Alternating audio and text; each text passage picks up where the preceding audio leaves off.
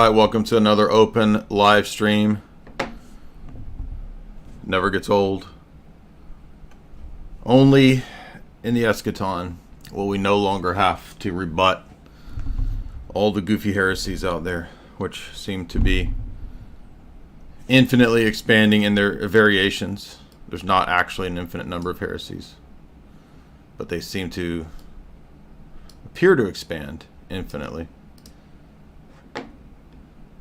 But they're always deviations of the same kind of basic assumptions, the basic starting points, which then down the line lead to a lot of innovations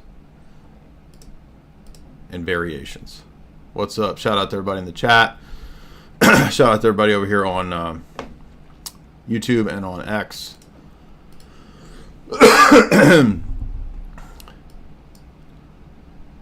I want to start off with just a couple points here. As Tim correctly noted, anytime Francis makes a concession to the trads, and this is something I've said for many, many years, because it's a move of the Vatican in terms of bureaucracy. It's a classic bureaucratic move. Anytime we see a bone thrown to the trads in the Roman Catholic sphere, you can usually expect that Francis is about to drop something heavy. And that is, of course, what's going on. We have, as Luigi noted the other day, this upcoming announcement tomorrow, a new preparatory document where the Vatican claims, at least this is the buzz, we don't know exactly what's going to happen. Sometimes these things turn out to be nothing burgers. Sometimes they turn out to be pretty devastating. This is from mainstream news in Germany, Catholic German website. For around 1,000 years, church leaders in the East and West have been arguing about the role of the Pope. Now the Vatican has drawn up a proposal of how the papacy could be seen as acceptable to other churches. This could have far-reaching consequences. The document is expected, the article is arguing, to make a proposal for a renewed form of the papal office. Why would we need a renewed form when Vatican I argued that this was always the ancient view of the church? Some believe that it is possible the Vatican could meet regularly with the other patriarchs and basically meet with them on a, quote, equal footing in accordance with this upcoming proposal. Now, this is, again, a total contradiction from what Vatican I says. Vatican I says that anyone who rejects the Vatican I definition is excommunicated from the church and thus loses their salvation. That's the classic traditional teaching, which everyone knows, and everyone in the pop apologetic field has always argued is the case. Thus, the idea of revising this is itself a contradiction. Now remember, we don't actually need another document admitting this, because the document known as the Alexandria Synod document already admitted this. This document that came out June 7th of last year under the papacy's Eastern Theological Commission already admitted all these points. But of course, as we know, Roman Catholics don't really care what their documents say. Every document that doesn't work with their system is hand wave. They just hand wave it. And then when Francis approves yet another document, they'll just appeal to the next level of cope that, well, it wasn't ex cathedra, doesn't count. So really the only things that count are the things that each individual Roman Catholic wants to count. And it doesn't matter how many times the system contradicts itself over and over and over in its dogmatic pronouncements, in its changes, in its catechisms, in its liturgical reforms, so-called. What we see is the very thing that we saw with the Arian guy the other night. Did you see that Arian debate? And we're not 100% sure that he was Jehovah's Witness. We were trying to decipher that, FDA and I. I mean, he could have very well been Mormon. It just sounded to me like the first few arguments he went to are classic Jehovah's Witness arguments. But then he went to, well, you're all gods, and that must mean that God the Father was once a god, and all this Mormon idea of apotheosis stuff. So I don't know what his position was ultimately. But regardless, what that demonstrated, and a lot of people who read my comments on this didn't understand what I meant. And it's just really frustrating to, constantly deal with these arguments about paradigms, and so many people just cannot get this. And I'm more and more thinking that, unfortunately, there's a kind of an IQ barrier to this argument. Of course, there's not an IQ barrier to being orthodox or anything like that, but understanding what we're talking about does seem to have an IQ barrier, and I think that's the biggest challenge of the transcendental argument, is the IQ barrier. Because I was reading some people's posts a few days ago about certain levels of IQ and the inability to think in abstract and hypothetical ways. For example, people with 100 IQ can only abstractly think at a certain level, right? In other words, to entertain hypotheticals appears to be very difficult for people with an IQ under 100. And even at 100, they can only entertain a hypothetical or an abstraction to a certain degree. So, for example, when I was reading the comments underneath the Yaron-Brook debate, I would say 95% would say that I won the debate. But the 5% of the atheists that were contending that I lost the debate, I noticed reading through those comments, they seem to be unable to understand what a hypothetical is. In other words, if I use an argument from David Hume, they assume that I have the David Hume skeptic position, which is just absurd to me. I mean, it's just so bizarre to me to think that people can't distinguish between using an argument and having that person's entire worldview. It's very similar to the Dave Smith, Andrew Wilson debate from the other night, which, if you noticed, a lot of the fans of Dave Smith couldn't understand what Andrew was getting at with the objections about familial relations, we'll say. I mean, obviously Andrew wasn't arguing for that. That's so dumb, right? And the purpose of a defeater in an argument doesn't mean that you believe that system. It's just a defeater. That's how argumentation works. But, I mean, we're dealing with, like, masses of people who don't understand any of this. So there's just going to be, I guess, this perpetual eternal challenge. I don't know that there is a way to make this kind of stuff easier or more understandable. It's just I mean, even the intelligent people who are Roman Catholics or even evangelicals who want to defend, for example, evidentialism, I mean, it's just like talking to a brick wall. So we're going to open it up today. The topics are listed. They are Catholicism, Protestantism, Islam, Hebrew roots, Black Hebrew Israelite, Mormons, Gnostics, Jehovah's Witnesses, Unitarians, Arians, pagans, cults, Libertarians. If Libertarians want to call in, you can have the floor. You can make whatever arguments you want. Remember to make arguments. Arguments is not the same thing as arguing. Making an argument means that you have a thesis with supporting evidences, arguments, or syllogisms, something to back up what you're claiming or asserting. Merely asserting things is not an argument. Reasserting your position is also not an argument. Justification is not you giving a psychological report. Justification means addressing how your position is, quote, justified true belief, and why we ought to accept your position. Not do you have the position. See, those are two different things. You guys understand? And I hope that we get some Arians, some Unitarians, some Jehovah's Witnesses, some Mormons, some Muslims, because I, again, just went through every Theophanic reference, and I did miss 4 of them, as we saw in the live stream that followed upon the Theophanies in the Torah. We went through every Theophany.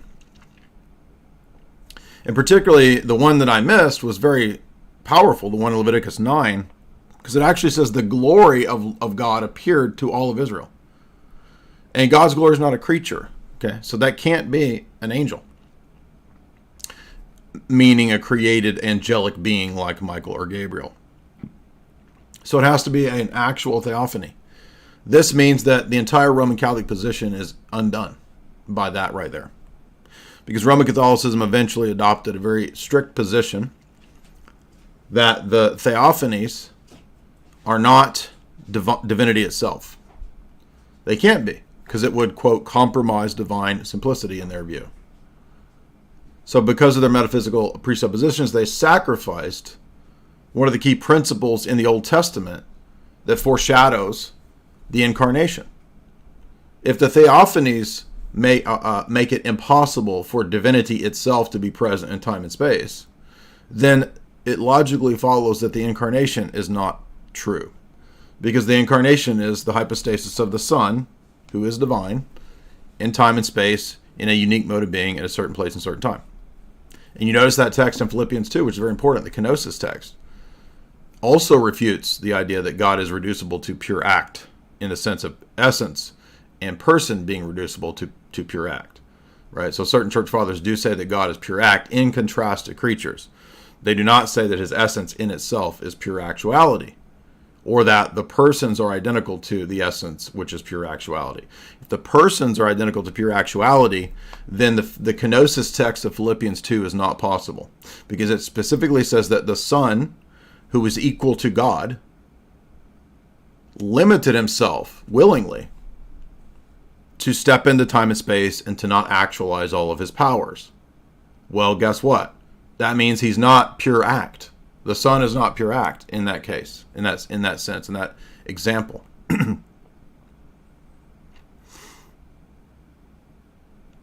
Otherwise, there's no limiting of his powers. There's no kenosis. In other words, kenosis itself refutes their stupid position. It shows their whole system is heterodox. That's why the whole Roman Catholic system has devolved into perennialism and a religion that is intent on nothing but demonstrating that we all worship the same generic Unitarian God with the Muslims, with the Jews, and everyone else. Well, that's not the Trinitarian revelation of the Bible, and that's why the easiest rejoinder to that is to stress the Theophanies in the Old Testament, and that Moses and Abraham and David worship the Trinity. And you notice when we mention what's obvious to Orthodox, it blows the mind of the Roman Catholics. Trent can't understand how in the world could the Old Testament saints worship the Trinity. And Sam Shamoon, who I love dearly, is going to have a really hard time if he goes into Catholicism and he learns what Vatican II teaches, and he learns he has to throw away all of his Trinitarian arguments to adopt the natural theology of Nostra Aetate and Lumen Gentium 16. I mean, this alone is a deal breaker. You understand? This alone tells you that you don't get an option to reject Nostra Aetate and Lumen Gentium 16. And they're precisely the basis for why Trent and others would deny that the Old Testament saints worship the Triad. And this Torah Theophany Triad thing is so crucial because it destroys the Muslims, the Jewish interpretation, the rabbinic interpretation, I should say, and the Thomistic Roman Catholic interpretation. Have you noticed that whether it's Yaron Brooks or Stefan Molyneux or Trent Horn or Sheikh Azra Rashid or Jake or any of the goobers that we've debated, have you noticed that they all believe in self-evident, foundationalist, basic doxicality when it comes to their epistemology? And that none of them have yet addressed or even understand the objections? Remember when I asked this to Trent, and Trent said, well, the cogito is absolutely a solid argument. Like, as if no one has ever... it's like a famously devastated argument in the history of philosophy after Descartes. So we're dealing with people who have literally never had their epistemology challenged. And that's why it's going to be very difficult to actually have a debate with Dr. Tim, or is he Dr. Tim Gordon? Tim Gordon. Almost Dr. Tim Gordon. Because I noticed in the discussions the DMs were having that Tim's just going to have his metaphysical dogma. And now I understand even more so why Kant, for example, and this does not mean Kant is right, so don't misunderstand what I'm saying. The Enlightenment philosophers were correct in this point to say, wait a minute, if I grant you all these metaphysical starting points, then you're able to construct an entire system which arbitrarily allows and doesn't allow for XYZ. And maybe that is the case. But the problem is, how do we know that your starting points are correct? And it doesn't work to just say, because they are. And that's literally what these people are doing. Can you imagine? Notice how vehement everybody's criticisms were of Yaron Brook in the comments. But Yaron Brook is no different than a Thomist or Tim Gordon. I'm not saying they have the same views. Obviously, one's theist, one's atheist. Obviously, that's not what I'm saying. They're no different in their epistemological presuppositions. And if all of this was self-evident, there were brute facts, then how come you've got people using the same self-evident brute fact starting points to go into atheism, the same brute fact starting points to go into Thomism? How do the same brute facts take people into these ridiculous positions? And why would we not have seen, for example, the Arian dude the other night, after an hour of solid, clear as day evidence from the scriptures, a mountain pile of evidence proving the deity of the Son, and literally every passage is reinterpreted. Well, it doesn't mean what you say. No, it means this. So do you see that the evidences for the Arian heretic are all interpreted according to his paradigm? And somebody was trying to get smart with me the other day on Twitter. Well, if everybody's evidences are according to their paradigm, then there's no point in debate. Why are you even debating, dummy? It doesn't mean that you can't change people's opinion or views. You can. But it helps to point out and diagnose, like a doctor, what's actually going on. So in other words, evidentialism is like treating the symptoms. And it's not addressing the actual disease. The disease isn't the intellect. This came up in the comments when I put it on YouTube, the community post. I said, did you notice how every piece of evidence was interpreted by the Arian guy to basically twist and butcher it to make it fit his Arian presuppositions? And somebody said, well, maybe you just didn't show him the right amount of evidences. And the problem there is that, you've missed the whole point. The point is that man's problem is not his intellect. More evidences. What if I find 1,000 pieces of evidence that can help back up the possibility that Jesus resurrected from the dead? Yeah, but have you not noticed that you can pile on 1,000,000 pieces of evidence, and that the tendency is for people to reinterpret evidences to fit their paradigm? So how do we get out of this conundrum? Well, one thing that we do is point out that man's problems aren't actually evidences. It's their heart. What? Yeah. Romans 1 says that in their hearts they became idolaters.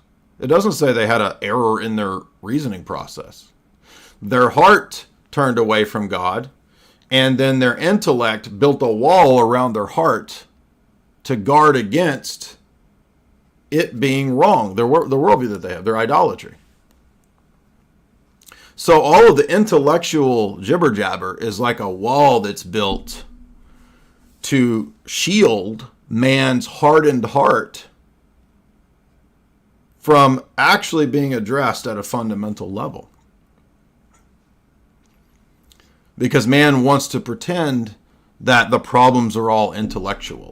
It's all the inputs of the algorithm, and I shall give you the correct algorithm by which I can disprove the existence of any deity because of blah, blah. And it's like, no. All of this is smoke and mirrors, dude.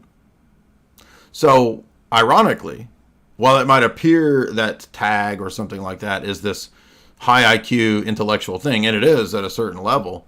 The actual point of the argument is that your problems aren't ultimately intellectual in nature. They're spiritual in nature. They're this other component that's the heart in man. And that's why the Thomists laugh at this, because the Thomists are idolaters who worship their ideas.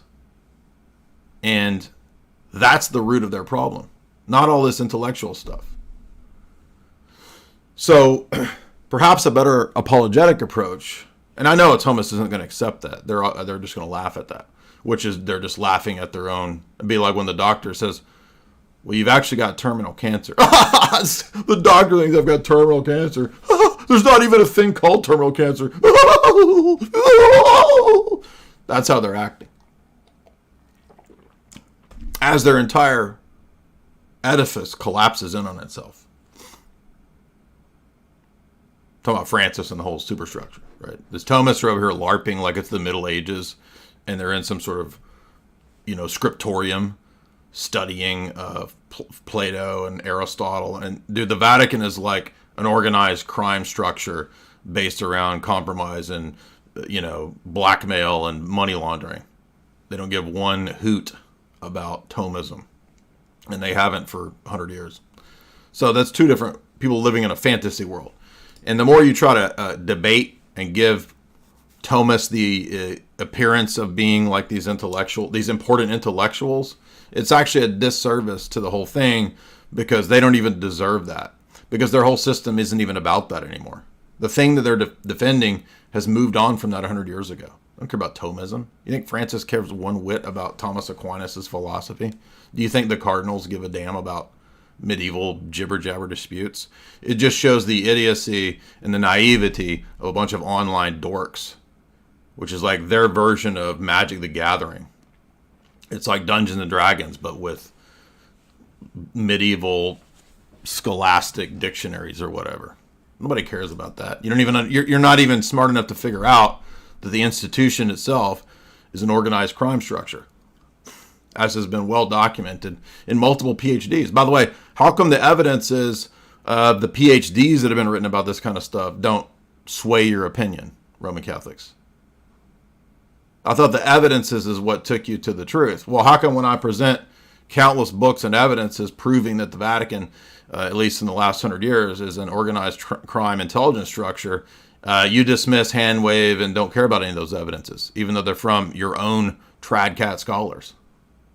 You see, the whole point that we've been making is that evidences are chosen and interpreted on the basis of the paradigm.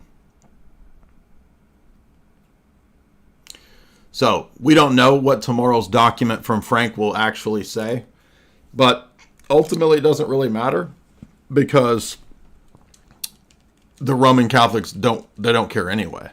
We've already had countless documents and demonstrable contradictions. And it doesn't matter if Pope Frank, sacrifices and eats zygotes in St. Peter's Square. It's all going to be, well, he didn't do it ex cathedra. It wasn't the traditional Molaram rite of the thuggee. He did it improperly, so it was invalid. It was an invalid thuggee rite, so it doesn't count. Shout out to everybody in the chat. We got almost up to 1,000 live here on YouTube. Glad to see you guys. Welcome. All right, we're going to open it up. Today's acceptable topics are what we've discussed. I'm not really interested in the whole tag thing, although Father Deacon is here. If he wants to address tag questions, I'll let him do it. I'm just kind of we've done tags so much for the last 6-7 years of open debate that I'd like to focus on the other topics that are here listed, mainly because I've really been focusing so heavily on Theophanies in the Old Testament, and we just completed the 3-hour talk going through all of those. I hope you guys make use of that. Right. So the first half was free. We got all the way through Genesis. The second half is all of the rest of the Torah references up to Deuteronomy of Theophanies, of which there are many. And that was for members to my website or to my Rockfin, so you get access to that by subscribing to Jay's Analysis. We're going to open it up here to questions, answers, debates. I give preference to those who would like to offer opposing positions. If you have a lot of frequently asked questions for beginner Orthodox stuff, you can easily find those elsewhere, so this is not really the show for that. So again, I know most of you guys are going home and ask me a bunch of like, where do I go to church? What's the right jurisdiction? Like, we've answered that many, many, many times, so I'd like to give preference to the people who disagree. If you want to call in, the link is in the show description here on YouTube. It's the Twitter link. Everybody always says, how do I call in? It's literally linked for you right there. It's literally linked in the chat like every 10 minutes for you guys. Come on, it's not that hard. Now, when you come on, Twitter automatically mutes you. So that means you have to unmute yourself. Otherwise, I have to sit there and tell you guys to unmute. So first up today is from a point of view. Even from a watcher's point of view. What's up, dude?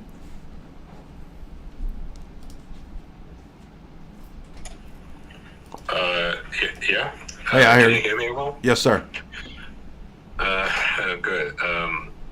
Thank you for letting me speak, Jay. I just want to speak with you about a few things related to libertarianism, if that's all right with you. Sure. Yeah, that's in the list. Libertarianism. Okay, go ahead.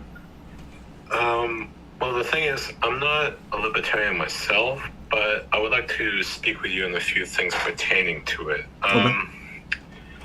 For example, at least in my youth, I did consider myself a libertarian because I just figured that it was a very like common sense ideology to have. That. Yeah, myself too. Yeah, I did as well. Sure.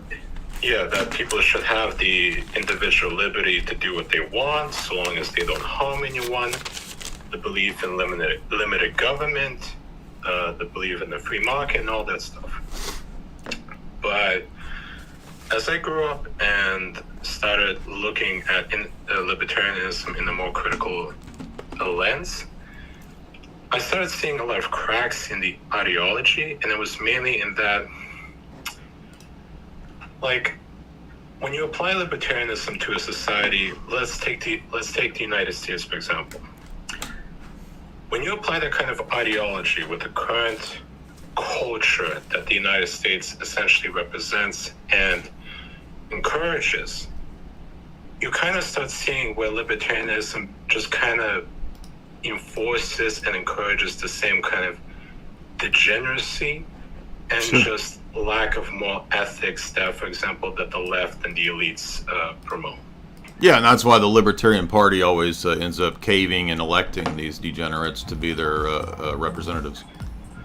Yeah, and if we were in a time like back in like the 1950s or 60s, then maybe such an ideology could work, because back then the majority of people were morally ethical, majority Christian, and the kind of ideology could work. But nowadays, I would label myself as more of a populist, because I see it as a more effective way of, for example, reaching to the people, especially to people who not only criticize the current government, but also aren't super obsessed with trying to shrink the government to the point where it's non-existent, but instead utilizing it to ensure that it benefits the people, the majority especially, and not the elites or the left or any other group that is against the interests of the majority of society. Exactly. I think that, I mean, that you really hit at one of the crucial, essential critiques of libertarianism. I totally agree with all that. Yeah, but here's my next question, and I would just like to, and this is just my personal question. What is your opinion of Representative Thomas Massey? Because he considers himself a libertarian. I haven't actually followed him much. I know that he had, didn't he at one time promote Skittle stuff, but now supposedly he's moved away from that. And then, of course, really? That's what somebody was saying on a stream. I don't know that that's true, because I don't usually keep up with these people. But I know he's drawn a lot of criticism for his views of AIPAC now. So, if he's moving in a positive direction, that's good. But if he's somebody who is still, wanting to push the sort of Skittles stuff under the banner of being a, quote, conservative, I think somebody had a really good point many years ago. It was a podcast, and I cannot recall the guy's name. I apologize. I'm not trying to be unfair to him. I just don't remember his name. Colin something. But he did a podcast critiquing the way that Buckley co-opted paleoconservatism and kind of destroyed it with bringing in libertarianism. And I thought that was a really good critique of how the actual history of conservatism in America, going from more of a paleocon position to the libertarian position, mainly via CIA operative William F. Buckley. I mean, that tells you right there. That's the whole story right there. And by the way, most of those libertarian people in the 60s, 70s, 80s, as it was sort of gaining popularity, were pretty closely allied with the CIA. In fact, wasn't it, I forget that one guy's name, like the libertarian presidential candidate guy from like 10 years ago was a former CIA operative. Now, I'm not saying that necessarily... McAfee or McAfee? No, he's a guy that Alex Jones used to have on all the time, Bob something. But the point is that not even that, you could conceivably have somebody who worked in intelligence who's a conservative or a good person. But the problem is that there seems to be this continual footprint of people in the libertarian sphere who are almost always subservient to these sort of Rockefeller-style Republican elites. That's why, for example, Rockefeller wrote his dissertation initially under von Hayek. And if you read Road to Serfdom, the appendix of Road to Serfdom is about world government. So libertarianism is another pathway to world government if you look at the funding and the control structure. And I'm not saying that means that every individual libertarian is a bad person or whatever, but this is the problem with libertarianism, is that it doesn't have any fixed principles. Now, if there was intelligence people who had solid values and weren't subservient to, the same oligarchical class, I wouldn't care. But I know the way that they co-opt and subvert these things, and it's always through these sort of, shady operative people who pop up. It's just like that Evan McMullen guy who was like the Mormon CIA guy who was trying to, never Trumper dude. It's the same type of stuff. So it's not accidental that the Libertarian Party just elected some like Skittles, putting things in your butt dude. Yeah, and I would also like to add, especially when libertarians try and mix like the religious beliefs to sort of like compensate for their lack of being able to give ethical or moral principles for the worldview. Exactly. Like Adam Winograd, for example, who is a pretty well. I mean, did you hear the debate I did with Yarn Brook? I heard some of it, but not fully. And that was the whole debate. So. By the way, can I point out, it's so silly to talk about free market when that's absolutely impossible given the banking elite. And and the telltale sign too is that, who's funding this, who are the people kind of arguing and Mises Institute and stuff. They're all funded by and connected to these bankers, and there's not going to be any free market within capitalistic banking elitism, World Bank kind of stuff. So it's just absurd. Because they present it, libertarians present it like, well, think about it, if we're just on a small scale and we could just have trade and, you could have your own small business and you wouldn't have to be interfered with. But they never, have you found one libertarian critique of international banking systems? Ron Paul. I mean, to be fair to some of them. Yeah, I guess you're right. I mean, that's not, see, usually what we get with the Libertarian Party isn't that. You end up getting these, Austin Peterson type idiots that. Well, I was even thinking more of like Mises and Rothbard and different stuff. Like I could just be ignorant, but I've never seen out of any of them or Hayek critiques of international banking systems. I mean, that's that is that's actually a pretty fundamental. I mean, some of the von Mises people do that. Like Georg Griffin, his whole ethos is that. I mean, he wasn't a candidate, so I think you'll get these people who are the thinkers who will write books about that. But then the actual people who step forward to be statesmen, libertarians, they don't really go with that. By the way, the guy I was trying to think of is Bob Barr. He was the 2008 Libertarian presidential nominee. I think he was also a nominee other years other than 2008. Bob Barker? No, Barr, B-A-R-R. One other point I want to make about libertarianism too. This was important when we were doing in political philosophy, was teaching it. I wanted the students to be able to see the difference about how the ancients and those in antiquity saw law in the state, and how that fundamentally changed after the Enlightenment. So the man of antiquity saw the state is a natural organism, and that law was there to promote virtue of the citizen.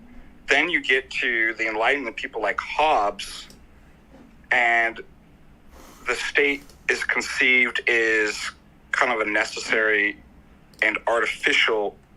It's a necessary evil, and it's an artificial construction. And then everything gets cashed out, right? Because you have this kind of idea of the state of nature. The man's just absolutely free. And so this becomes freedom or pure license becomes the absolute. So then law itself has to then be cashed out in terms of negative rights, that it's never talked about and conceived in terms of, law should be there to squash vice and promote virtue. You won't find it anywhere in libertarianism, because it's thoroughly an Enlightenment, Hobbesian, Rousseau kind of Lockean amalgamation of nonsense. Yeah, and you can't really divorce that again from the history of this movement in America, when you had, again, Buckley basically taking over the conservative movement with basically Buckley was constantly promoting Ayn Rand. So you also can't divorce this from Ayn Rand. And the idea was that conservatism needs to move away from the traditional paleo values that it was connected with, and it needs to adopt this more, monetary obsessed framework, getting away from any notions of the collective, which is precisely where we are now, and precisely why these libertarians are always contradicting themselves and can't choose between, somebody who's a conservative or a total degenerate, because it's just a question of who's more or less consistent. Because if there are no collective identities, as Yaron Brooks said in the debate with me, then I guess there's not a collective biological identity either, is there? Yeah, and Andrew really exposed that when he debated Dave Smith not too long ago. Yeah, exactly. Yeah, good questions there. I appreciate that from a point of view. But, that a lot of the libertarians are better than their system. And I think we can agree to that, And some of them are really good. Von Mises' books are good. The Basics of Economics from a lot of those guys is good.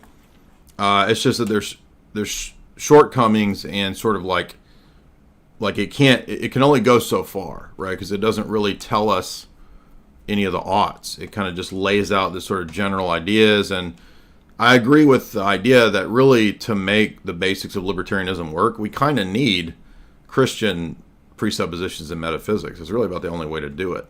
And I think you could theoretically have some kind of a freer market system with some kind of a monarchy, maybe.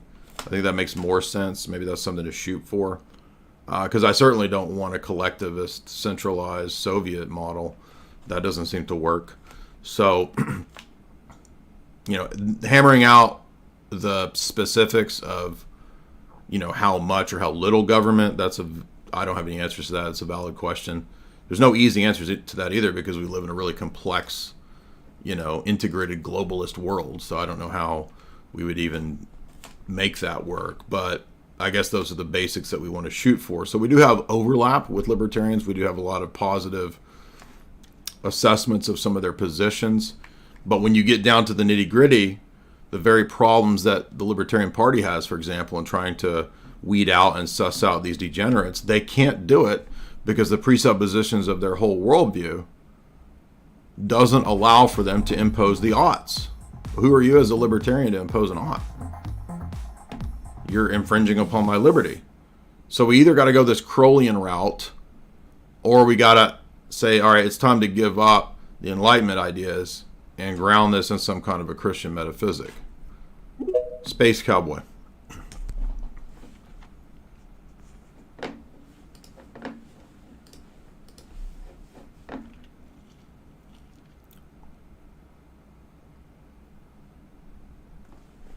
So people are saying monarchy never works out. No, it's actually not true. In fact, the Byzantine Imperium is the longest lasting empire in the history of the world. Yep. So what do you mean monarchies never work out? I mean, it's God himself who said that he would establish a monarchy with the house of David. So it's actually completely wrong. Nick, where'd that guy go? I guess he dropped off. And they should read from Aristocracy, the Hans Hermann Hopp's article From Aristocracy to Monarchy to Democracy. Yeah, and every time we mention that, somebody's like, he doesn't believe in monarchy.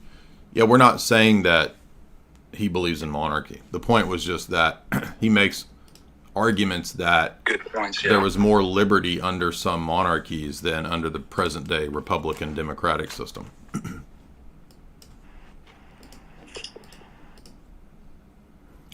Go ahead, Nick. What's up, man? You got to unmute, dude.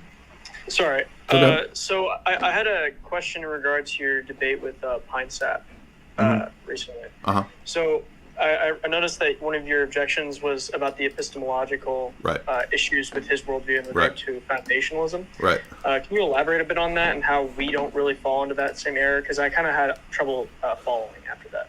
Right, because if you noticed, we've constantly argued for TAG, right? Transcendental argument. Yeah. That's connected to a holistic view of epistemology, which denies that there's anything that's self-evident. And the reason I think that is because anytime you try to drill down into what you think is self-evident or what you think is axiomatic, it really falls apart very quickly, because anything that you posit, for example, you're immediately in the dilemma of the criterion problem of Chisholm, where on the one hand, if you want to say that you know something, that requires a criteria of knowledge. But to have a criteria of knowledge also requires that you know something. So you see you're caught in an immediate sort of recursive circle there.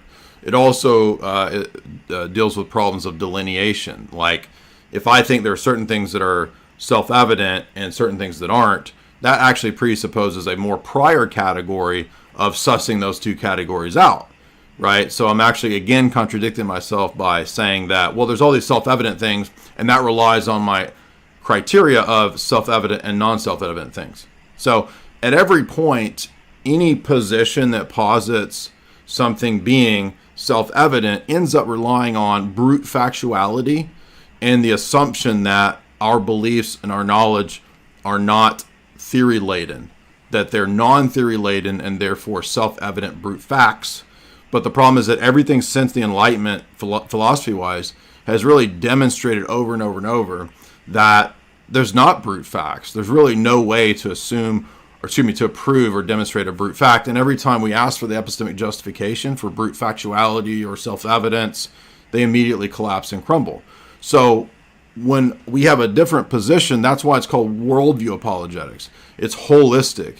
It's a holistic epistemology that doesn't include any epistemic bootstrapping move that's made. All of their positions are based on epistemic bootstrapping. That's why even Sam Harris, right, says, well, if I could just find one sort of Archimedean point by which I can sort of leap off, then I can build an entire system. And that's the same enterprise, whether you're a Thomist or whether you're Yaron Brook atheist, or whether you're Stefan Molyneux, or whether you're any of these people. Have you not noticed, even the Muslims, even Azra Rashid, right? His whole position, just like Jake, the Muslim metaphysician, it all starts with self-evident doxastic basicality of these starting points, and nobody can tell me why I'm supposed to start there or why those things are the case. It's just arbitrary. Okay.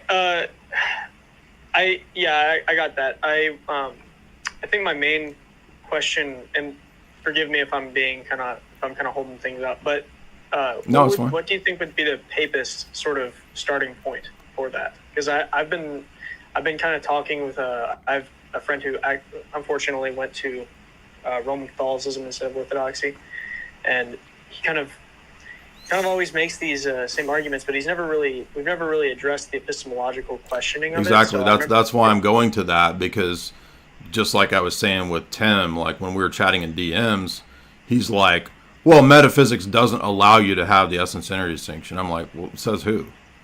He's like, well, because that's like the metaphysics, man. That's like what it is, and Aquinas and Aristotle. And I'm like, are they God? I'm sorry, like, why am I supposed to believe that like their metaphysics is necessarily true? So you're asking a more fundamental question of like, what are the starting points? Well, for example, the peripatetic axiom is something that Aquinas accepts. There's nothing in the intellect that is not first in sense data. So that's one of those things. Any of the other basic principles of Aristotelian natural science would be things that most Thomists accept. They would just say that, well, how do we know that first principles are true? Well, you just have to assume them to do anything. Okay, but having to assume them or saying that I can't see how it's otherwise doesn't actually grant me justification. And it's very easy to demonstrate that that's not enough. Father Deacon has a whole paper on this. It's really good, just showing that, well, the fact that I can't conceive of it otherwise, that doesn't actually mean that it's the case in the world. Yeah, that would be like an appeal to ignorance, right? Yeah, you could say that. Yeah. And that's have you read the Mannion paper? Because he actually addresses all these approaches. No, I haven't. But while I'm at it, is it okay, Father, if you link that paper so that I can read it? The Mannion paper or his paper about justification? Both would actually be good. He's here. If he can find it. You put it in the YouTube chat? Yeah, that'd be perfect. Yeah, if he's on YouTube. The Mannion paper is called The Contingency of Knowledge and Revelatory Theism. That's the Mannion paper. And he actually addresses this idea of the Thomistic notion of self-evidence on the section under the deductive problem. And he says, well, for example, we might think that the external world is coherent and rational and logical and ordered, but how do we know that that's not just our mental schema that we have in our minds that we assume maps onto the world, and perhaps we're just schizophrenic or whatever? Again, like low IQ people think that I'm saying that we're all schizophrenic or I'm being a skeptic. These are just arguments that are defeaters for self-evidence. That's all it is. Okay, I'm not actually arguing that we're schizophrenic and that we don't have a coherent worldview.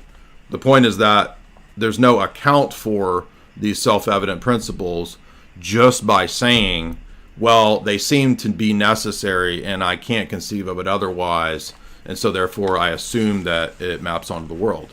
Well, remember, in epistemic self-evidence or self or basicality or whatever, we're not supposed to be assuming things. Right. It's that's the point of philosophy. I remember you. Well, but I mean, even in their own view, like even as a foundationalist, if your self-evident maxim assumes other things, then it's not self-evident. Right. No, I appreciate those. I'm going to go now, but thank you very much for answering the questions, and thank you for the paper, Father. Yeah, they're in the chat there. Yeah, and the irony is that anybody who's had like an epistemology class, which is, again, Thomists basically just don't, I guess, like they just sort of default to, they got everything right in the Middle Ages, and I don't have to care about anything or any challenge after the Enlightenment period, is really just idiotic on their part. It just shows that their whole system is based on authority, right? It's authority worship. Well, I don't need to. Who are you? Are you better than Aristotle and Aquinas? That's literally what they'll say when you start drilling into this. So you think you know better than Aquinas? Yeah, actually I do. So, not because I'm so smart, but because there's no one dude that I'm supposed to follow. Orthodoxy is not based around one dude. It's not surprising that Roman Catholicism and Protestantism, because they're both forms of Protestantism, Yeah. They're always based around one dude. And that's why that guy that came on the Doug Wilson simp that came on Andrew's stream to try to argue me, why was he asking me, so you think any of the fathers could be infallible? I'm like, you just constructed a chimera in your head, straw man. Like, no Orthodox believes that. Like, why are you thinking that? Well, it's because that's the program they're running. One-manism. Let's just call it for what it is. It's one-manism. And so they're attacking the chimera and a straw man, not red herring, straw man, that doesn't exist. We don't put... So if the Roman Catholics doing that, the Protestants doing that in their own way, I think is what you're saying, right? Yeah, I mean, it's a tendency that I've noticed that the attitude is not to think in terms of the universal mind of the church. For them, the universal mind of the church is the Pope, right? For them, the universal mind of the church is that guy over there, Aquinas. You know what I mean? It's just ironic because in a system that's supposed to be, quote, universal, it's almost always as cultic as the Protestant that follows Mark Driscoll or John Calvin or Martin Luther. Oh, we follow that dude over there. Like, he's the final say-so. And remember, in the ancient medieval world, they didn't really consider it typically a fallacy to cite authorities. Like, citing an authority was a pretty strong argument. That's why the Summa Theologica is, like, constantly just citing authorities. I mean, he does make logical arguments there, but in the Middle Ages, it wasn't usually seen as immediately sort of fallacious to, quote, cite authorities. But we don't think that way anymore. And there's a reason for that, right? We don't automatically just all in the world assume that Aristotle's metaphysics were 100% correct. So we can just, well, rocks have the essence of going down or whatever, and that's what makes a rock a rock. It's falling down essence. Okay, we don't think that way anymore.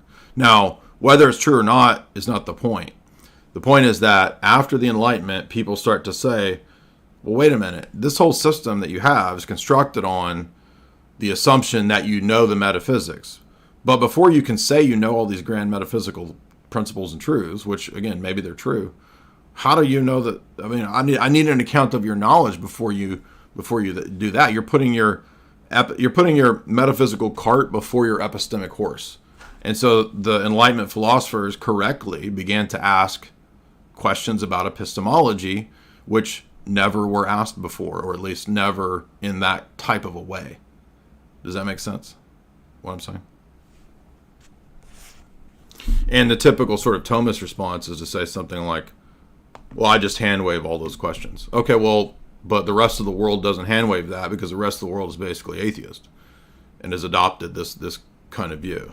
Can I bring up an epistemological point? So Sure. When you were talking about, because you get this with Thomas, not just Thomas too, but it comes out of kind of Cartesianism, Right. immediacy that, well, I can't, in this kind of epistemic project of indubitability, well, I can't doubt these things because self-evident has that kind of built in it. Well, as soon as you understand the words and what they mean, to doubt it would mean that you contradict yourself. Now, I think that it's important to point out, as Russ and myself have in the paper, all you've done is given me a description, and this. Right. Very good point. Or this will happen. You contradict yourself. But the epistemologies, an epistemic question is always linked to the normative question because of justification. A justification is, ought I to hold this for the right reasons? So that, as I point out in Russ, that doesn't tell me anything that, ought I not to contradict myself? All you've given me is a description, so you've never even gotten to the domain of justification. I think it's really important to point out. And all of the people in natural theology and those that appeal to self-evidence hold to that. So all you've gotten to is a descriptive level. You're just describing, which begs the question itself of, well, how do you know that you're describing even that correctly? Yes, that's exactly Manuel's point. well, I have to assume what I want to prove that I can know before I actually know. Yeah, and that's circular, and all epistemological self-evidence promoters don't believe in circularity. Yeah. Yeah, I mean, the section in Mannion's paper specifically is called the deductive problem, and then the section under that called logic, because he says, well, if we were to look at things that we think are self-evident, like, say, the law of identity, while it might be true that I assume the law of identity to reason about anything in the world, my assumption of that and my necessity of using that to reason doesn't itself make it true. That's not enough for justification. Because how do I know that it actually is valid? In other words, it actually assumes a bunch of other things too. For example, he argues induction presupposes deduction. Deduction presupposes induction. So if logic is circular, how do we know that it's actually the case that it works or applies to things in the world in terms of being self-evident? Well, we don't know that, other than just simply assuming it. And then also it's circular in a sense. Well, I know because I did induction. It's worked in the past. Yeah, exactly. It's another appeal to circularity. Exactly. And that's the whole point that Hume makes. And when I point out Hume's critique, doesn't mean I'm a Humean. It's just pointing out that, no, Hume is correct that your appeal is fallacious on your own grounds. And that's why this is so devastating. And that's why really, to end Thomism, all we really need to do is just point this out and then go to the Theophanies, the 3 hours worth of Theophanies in the Torah, because that ends. How are you doing? I'd like to debate you a bit on Islamic perennialism, if you don't mind. Islamic perennialism. Yeah. Okay, well, hold on. So why Islamic perennialism or not some other form? No, because that's the position in which I'm coming from. I don't mind any other sort of perennialism. Okay. I just want to speak about certain grounds, Okay. Mainly the idea that perennialism necessitates, you've expressed this a couple times, I think, universalism and natural theology rather than revelation-based metaphysics. I think that's a completely wrong position. Okay, well, I mean, you might appeal to like a self-evidence notion of revelation or some sort of intuitive thing, like maybe you're influenced by Neoplatonism or something like that. Why should I think that Islamic perennialism is true? Again, I'm arguing generally for perennialism, not specifically Islamic perennialism. I understand that. Okay, what is general perennialism? Like, how do I know what that is? Well, it's not.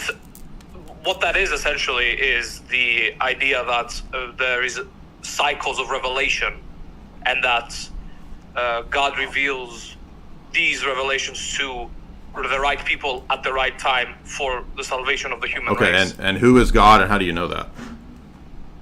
Based on those revelations, just like how right, but which revelations? Because that's going to exclude some others that claim to be revelation, right? So what's it's not. We're talking about in perennialism. There's a term. I know. I've read enough perennialists to know that you believe that, but I want to know how you know that, not just what is the position. It does end in a sort of, I'd say, economy of God, in the sense that God preserves these traditions rather than Crowleyan butt sex, let's say. Okay, but wait a minute. Why do you exclude the Crowleyan sex element and say, no, it's this other stuff? What's the epistemic principle for that? Well, the epistemic principle is that from the beginning of the cycle of revelation, so let's say if we start the cycle of revelation, most perennially started at, let's say, the Hindu cycle, none of that is found in it. So? And it first of all, so you, that. That's not, you didn't give me an epistemic principle. You stated your position again.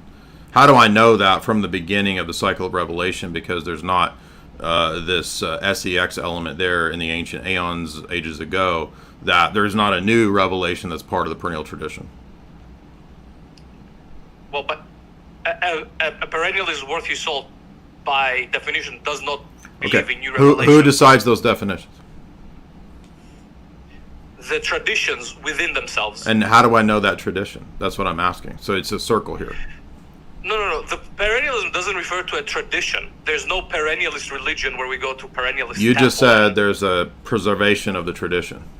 Of the traditions. Yeah, of the old traditions, Christian, Islamic. So Hindu. now all the traditions, but some of those traditions do include SEX in the ancient world.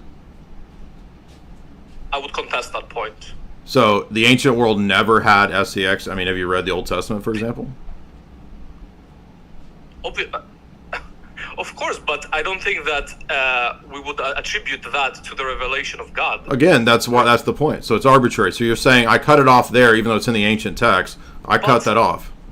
It's not arbitrary because it's based on heart-based revelation of God You're himself. begging the question now because I asked you how do I know what it is, and you're just saying that, well, it's the position that I hold. That's what it is. How do you know that you have the right delineator between the true and the false tradition? Could I not turn that question to your specific tradition, for example? Well, you can do it tu quoque. That's a fallacy. I'm happy to address it through tag, but I'm asking you for your position. No, I don't want to do that. I don't do that. Of course, you don't want to do that, right? No, I don't want to. Moving on. Maximos, what's up? So we just lost like 300 people over that. So. Hey, what's up, Jim? Yes, sir. Quick question. It might be related to the other guy, but so I run into two theists, and they were proponents of what they call process philosophy. And I don't know if you have done any critiques on process philosophy / theology. I mean, we've had those people call in 2018, 19, Right. and I mean, it's all usually, again, very low-level argumentation. They just say, well, is this... Again, most of these people just assert this stuff. They never get a justification for why we're supposed to think that it's true. Right, so, like, what would be, like, a quick refutation for this position? Like, Well, why are we supposed to think that God is that is God? Why are we supposed to think that's an accurate description of God? Right, and if I'm not mistaken, right, there's like what's the guy Whitehead or something like that he was the guy. Yeah, or Alfred North Whitehead, yeah. Right, exactly. I mean, they're usually just sort of asserting a lot of things out of Hegel and this kind of stuff. So.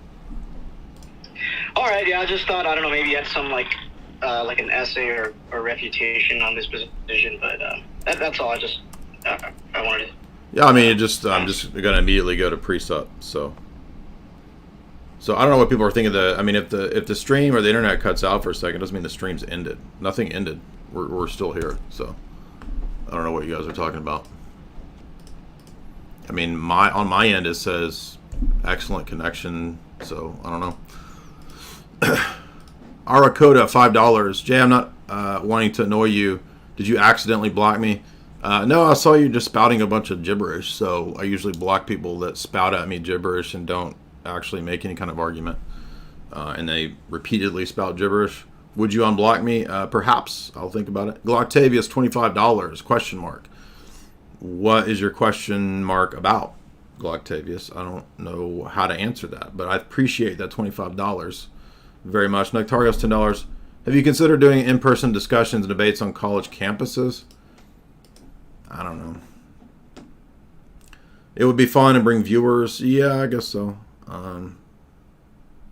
Nor $10. Can you respond to the argument that Muslims make that Jesus didn't know the day or the hour? We've responded to it probably 100 times. If you go to the Preachers Institute article, there's a great discussion from St. Basil addressing those passages. It's an Orthodox website, Preachers Institute. Did Jesus know the day and the hour?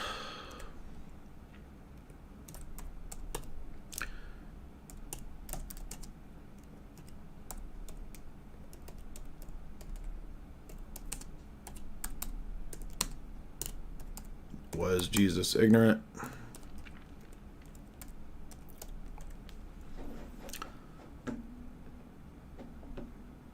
Of course, it never comes up.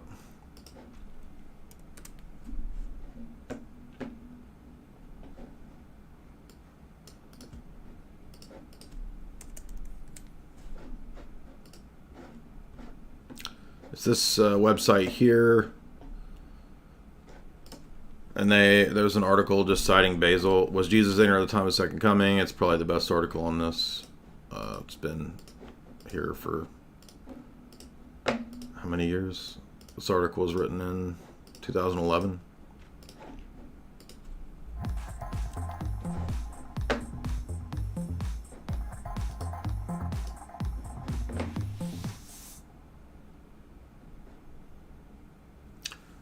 Mark Carney, $1. Libertarian economics is base. Their morality is lacking.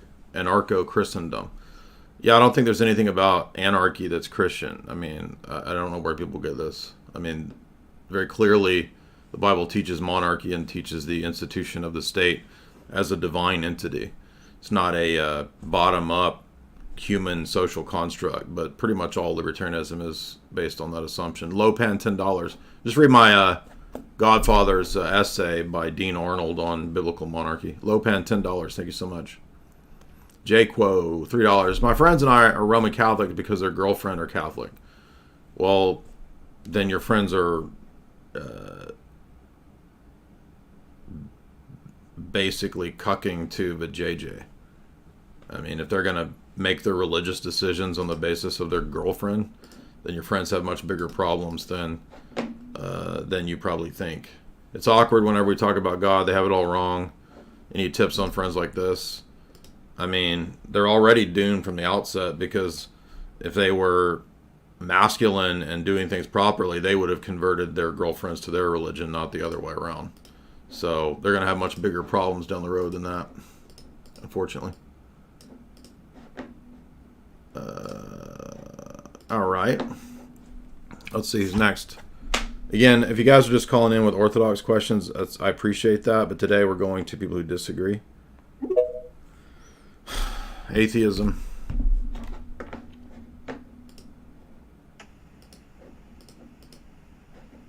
Go ahead.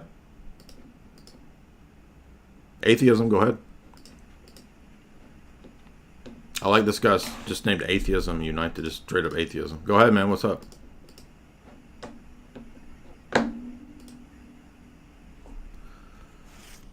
We don't hear anything. If you want to turn your mic on. Space Cowboy, what's up?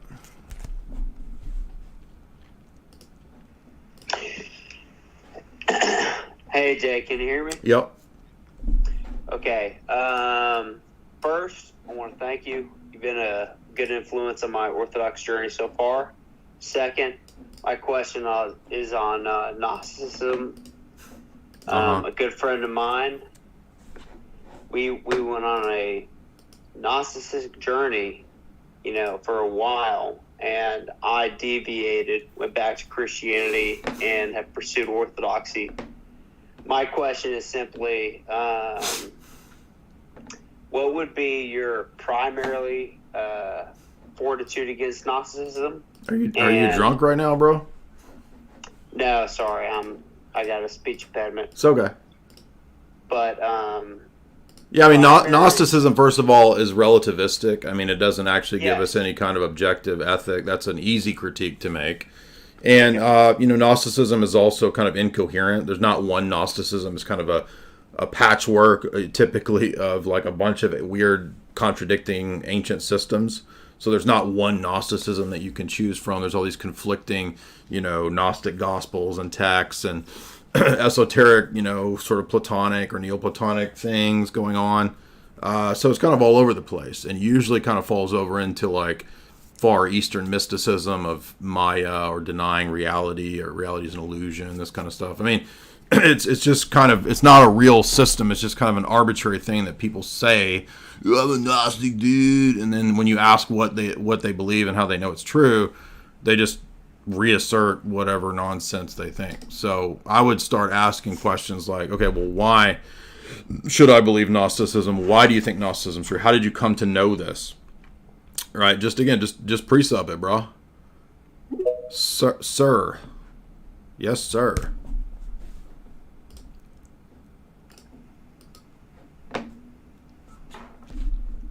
Sir, what's up, dude?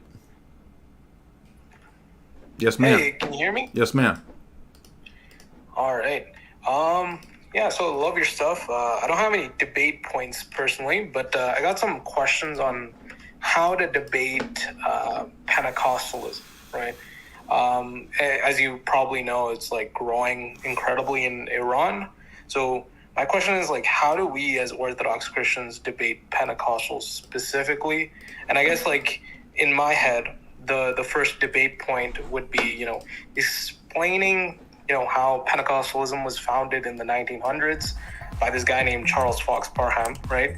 Yeah. And this guy was expelled from the Methodist Church. He didn't complete Bible school training. And the thing that no Pentecostal knows is the fact that this guy was caught in a hotel room with a young Jewish boy in 1907. So, like, he was literally arrested for sodomy. Yeah, okay. I'll ease up, bro. Yeah. We're on YouTube. Oh, sorry. It's all right. I know what you're saying. Like, yeah, so he was a creeper. Yeah. He was a creeper. Yeah. So, like, I'm trying to understand how, like, such a movement is growing and how we as Orthodox Christians can debate and disprove this. Would we essentially try to prove an Orthodox position by explaining Orthodoxy, and then also so just to make this right, so to make this really clear, we literally just did like a 3-hour live stream rebutting all forms of Pentecostalism and charismaticism a few days ago. So if you go back to my stream like a week or two ago, we went into all the texts, all the proofs of the fact that Revelation is not ongoing. It ended with the death of the apostles. So none of these people are actually prophesying anything. They're deluded. Isaiah 28, the text in Zechariah about the end of prophecy in the Messianic age. I mean, all of these really contribute to this, as well as Paul's point in Galatians 1 that there are no new revelations. This cuts off, by the way, Islam too. So we automatically know, and the stream that we did was, let me find it. So guys, remember, and I'm not trying to be mean to you guys, but I always get, every time people call in, I get these questions, and I'm not complaining because I understand people can't follow all these streams, but if you just go and look at my channel, and if you click on live streams, and you click all of these open debates, I typically retitle them based on who called in and what the majority of the debates were. So we literally just had a gigantic charismatic evangelical discussion not too long ago, if I can find it, right here. Protestant and Catholic charismatics, open debate, right here, 4 weeks ago, right here. See this?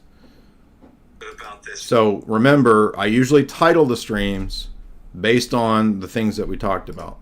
And when we do these streams, the reason that they're so long is because we usually address each of these issues with a lot of sufficient time and attention. So if your questions are these kinds of like FAQ basic type questions, remember guys, you can always go look on my channel at these streams where we typically have covered these things. And it's not just this time. I actually covered charismatic type stuff probably 10 times in the last 6 years, going back to 2018. So that just kind of helps us, keep the topics current. Thomas.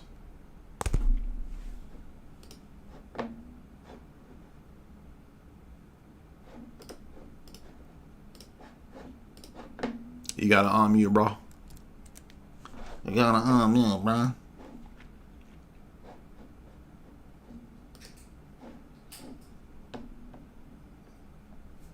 Thomas, you have to unmute, man. Hello. Sorry, no, it didn't come through. I just had a question in regards to Agatho's letter. Mm-hmm. I've had a Roman Catholic guy keep going on about that, basically saying that it proves the papacy, supremacy and infallibility because of the way Agatho uses certain texts in Scripture. So I was just curious as to your response to that. Yeah, we've already done We've done multiple. Yeah, I understand. I'm not trying to be rude. So we just covered this not too long ago. If you go to my clips channel right here, I did a whole, not this one, my clips channel, not Kyle. So there's a whole 10-minute video, 15-minute video addressing Agatho's letter right here. I'll put it in the chat for you guys. Let's see. It's called "Does the Letter of Agatho Prove the Papacy?" Right. 11 minutes, and I go through all the reasons why it's kind of really silly to think that.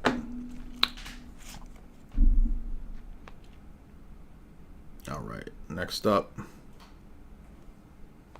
Atheism. I'm going to try again.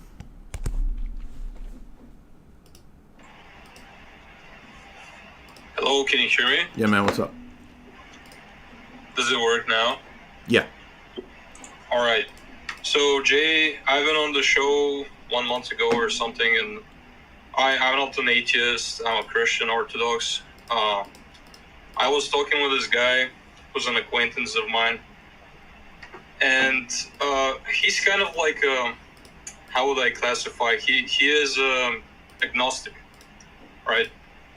And he posed some questions that I want to address to you. So, if you're willing to hear them. Right. So, I mean, I'll do it, but like every time I put the topics up, nobody calls in about the topics. So there's nothing about atheism and tag today, and that's when everybody calls in about atheism and tag, which is fine. But I mean, I literally put the topics in the show description, so there's no tag or atheism in there. But go ahead. Yeah. To be honest, I thought until today that he was a pagan, but unfortunately he is. Yeah. Well, So I mean, he says- we just dealt with, for example, the agnostic guy right here. Like this was a whole 26-minute funny conversation with an agnostic. But go ahead. What's the question? So it's a conversation between me and him, this guy in particular. Right. And he says, I don't believe your God is real because the evidence is just a book full of myths ripped from other existing religions. Shayo Shant, who is from mentioned from the Zoroastrianism. Do you have any rebuttal for that one? I mean, I have no idea why we would think that.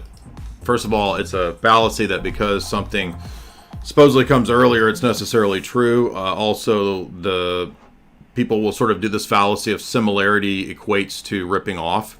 But actually, the messianic prophecies are prior to Zoroastrianism. So even secular scholars would date the Torah prior to Zoroastrianism. So there's no reason to And assume. you know what also doesn't follow from the Zoroastrian? I've seen this argument before that in the Babylonian captivity, they were close to the Zoroastrians, and therefore they must have been infected by some of their theology. You have to understand with Zoroastrianism, you can't convert to Zoroastrianism.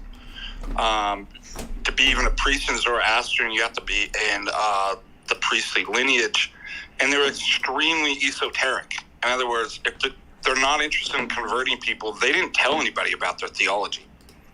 We didn't come to find out kind of more about it until much later.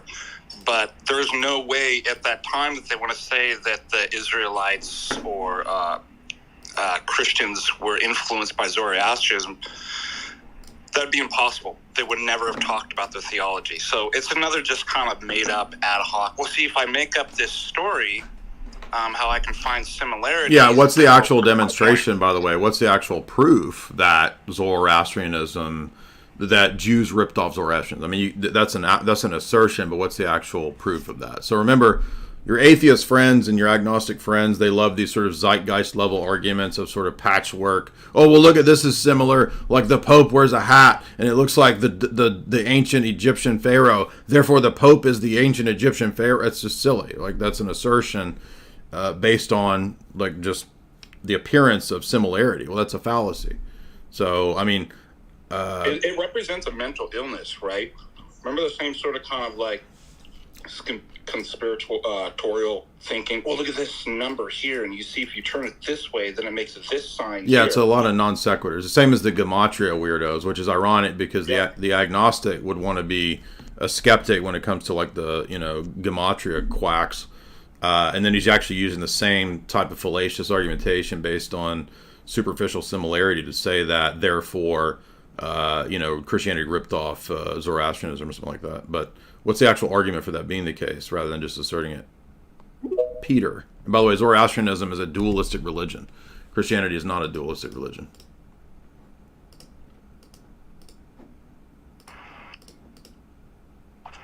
Yo, Jay. Uh-huh.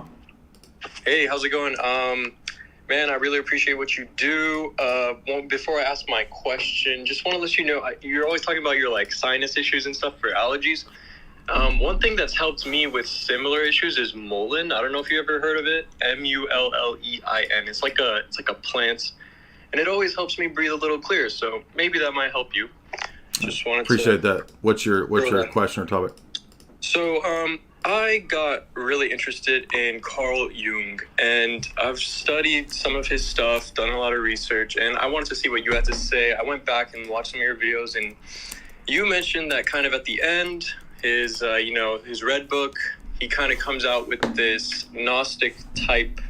Well, it's not just the red book. He also has an essay, a treatise called Aeon, where he says Jesus and Antichrist are the same. And so could you explain that a little more in detail for me? Explain what? I want to understand that. Like, it's crazy. What do you mean? Explain how? Like, it's total quackery. Why would we think Jesus and Antichrist are flip sides of the same coin? That's Charles Manson level theology.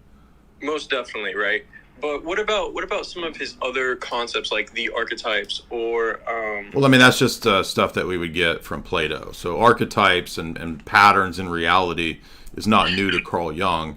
And I've read Carl Jung books over the years here and there, and I think he's insightful. He's useful for like literary analysis. There's a famous literary scholar named Northrop Frye, and he bases his literary analysis on archetypes. So there's nothing inherently wrong with that, because it's just pattern recognition and this kind of stuff. But Carl Jung kind of takes Plato and this kind of stuff and makes it like it's almost a kind of a new religion, where, psychology, psychoanalysis is like another version of Gnosticism. And the Red Book makes that very explicitly clear, where Carl Jung's like thinking that this, mystical old man being is appearing to him and giving him revelations. So he's basically... I'm serious. Yeah, that's it. Okay, so I wanted to get to that kind of, right, like, because he's definitely like some type of mystical figure, and I really appreciated his trying to kind of revive modern mysticism. That's kind of how I saw it, and it was helpful for me, especially once I started looking into orthodoxy, that I started to see that actually, whether like Orthodox priests know it or not, they're acting in a type of psychological way as they should be, right? Because psychology is the study of the soul. So a true you might say Christian should be a true psychologist as well, someone who knows the soul, because but it's not an intellectual endeavor. It's what priests do when they diagnose the virtues and the vices. And Carl Jung's approach to being a analysis of the soul is a bunch of repackaged Gnosticism. That's not what Orthodox priests do. Father Deacon, could you speak to analysis? Well, first of all, they ideally have acquired the virtues, the spiritual virtues, to be able to diagnose how, when. Second, they're given a divine charisma from God. So this is the city of man versus city of God. It's not the priest and any kind of man-made philosophy or medicine that he's creating that heals. It's God that heals. Amen. Through the divine offices and sacraments of the church. And the more that the priest participates in acquiring the virtues, the more he participates in the divine energies, and the more he brings about healing. So a secular philosophy or a secular therapist, or they can't do that. They don't have the divine power. They're not apostolos. Yeah, and also let's keep in mind that, I mean, the process of what is happening to heal you in Jungian psychoanalysis includes things like integrating the demonic or the shade into your personality.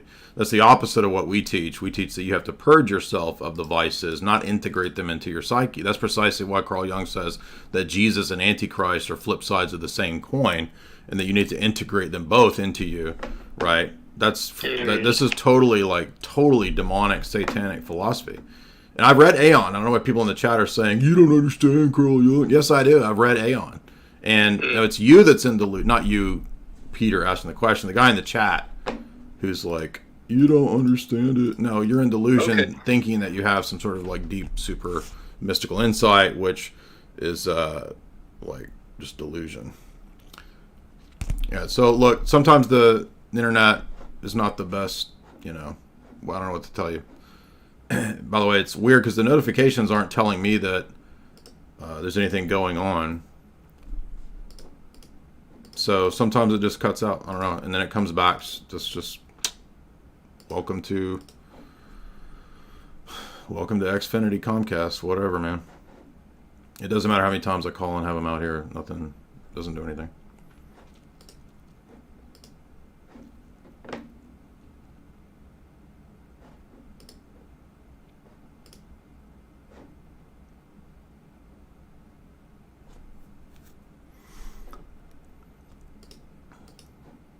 All right, who's next?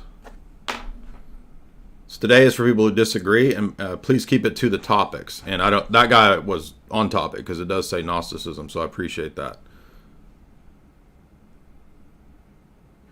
Addy V, what's up, man?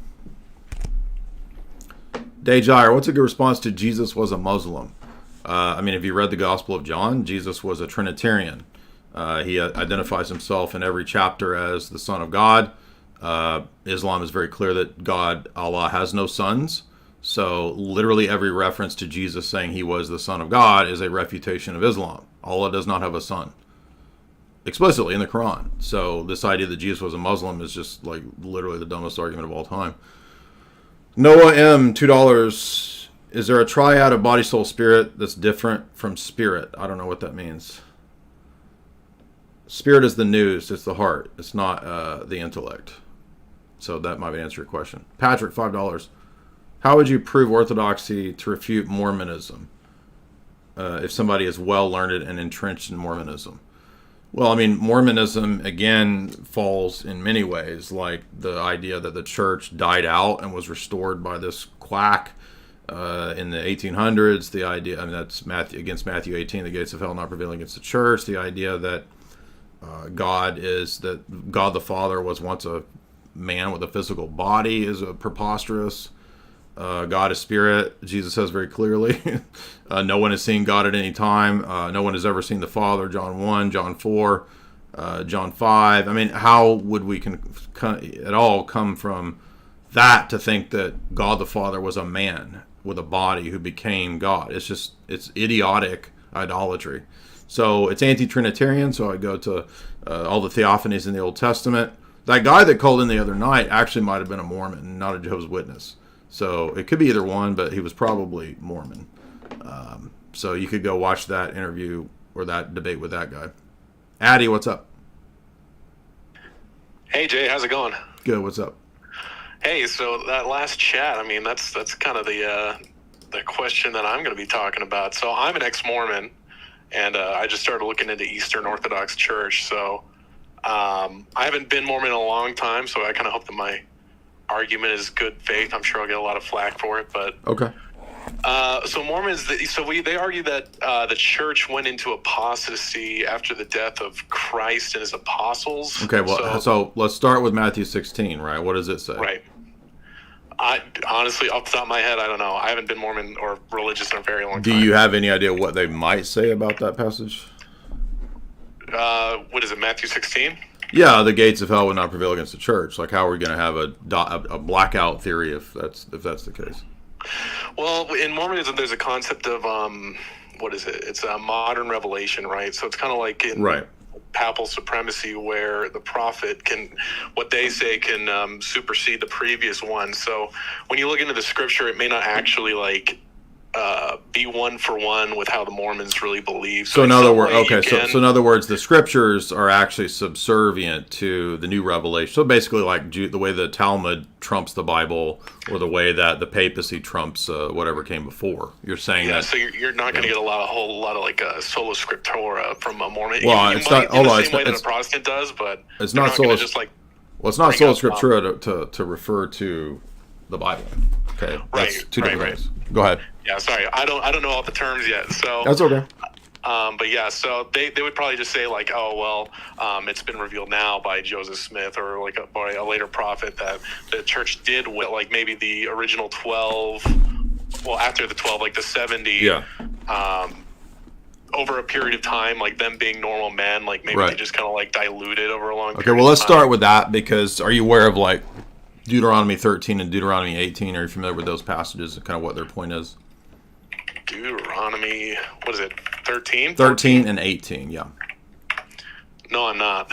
So I'll just summarize it really quick. You can go look it up later. But both of those passages basically tell us that any future coming revelation has to be consistent with what came before.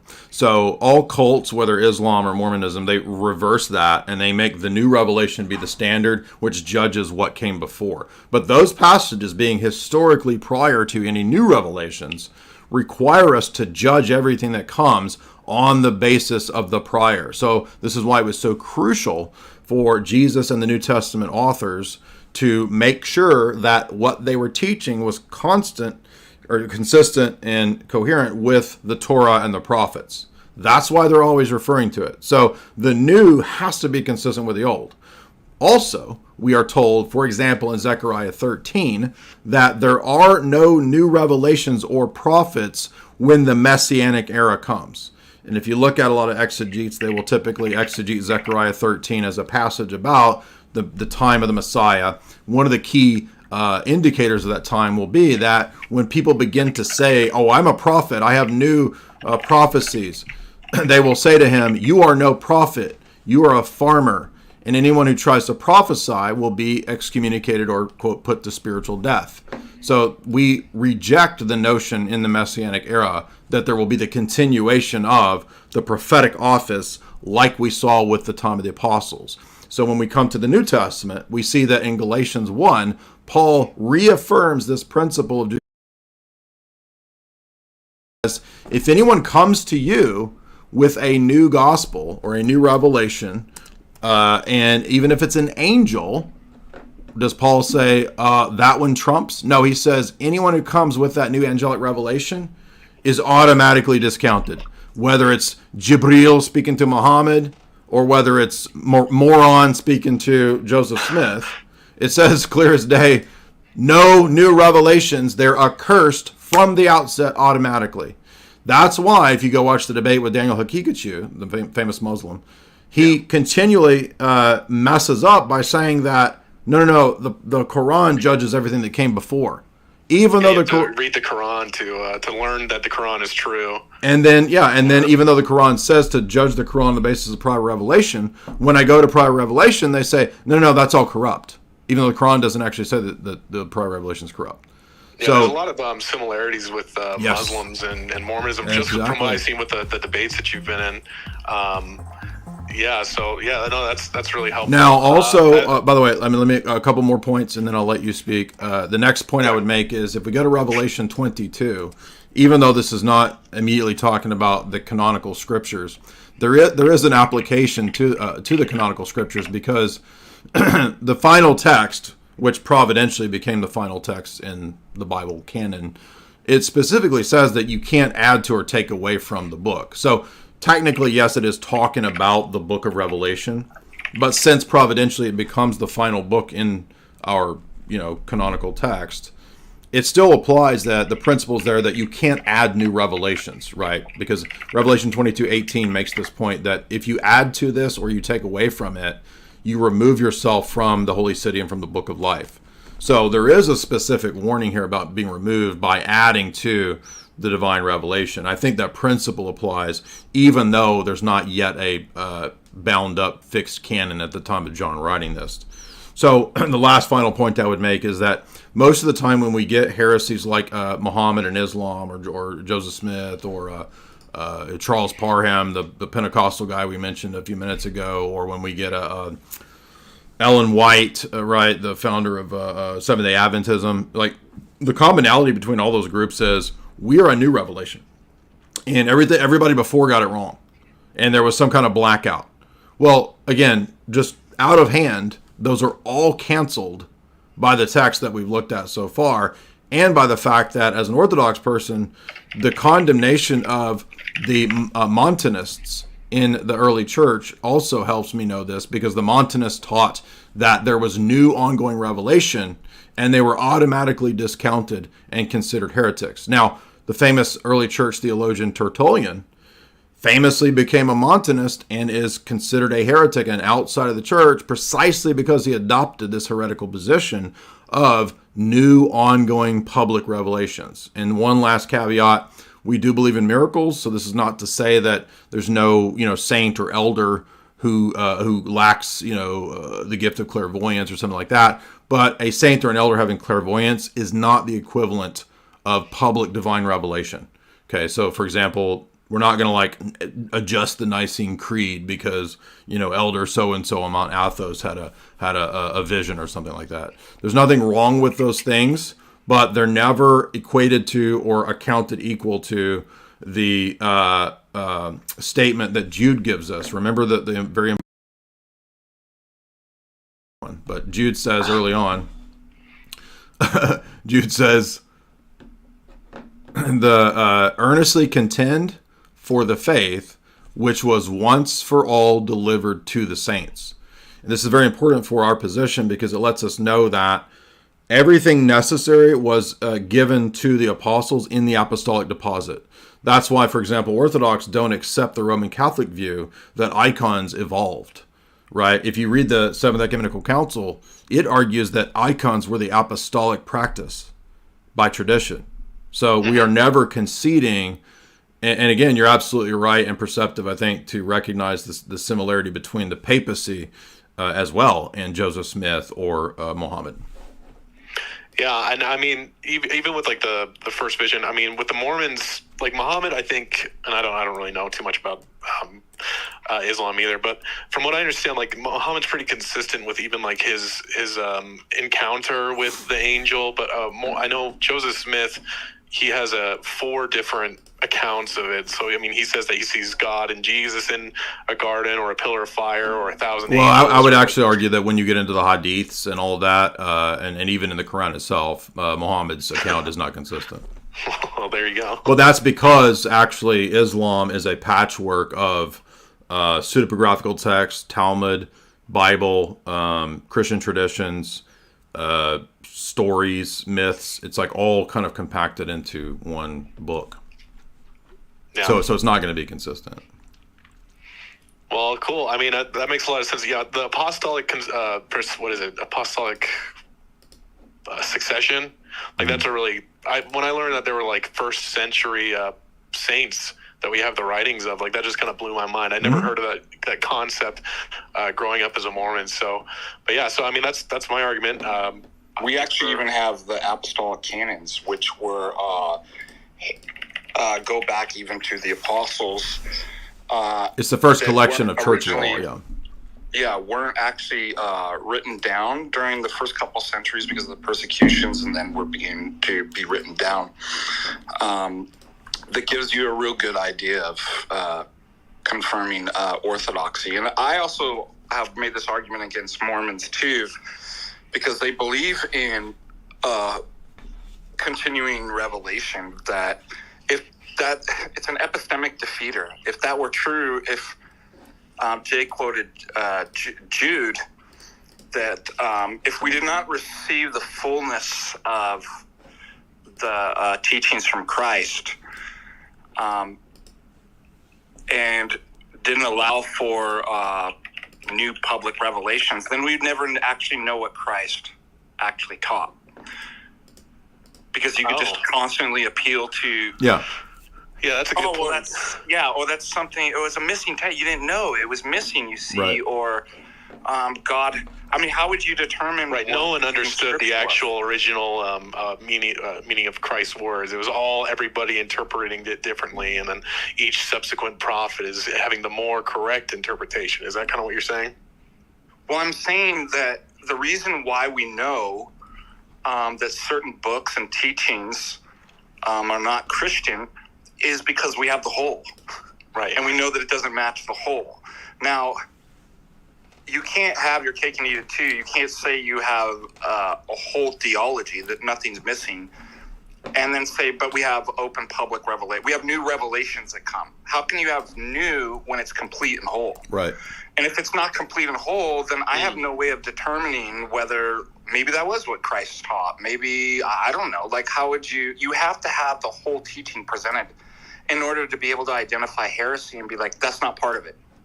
Because anybody could just say that, but it is. That's a great point. And Mormonism, you run into like examples of the contradicting too. Like the temple, their temple ritual rites were, I think in the scripture it says, these are fulfilled, these are whole, they will not leave or be changed ever again. But I mean, every decade or so, the actual ritual changes. Like they used to motion that to their throat, that they would have to like cut open their throat or something, and they don't do that anymore. Or they would go in and be naked.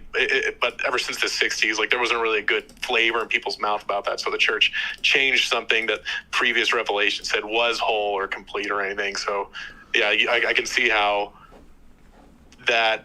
Now, real quick, I want to address, because there was another comment from a guy who I think maybe was a Mormon or a former Mormon. Patrick for $3 says, Mormons will say that the church was restored and is consistent with Matthew 16 because they'll say that the gates of hell didn't, quote, permanently prevail against the church, but only for a time. Well, the problem with this interpretation is that if you look at Jesus' promises in John 14, he says, if you love me, keep my commandments, I will pray to the Father. He will give you another helper that he might abide with you forever.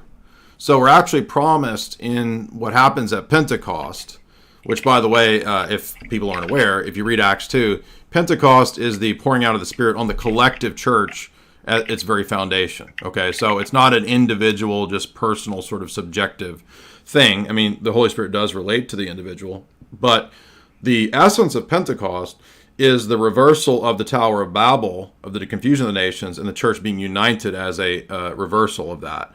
That's in the Orthodox liturgy on the day of Pentecost. It all refers back to Babel and how Babel's reversed. And the collective pouring out of the Spirit means that the possession of the Holy Spirit is the possession of the collective body of the apostles and their successors. That's why Paul says in Timothy that when you lay hands on people who you choose to be your successors, Timothy, don't do it hastily, because in the laying on of hands is the passing on of the gift of the Holy Spirit. So notice, John 14 says that the gift of the Holy Spirit never leaves the church. If it's passed on by the successors, a la what Paul says to Timothy, then it abides with the apostolic succession in history, and thus we can't interpret Matthew 16 to be a blackout that is, quote, restored. So it's just completely missing the whole point of apostolic succession in that rereading. That's perfect for me. Yeah, again, this is all new to me, so I appreciate all these arguments. No, those are great points. Father Deacon, could you speak a little bit to this? I got to use the restroom. I got to go TT. Are you there? Yeah. Are you able, or do you have any other points maybe? Because I know you had recently talked to a woman in your region who was Mormon and was sort of trying to argue against. Did you see any other commonalities of like responses to these kinds of Mormon critiques of orthodoxy and?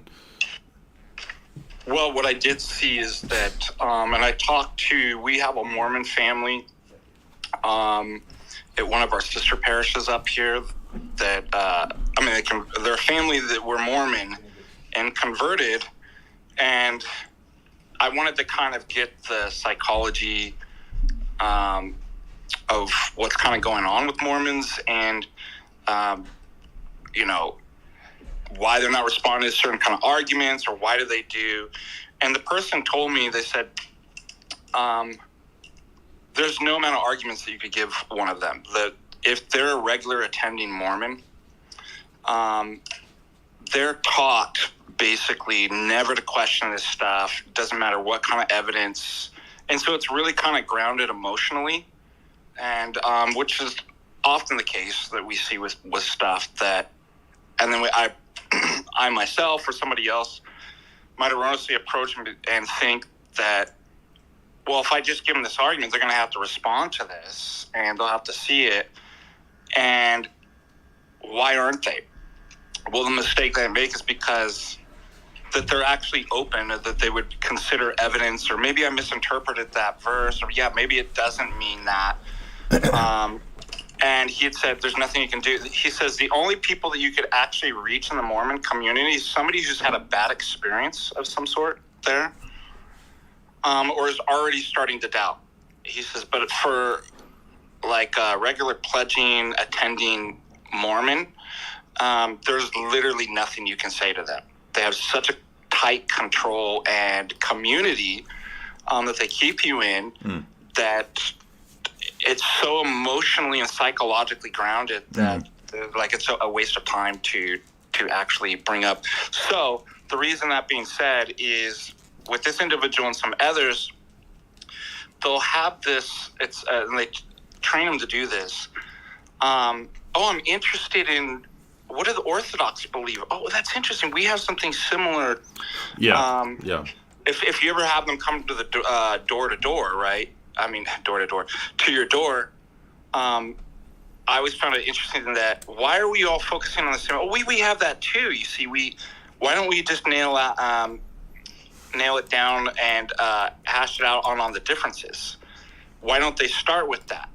And they said they trained them that way, kind of psychologically, to get you like, oh, hey, they're interested, right? So that ultimately what they're trying to do, they have no interest in the Orthodox Church or anything outside of the faith. If they're a regular attending Mormon, or if they're an elder doing missionary or going door to door. So it's a ploy to basically get you to think that they're interested, and they're going to lure you and invite you to some of the Mormon events. So keep that in mind. Don't throw your pearls before swine. If it is somebody, and he should just ask, what's your attendance in the Mormon? What's your experience in the Mormon faith? Well, I think too, like and being Mormon, like the missionaries are a little different because there is a lot of social shaming if you don't go on a mission or if you don't fulfill a complete one. So, trying to fight with them may not be like the best thing because they have like familial consequences. Even though Jesus said, I come as a sword, between families and stuff. The right thing is the right thing. But also, you're just kind of some guy in their perspective. You don't have any authority or priesthood knowledge. Well, and let's just be honest too. Like, I mean, I'm playing an image here that somebody had recorded of one of the Mormon temple ceremonies on YouTube. I mean, this is all quite obviously borrowed from Freemasonry, right? I mean, to me, that's just obvious, like, defeat or even you mentioned the slitting of the throat. That's a Freemason. Yeah, and Joseph Smith kind of came up with that stuff when he first got inducted into Freemasonry, and you still have a lot of Mormons that are Freemasons. Right. But yeah, I mean, one thing though about Mormonism that I find, like, even when arguing with my own family, consequentialism seems to be a pretty big thing, and I know I'll get a lot of flack about this, but Mormonism has something called the plan of happiness, that God's ultimate goal for you is to be happy, and a lot of them will start questioning their belief when they start feeling like you were saying, the experience is not lining up with their happiness. So they'll be like, oh, well, going to church or being in a family or not being able to do hard drugs or whatever, those aren't making me happy. So a lot of the time when they leave the church, they still are primed for that way of thinking. So they'll go off the deep end, drink as much as they can, engage in risky sexual behavior and all that. So, I mean, I don't know if there's like a way to really argue about that. Maybe start poking holes of like, oh, are you really happy? But I don't even know if that's like, that might just be an effective strategy, but may not be like the way to get like a right Christian follower. You know what I mean? Yeah. Well, I think this guy was just saying that whether to know if it's somebody that's actually generally interested in Orthodoxy or not, like how would I tell among a Mormon? This is, well, if it's somebody who's a regular tithing, regular attending Mormon, like, you're not going to get interest in. No, absolutely not. Now we have a guy who wants to come and discuss. He might be a Mormon, and I've got up here on the screen you'll notice the handshake here from behind the veil. This is obviously borrowed straight from Freemasonry, with the Masonic handshake between the guy in front of the veil and the guy behind the veil. And this is hidden camera footage of Mormon temple ritual that recently went around. I think it was going viral everywhere. So if you guys want to go watch this, you can go watch it's not that exciting. It's just kind of like a boring Masonic thing. But the other thing I found interesting too is that talking to some Mormons, I knew that they weren't being truthful about their own Mormonism. Like one thing they were saying, it's we have no hierarchy whatsoever. That's not true. It's all kind of democratic. Children have just as much authority, and I'm like, I just know that's false. No, they believe that there have been some more changes over the more recent years. I know that the church has kind of started de-emphasizing some of that hierarchical stuff. They've kind of removed, like we used to have classes for men and women. Now they've kind of combined that into a single hour together. They've kind of de-emphasized some of like the differences between men and women, and like if you ask like if you have it's supposed to be like prophet, president, down to like your bishop to like your actual dad. But if you have conflicts between that, it's the same thing as like Protestantism. It's like I also get personal revelation. So let's say my bishop, my dad, and I have personal revelation that all differs. There hasn't been a big push by the church leadership to really kind of clarify who you're supposed to follow. So kind of right now we're seeing in Mormonism, it is kind of like a every man for himself. But again, I haven't been Mormon for a long time. I'm just observing as like an outsider. I appreciate that, man. We're going to go on to the really good questions. For the people that are saying that they have a hard time searching, yes, I understand. It's not really feasible to search Google for my videos. The best way to do it is to go to my channel. A lot of people don't know this, but where those tabs are listed, you can actually search the channel. So a lot of people don't know that. That's the best bet.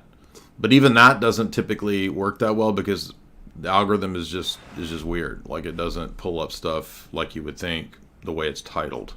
Also, I don't even remember all the stuff that I titled the videos. So then I have to try to remember how I titled it, it's hard. So, but it's open forum, so we're opening it up. Now this guy, I don't know if it's the same guy that put the super chat up. Hank says, today Jim Bob said that New Agers are all solipsists. Yeah, I think so. I would say solipsism is true for the root of mind only. Well, solipsism isn't true, so why would you think solipsism is true at all? The mind of God? Well, again, our worldview is based on divine revelation, so it's not based on any kind of like solipsist philosophical speculation. So I don't know where you're getting that.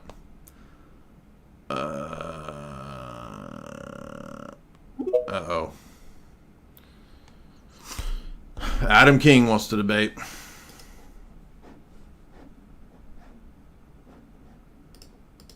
Go ahead, dude.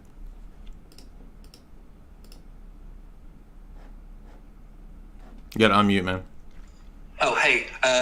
Lovely to chat to you, Jay. Oh, you're not the Adam King I thought you were. I thought you were the other guy. Oh, I've not been up before, bro. Well, there's another dude named Adam King that's always wanted to debate. I thought you were him. Never mind. Go ahead. No, I've not been up before. I've got quite a few questions, but I'd love to ask you a few. Do you study Hebrew and Greek? No, I'm a philosophy student. I'm not a linguistic guy. Okay, neither am I. Are you aware that it's spoken in 3 languages, like the letter, the number, and the picture? Yes. Okay. Do you know why that is done? Well, I know that the ancient world just typically used the letters for their number system as well. Okay. And the pictures? Well, some ancient worldviews, like ancient Chinese and Japanese, like they had a iconographic connection to their language as well. Okay. I'm trying to learn Orthodoxy because I've got quite a few people who follow me who are Orthodox. I've got quite a few new Orthodox mates. How many books are in your Bible? Well, we have the Deuterocanon, so whatever that is, the 66 Protestant books plus the Deuterocanon. I don't know. I forget how many that is off the top of my head because a couple of the books aren't actually books. They are like additional chapters. Okay. Like chapters to Daniel. So I don't even know what the actual number of books is. Let's see. No worries. It's between 75 and 79 because of the differing whether the extra chapters are considered books or not. Thank you. Is that in different forms of Orthodoxy? Well, it's more so different collections of books, not forms of Orthodoxy. So like the ancient Slavonic books or Bible collected more books than some of the others did. Okay. Someone's told me that there's only salvation inside of the Orthodoxy Church. Well, if God has extra normative ways to unite people to the church, it's still salvation only in Christ and in the church. So ultimately, that is correct. So what is the church by definition? By definition, it is the body of Christ. It is the canonical Orthodox church spread out throughout the world based on the apostolic succession of the church that Christ set up in Matthew 16, 18, and Acts 2. Okay. You know when Paul wrote the 7 letters to the churches? Mm-hmm. Yeah, and they all kind of get different report cards. You're talking about John writing to the 7 churches in Asia Minor? I think it was Paul, there's 7 epistles. Right, but usually when this analogy is used, it's used for the letters to the 7 churches in Revelation 1 and 2. But anyway, go ahead. What about it? Yeah. So he writes the 7 epistles, doesn't he, to the different churches, and they all get it slightly wrong. They say some good things, they say some bad things. Right. And then I think you can kind of tie this to the 7 spirits of the church as well in Revelation. Well, there's the 7 spirits of God. I don't know about the 7 spirits of church. Okay. That's from Isaiah. So anyway, but yeah, I appreciate I'm going to move on. I appreciate these questions, but it's not like we're not doing FAQs today. Hank, what's up? Hank wanted to come discuss. So go ahead, Hank. Are you the guy asking the question about solipsism? You got to unmute. There you go. Can you hear me? Uh-huh. Excellent. But yeah, you read my question, but I'll just ask it again to let the audience know that I'm here reading it. Yeah, today Jim Bob said New Agers are solipsists. Mm-hmm. I would say solipsism is true for the root mind only, the mind of God, and for the rest of us, it's idealism. How am I wrong? What do you mean the root mind of God? I don't even know what that means. Yes, so the root is pretty much like a computer term. The root account is the account that controls everything on the computer. And in relation to us, God is the root of the universe. Okay, how do you know this? Sounds like where are you getting this from? So if we assume God is omnipotent, is what? And omniscient, omnipotent? It just follows. Huh? It just follows if we assume God's omniscient, omnipotent. Okay, well, how do you know that's who God is and how He is? We know that as Christians because it's in divine revelation. But what's your source for this?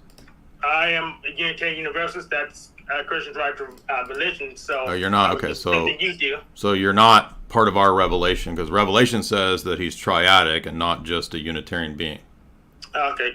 Well, I can't make sense of triadicism. So I may have to send in. So God has to submit to what you think makes sense, or what? He doesn't have to, but it doesn't mean that you know better than I do. Does the Old Testament teach that He's a triad?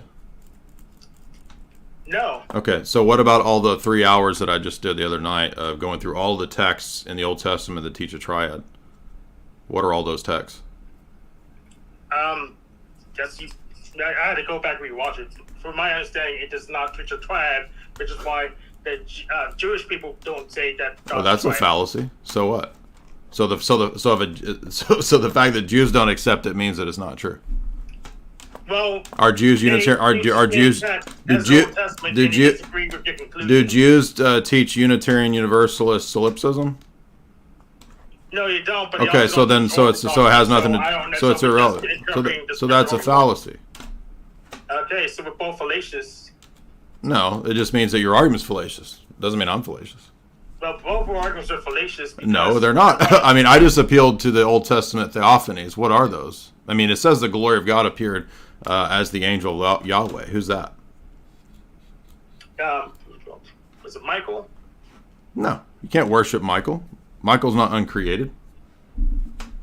Oh, we can only worship uncreated things. So do you don't believe that? False because we can't possibly the physics prevent us from. All right, you can't. I'm sorry, man. This is just it's not even. Can't even understand what you're saying. Mark, what's up?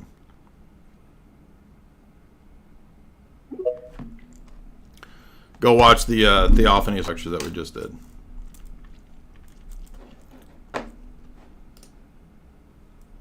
Unmute, Mark. He's a Unitarian Universalist. He's not Jewish.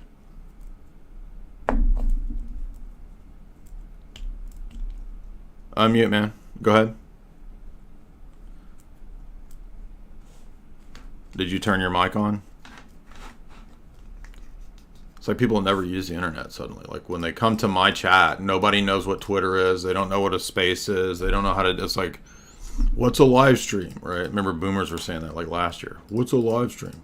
Why do you have music at the beginning? What is this? You got to turn your mic on, man. Pop out, pop back in with your mic permissions on. Nick, what's up, dude?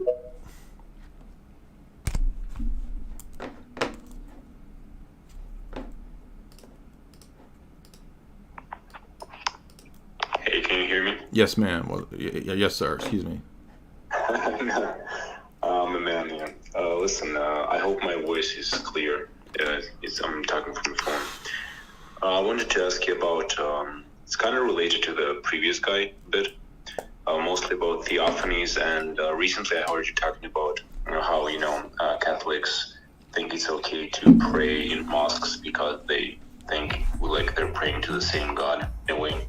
So previously you mentioned that effectively like Old Testament period believers in some sense believed in Trinity, and that in Old Testament... Yes, we just did a 3-hour lecture through all of the references in the Torah alone. Correct. Yes. And I'm just curious, like I fully understand that, what you explained about Theophanies, like I get it. I'm just wondering, are you also saying that they were like fully aware of it, or like let's say like a rabbi of that period, was he actually aware of the mystery of Trinity, or was it implicit but they didn't fully understand it until the incarnation? So if you read John 5-9, Jesus answers this question. They don't have to know the terms homoousios, hypostasis. Those are all Greek terms that are much later that describe the same reality that the terms Yahweh, angel of the Lord, angel of his presence, messenger of the covenant, face of God, glory of God. All of those are the terms the Old Testament uses for the Son.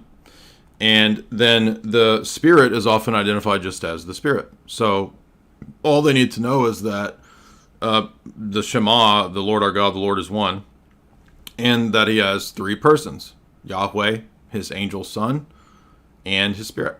And that's revealed all throughout the Old Testament. So the fact that modern rabbinical Judaism is Unitarian and struggles to explain all these passages has nothing to do with, or bears no relevance to what ancient Hebrew thought was. Okay, yeah, I get it. I'm just curious. And by the way, the condemnation of praying with other religious groups, even really in Mortality Animos, is just talking about other so-called Christian groups. Like that was as late as 1928. The papacy condemned those actions as apostasy. And so we've gone so far down the road. And by the way, Roman Catholics don't even care. They don't read Mortality Animos. And when they read it, they just hand wave it. Oh, I don't care what encyclicals say. Well, Vatican I doesn't say you get to hand wave encyclicals, because this clearly shows a contradiction between praying with Christians as apostasy and indifferentism. And we're so far down the rabbit hole of this nonsense that now it's praying with other religions, you see. Yeah, it's like complete relativism, where just the concept of God, I guess, like the most like general concept of God is enough or something. Well, but it's not even, I mean, the medieval Roman Catholic councils and popes, Calixtus III and others, they called it the abominable sect of Muhammad. They called it demonic. Yeah. They called crusades against him. It's unthinkable that, imagine what they would think about praying together towards Mecca and the mosque. It's crazy. I assume that that would... I mean, a week ago, Francis was chanting with Buddhists, praying with him in a Buddhist temple. That it looked insane. that probably would have caused violence in medieval era if someone saw you doing that. Well, they would have automatically said this Pope is Antichrist, he's apostate. Even the popes would have said that. I'm also just curious about one more question about the Trinity. So what you just explained is it makes sense to me, like the general sense of it. Is there any truth to like the idea that after incarnation, the understanding of the Trinity at least became deeper, or would you say that the Trinity specifically essentially just it was fully understood prior and after incarnation? No, if you read the Theophanies, all the Theophanies are triadic, and so it's implicit in the Old Testament. But Jesus makes it very clear that Abraham rejoiced to see my day and saw it and was glad. John 5-9 enrages the Pharisees because Jesus is saying that I'm the one that ate with Moses on the mountain. I'm the one that ate with Abraham in the meal in Genesis 18. Yeah. So we're going to think that they ate with him, but they didn't know him? That's retarded. And that's actually what Trent says, by the way. So that's how stupid this position is. And it's, by the way, not the argument or the approach of the church fathers. They don't argue Unitarian, we all believe in one God, and the Old Testament's a unity. No. When Justin Martyr argues against Trypho, he goes to the Theophanies to prove that you were always worshiping the Logos. Now, the principle is the same in terms of deeper revelation, even in the Old Testament. So, for example, Isaiah, he knew way more than what's revealed in Genesis to Abraham. But it's still the Son that's revealed to Abraham. It's just that there's more content, more revelation by the time of Isaiah, because Isaiah is able to basically write the fifth gospel. All right. I mean, that's basically it. Thanks. And that is, by the way, what the Orthodox Church is. Just read St. Maximus's quote. This is what it was enraging all the Roman Catholics, and they were just denying St. Maximus and saying, well, we don't accept his view. Yeah, because Maximus says Abraham worshiped the Trinity. So this is the length that they go to, denying the very thing that would prove their religion. That's how stupid these people are. They would rather deny the things that prove their religion to maintain their stupid Antichrist papacy position. To worship this idiot in Rome who runs a giant money laundering operation, crime syndicate. What's up, Silver? It's silent, right? It's or whatever. I couldn't see it. Yeah, I'm a little new to this space. I haven't heard any of your lectures before. I kind of just wanted to bring up Romans 13. I kind of been struggling with my faith a little bit lately. And it's kind of just where I keep going back to about authority. And can we apply this to prophets and Pharisees? And then when we're speaking, obviously you said you went over the Trinidadness. Are we talking about the Father, the Son, and the Holy Spirit? Or are we talking about the Father, the Son, and the Mother? Trinidad? What do you mean? You said the Trinity? Yeah. Okay, you guys were saying some Trin word. No, I'm talking about. It's called Trinidad James. Have you heard of that? No. Gold all over my chain. Gold all over my watch. Don't believe me? Just watch. You never heard of Trinidad?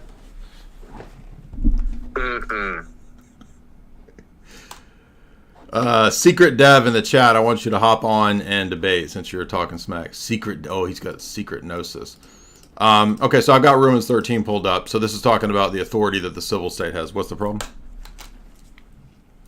I'm just curious how, I heard you guys kind of mention some hierarchies and like prophets and then state maybe. Right. I'm just curious, what kind of stock, what kind of faith to put in the state. Obviously, can we have faith that God has appointed these people here? Or, should we follow Christ or maybe walk with Christ and flip tables and fight the tax man? So again, like all of this really has nothing to do with historic Christianity. So it sounds like you have maybe a Protestant evangelical background, which sort of assumes that like authority is something that is anti-God. I mean, no, the Bible is full of monarchy, full of notions of authority. No, what? Go ahead. No, not Protestant or evangelical background. Okay, so Christianity is a historic religion with a historic ethos and a body of doctrines that's passed down. So there's no hippie Jesus. There's no such thing as anarchy Jesus. Jesus is the Jesus who's King of Kings. Okay. Yeah, and we've looked at its words, right? What do you mean? like we looked at Jesus's words throughout, what Jesus actually spoke, not just what his apostles and whatnot wrote. Well, I don't think there's any discontinuity between those. So the apostles teach the very thing that he led them to teach via giving the Holy Spirit to them. So they don't teach something different. I don't think either. So you what? I said I don't think either. Okay, but my point, I guess, is just that there is no ANCAP Jesus. Like, that doesn't exist. That's made up. There's no what? Cap Jesus? All right. Look, just go check out something like the Icon documentary. I would say start there and then come back and we can get on with some of the issues. Noah, what's up? Secret Dev, where you at? You got to call in, man. You're talking so much smack in the chat.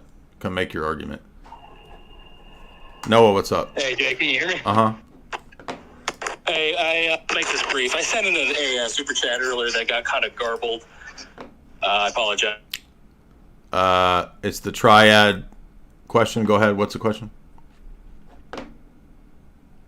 I can't hear you, man. You cut out. Is something equating to psyche? You're cutting out. What now? If we say that the spirit is the nous, would we say that the soul is psyche? Yeah, sometimes psyche refers to mind, and I would say the mind is part of the soul, but not the only thing in soul. So soul is kind of like all of our faculties, like mind, will, all of those things come or are aspects of the soul, but the heart is what's meant by nous, not like intellect. A lot of times people in the West interpret heart to be intellect. So body, soul, and heart, or nous. Okay, and then one other question. If we take spirit to be nous, does that have any bearing on how we refer to the third person of the Trinity as the Holy Spirit? It's just an analogy. It's not a one-to-one correspondence. Like it's a loose analogy between the triad and man as a little triad. St. Gregory of Palamas says that man is a little trinity because he's made in the image of the Trinity.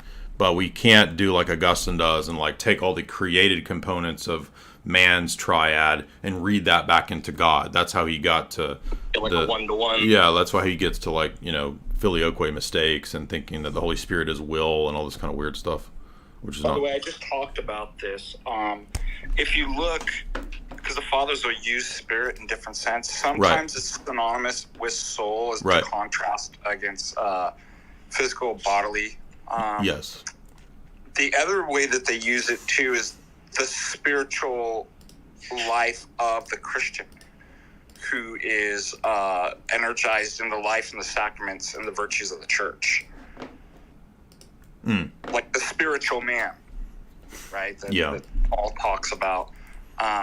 In that case, because think about it, if it says man and soul and spirit, would just be redundant, right? So in that case, when you see the apostle talking about, obviously he means, well, it's not just saying soul and soul. It's saying soul and the spiritual Christian life of man through God's grace. So the illumination that occurs for the Christian through God's grace. Mm-hmm. Moon DDD, $3. Have you heard Mark Bilby's argument that Marcion's gospel predates canonical Luke based on a comparison of grammar and syntax? This is from Gnostic Informant's YouTube channel. I don't find Gnostic Informant to be a very coherent or reliable source, but I don't know who Mark Bilby is. And it's another historical fallacy anyway, because the fact that something's older doesn't mean that it has nothing to do with it being true. I mean, error can be just as old or more ancient than truth. So it depends on what's being argued, right? If the question is whether something's older, then if you prove that it's older, then you prove your case. But just because something's older does not mean that it's true. There's probably Gnostic texts that are older than later collections of the New Testament. So what? This is similar to the argument that Muslims make, where they argue that their text is more well preserved, and which is not true because Uthman burned the various versions. But even if it were true that it was well preserved, like, okay, well, there's ancient Bhagavad Gita text very well preserved, and everybody who believes in, some form of, quote, monotheism believes that ancient Bhagavad Gita texts are still wrong, even though they're older. So what? But by the way, I don't even know that we know that that's even true. Like, maybe Bhagavad Gita texts aren't as old as the Old Testament. So we're just, again, trusting, like, secular scholarship anyway. N8, Alexander, $5. Thank you so much. Nate Alexander. Mark, $5. What's the best argument against hard solipsism and soft solipsism? Well, none of them. Why would we think that there's any basis for solipsism at all? Like, we don't believe that all reality is mind. So, or that all reality is a projection of the mind. There's this ridiculous, stupid philosophical... It's just weirdos sitting back in their armchairs and speculating like Descartes or something. We believe in divine revelation and the worldview and the metaphysic that Christianity gives us. That means there's an external world. That means that bodies exist. They're real. Jesus took on a real body. He didn't take on another form of idea. So all of these kind of idealist positions are all stupid. And they all base themselves on assumptions that are not justified and that are just sort of arbitrary. That's why we kept going back to epistemology earlier on. J, sin is black.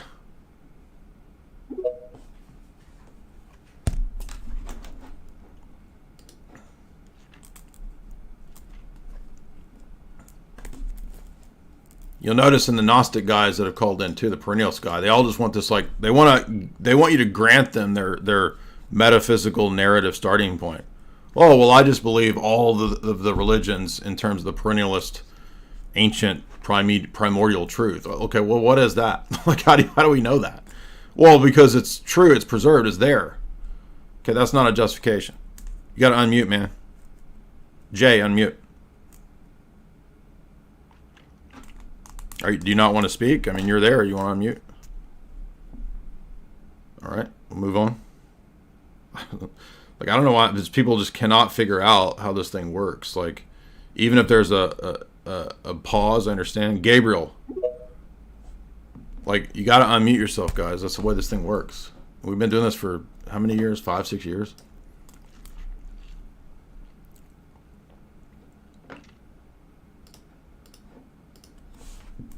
Go ahead. Gabriel. Jibril.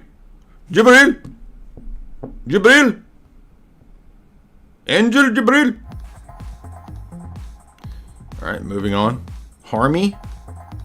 Some weird names. Some weird dudes. A weird dude. What's up, Harmy? Army Hammer, what's up? People having problems. Can't connect. Well, I'm sorry, dude. Try again. Garrett. What's up, Garrett?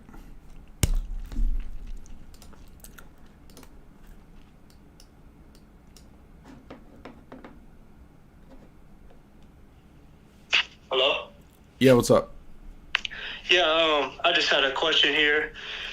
I heard you say when God chose to come down, he chose to come down in a man's body. Why did he choose a man and not a woman? Because man is the direct first son of God. So Adam is called the son of God in Genesis, and Christ is the fulfillment of the prophecies of a son that would come from Eve to fulfill all those messianic prophecies. So he came as a man because Adam was the first creation. He's the second Adam. Okay, thank you. Mm-hmm. Yeah, good question. No one, $5. I studied my way out of Protestantism. I don't know where to go. Why should I choose Orthodoxy over Oriental Orthodoxy? Go watch David Erhan's videos. He has a whole playlist just on refuting Oriental Orthodox. David Erhan. Can't launch into that whole Christological debate. By the way, I've got multiple back catalog podcasts with David specifically on that topic. Mark, you want to try again? Marcus? DeMarcus. What's up, DeMarcus? Hey, can you hear me? Yes, sir. Okay, great. I want to ask a question about how would you respond to a papist who tries to back up their evidentialism? So you know how Catholics like to use the miracles of Fatima. How would you respond to their justification of that by referencing Matthew 12, 27, I think, where Jesus he responds to the Pharisees' objection to his exorcism by saying he's possessed by Baal. So how would you respond to that? Well, first of all, this assumes that Fatima is a revelation from God when that's the thing in question. So the fact that if a Roman Catholic tried to cite Matthew 12 and say, aha, see, you're like the Pharisees saying that the revelation is demonic, and that means you're a Pharisee and you're blaspheming the Spirit or some ridiculous thing like that. Well, why are we supposed to believe and know? How does this is assuming the thing in question. So it wouldn't actually be a justification. It would just be reasserting the position by equating us with the Pharisees, when all I have to do is say, well, do you think as a Roman Catholic that the giant crowd of people in Zaytun, Egypt, seeing Mary at the Coptic church, does that prove Coptic theology? Right, no, it doesn't. Okay, so but why am I supposed to assume then that Fatima proves Roman Catholicism? Yeah, that's true. I guess it's just the logic that you're using. It's sort of when they. Well, how does Paul tell us to judge apparitions though? In Galatians 1. Well, I guess he says if they bring a false gospel. Yeah, and I mean, what's the gospel that I get from Rome these days? It's the one that tells me that it's okay to pray in mosques towards Mecca, right? I mean, that's the reasoning of Nostra Aetate and Lumen Gentium 16. So, was that ever done in the church before? I mean, the canons of the church in the first 1,000 years excommunicate prelates that go and pray in synagogues or heterodox chapels in a liturgical service. So, that seems to be consistent with what Paul's laying down. I don't think Paul would go and pray with the Gnostics, would he? I mean, he calls them, demonic. Do you think Basil would go and pray with the Eunomians together in a liturgical service? Well, definitely not, no. Okay, well then, why would I think that what Rome is doing is in any way consistent with the gospel? Right. Well, yeah, right. That obviously makes sense. It's the gospel, divine revelation is the foundation. I guess with the way that they try to argue, it's like miracles can be the foundation. Yeah, that's why it doesn't work. And then when I go to Zaytun, Egypt, they say, well, this miracle doesn't count. Because we had a Roman Catholic call in the other night doing this very thing. And he says, oh, well, this one doesn't count because the Ghostbusters team in Rome hasn't approved this one. Oh, okay. So the thing that we go to is the very thing in question. The apparitions approved by Rome. But this was supposed to be the thing that proves Rome. You see how silly this is? Yeah, definitely.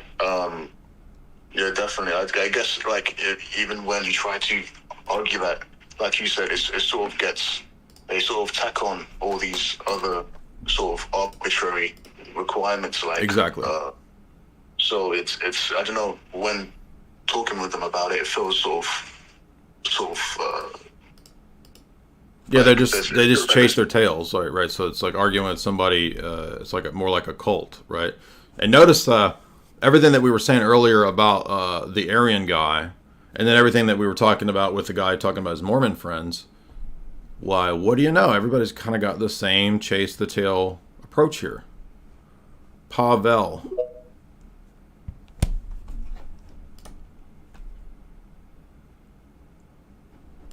Yeah, and how are we supposed to prove Fatima? I mean, it's like the thing that it's a news story. Like there's never been fake news stories. What about the Great Moon Hoax? Do I believe that one? That's like the most famous fake news story of all time, and it's right prior to Fatima. And everybody believed this because it was in the newspaper in 1830s. Published in the New York Sun. Bat people on the moon. Okay, so the official organs ran a story of the bat people on the moon, and everybody believed this. And it's the most famous news hoax of all time. Now, oh, you can't equate that to Fatima. Look, okay, maybe Fatima is real. How am I supposed to know that the religion is true on the basis of the claims of Fatima? And that doesn't even get into all the geopolitical stuff that I always bring up. Like, how come Fatima just happens to coincide with proving the, no, not the moon hoax. The Great Moon Hoax has nothing to do with the moon landing. People in the chat are like, come on, guys. Are we dealing with a lot of, like, is this the special ed day? I'm not trying to be mean to you guys, but look. Okay, and here come all the idiots talking about flat earth. Come on, man. People in the chat, if you don't come to the, it's not for you to spam your dumb stuff, okay? It's a debate forum. That means that you join and debate. It's not for you to come and just spam all this nonsense in the chat, dude. Like, that's not what we're here for. And nobody cares of the nonsense you're spamming. We're not paying attention to it. So, get out of the short bus and come on over here. Short bus shorty. Short bus shorty. Remember that song? Okay, Bayou, it's got to be on topic, and we're not doing FAQs. Go ahead.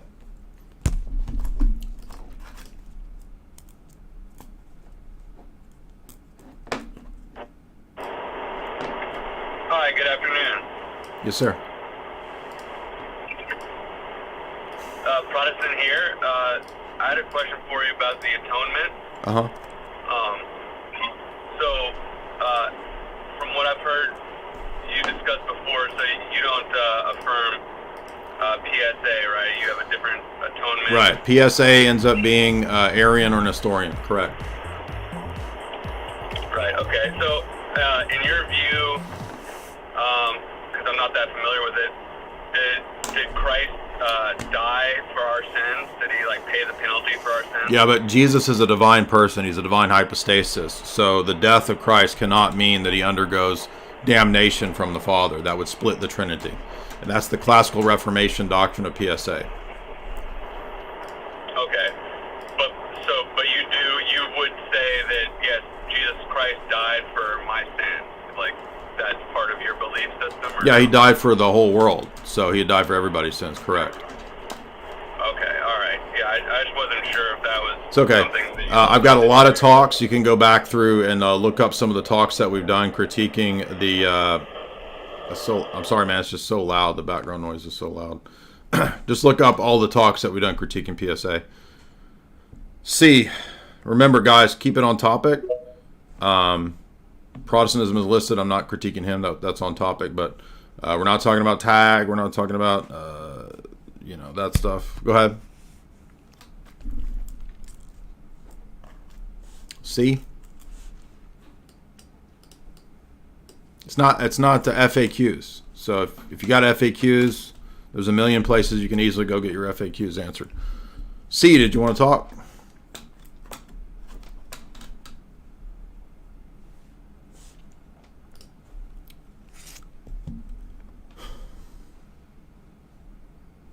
You literally waited for an hour and you don't want to talk, you just want to sit there. Kyle, what's up, man?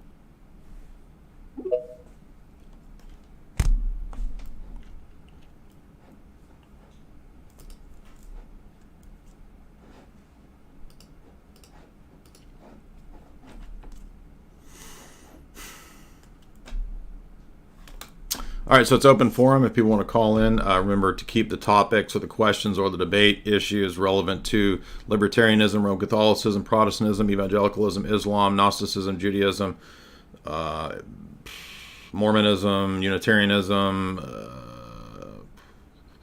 cults, Hebrew roots, Black Hebrew Israelites,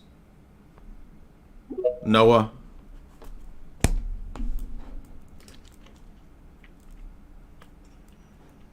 Hey, Jay. Uh-huh.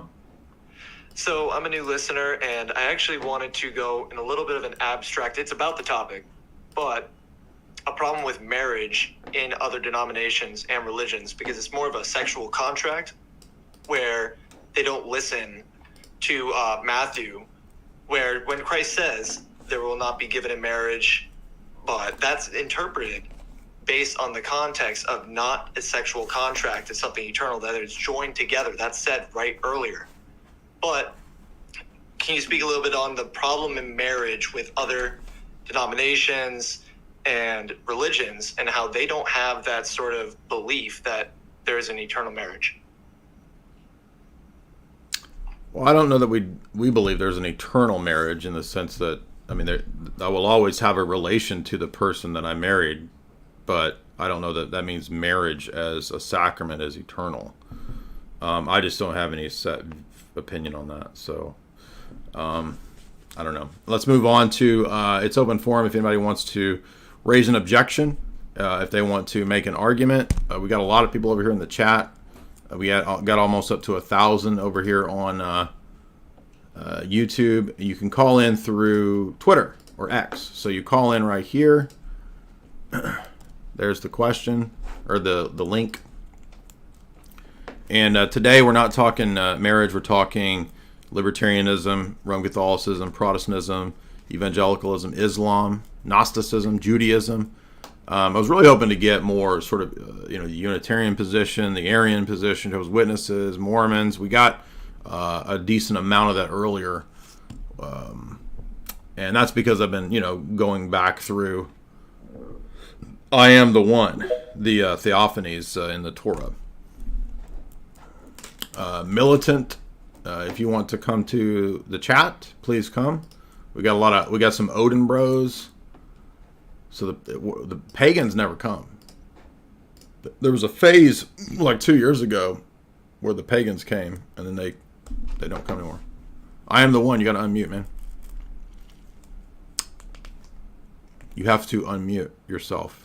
That's the way it works.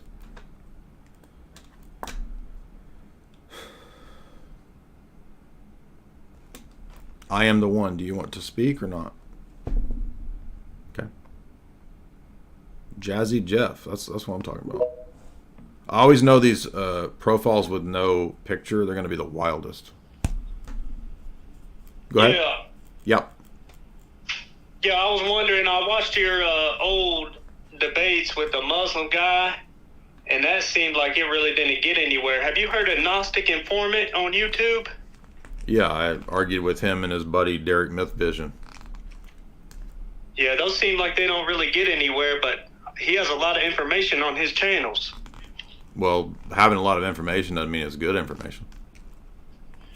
Well, he brings on scholars and all that stuff, too, to back up his claims. Okay, so what? I mean, there's scholars that believe anything and everything. So do you have an argument that you want to present, or you just want to promote that dude's channel? I just think it would be a pretty good debate between you guys. Okay, well, you understand he's gone on with Jim Bob like a million times, and the stuff he says is just assertions, so it's not even an argument. And he's been, by the way, he's been on here. I've had him on. We've had at least 2 debates on here. Do you know where we can find those? I don't remember which streams they were. I Am the One. Go ahead. No, that stuff is like the most low tier stuff ever, dude. Go ahead. I Am the One. Unmute. Hello. Hey, Jay. Yes, sir. I just wanted to ask a question about Islam. Well, I am not an Islam expert, but I can tell you what I know from debating a bunch of them. So, what do you think about any Muslim that would say, like, oh, I know Islam's true because of the miracles that happened in my life? I mean, it's no different than the argument that we just dealt with from a Roman Catholic who says that Roman Catholicism is true because of Fatima. So why would I... It's just competing miracle claims. Well, what if they actually happen? Well, how am I supposed to know that? Or how am I supposed to... I mean, how does that prove Islam? Well, I'm saying if it did happen, would there be any significance to that?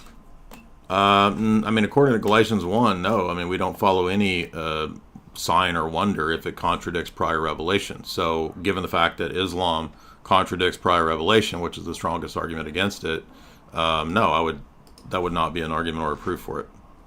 All right, thank you.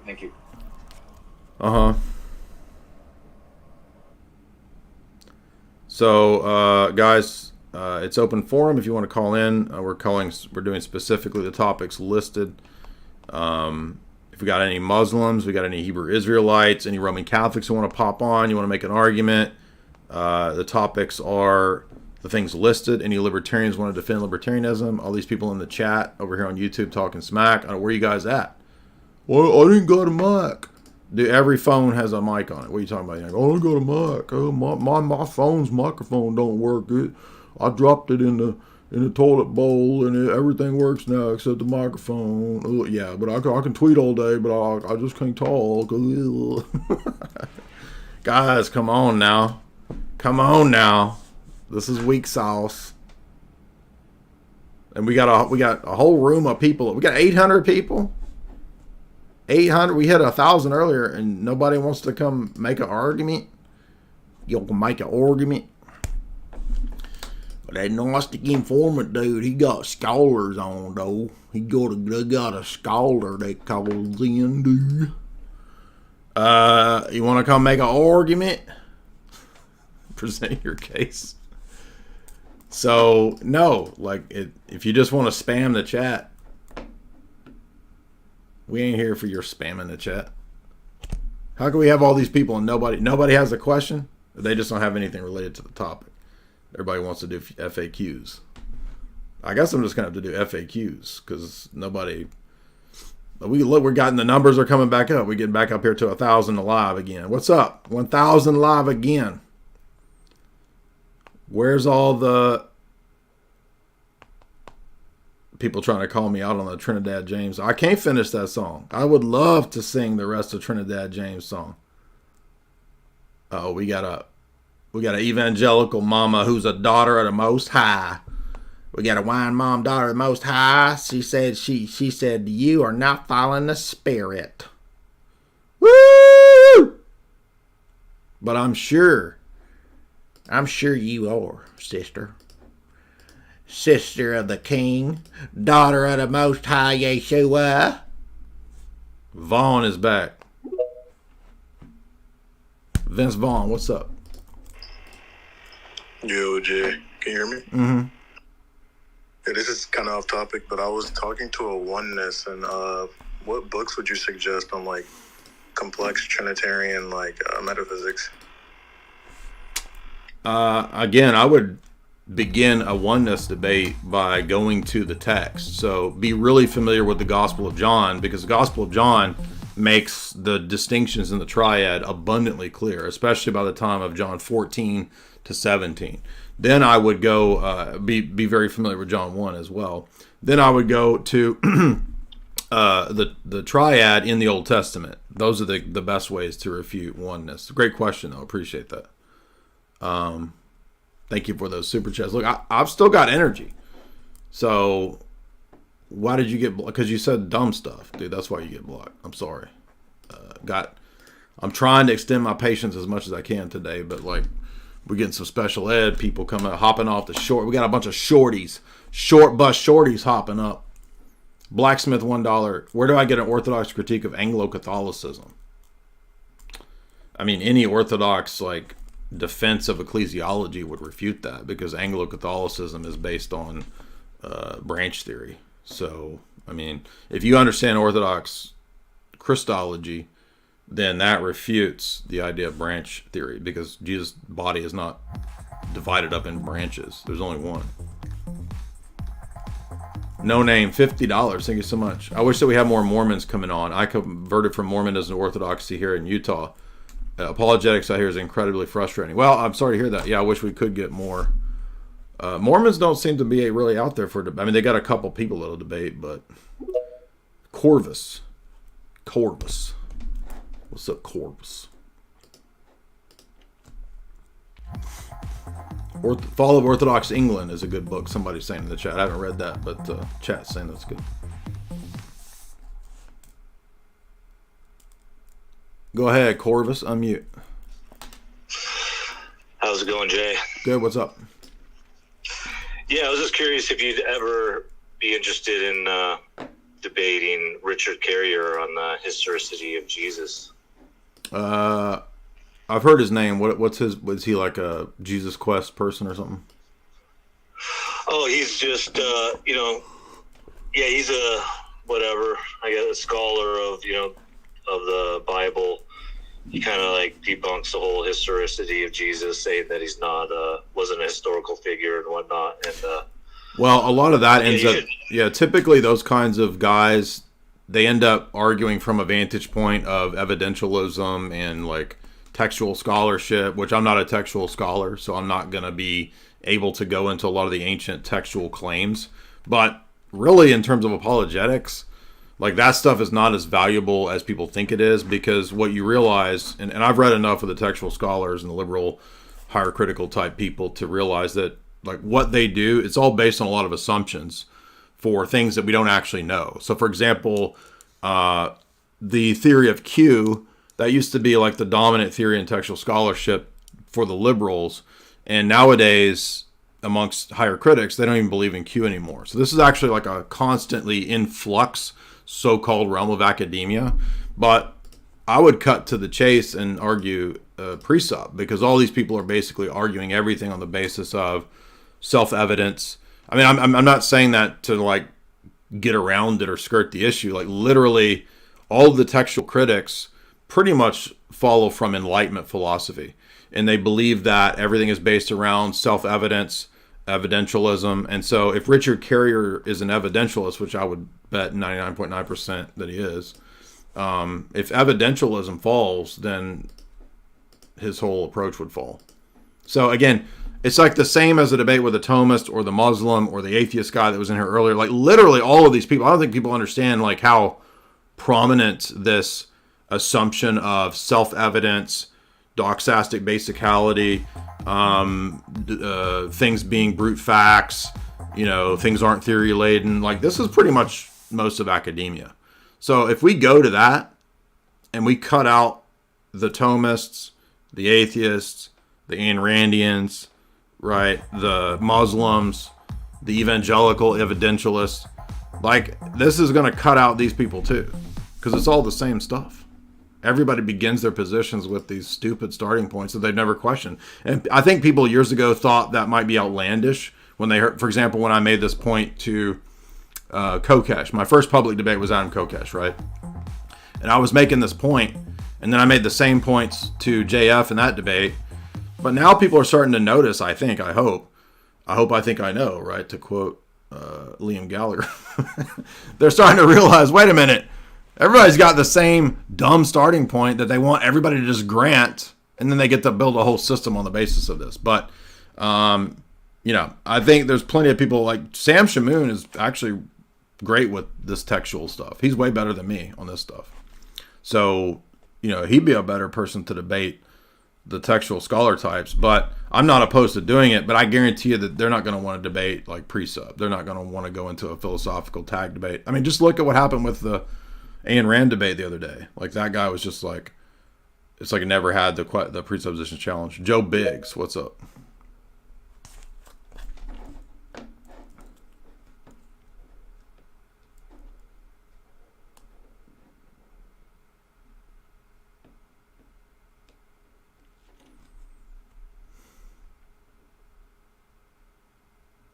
You got to unmute, man.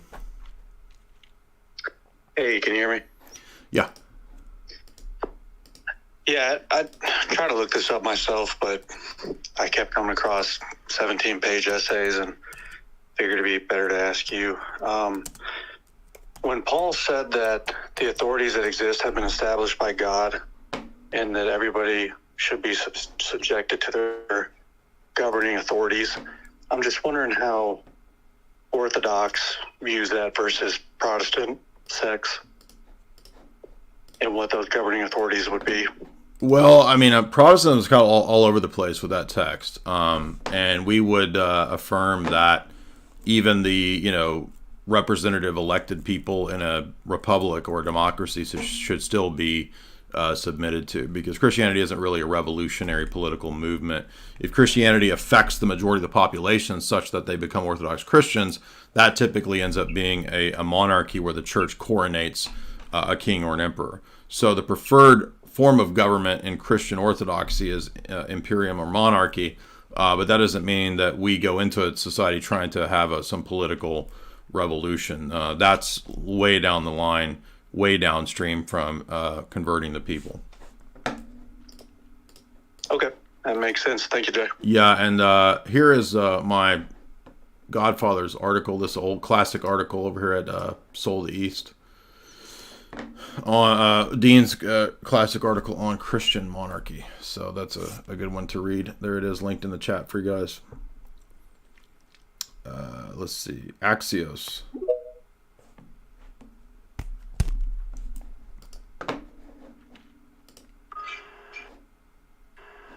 Hey Jay, how's it going? Good. What's up, dude? Hey man, so I was having a verbal sparring match with some family over Nostra Aetate.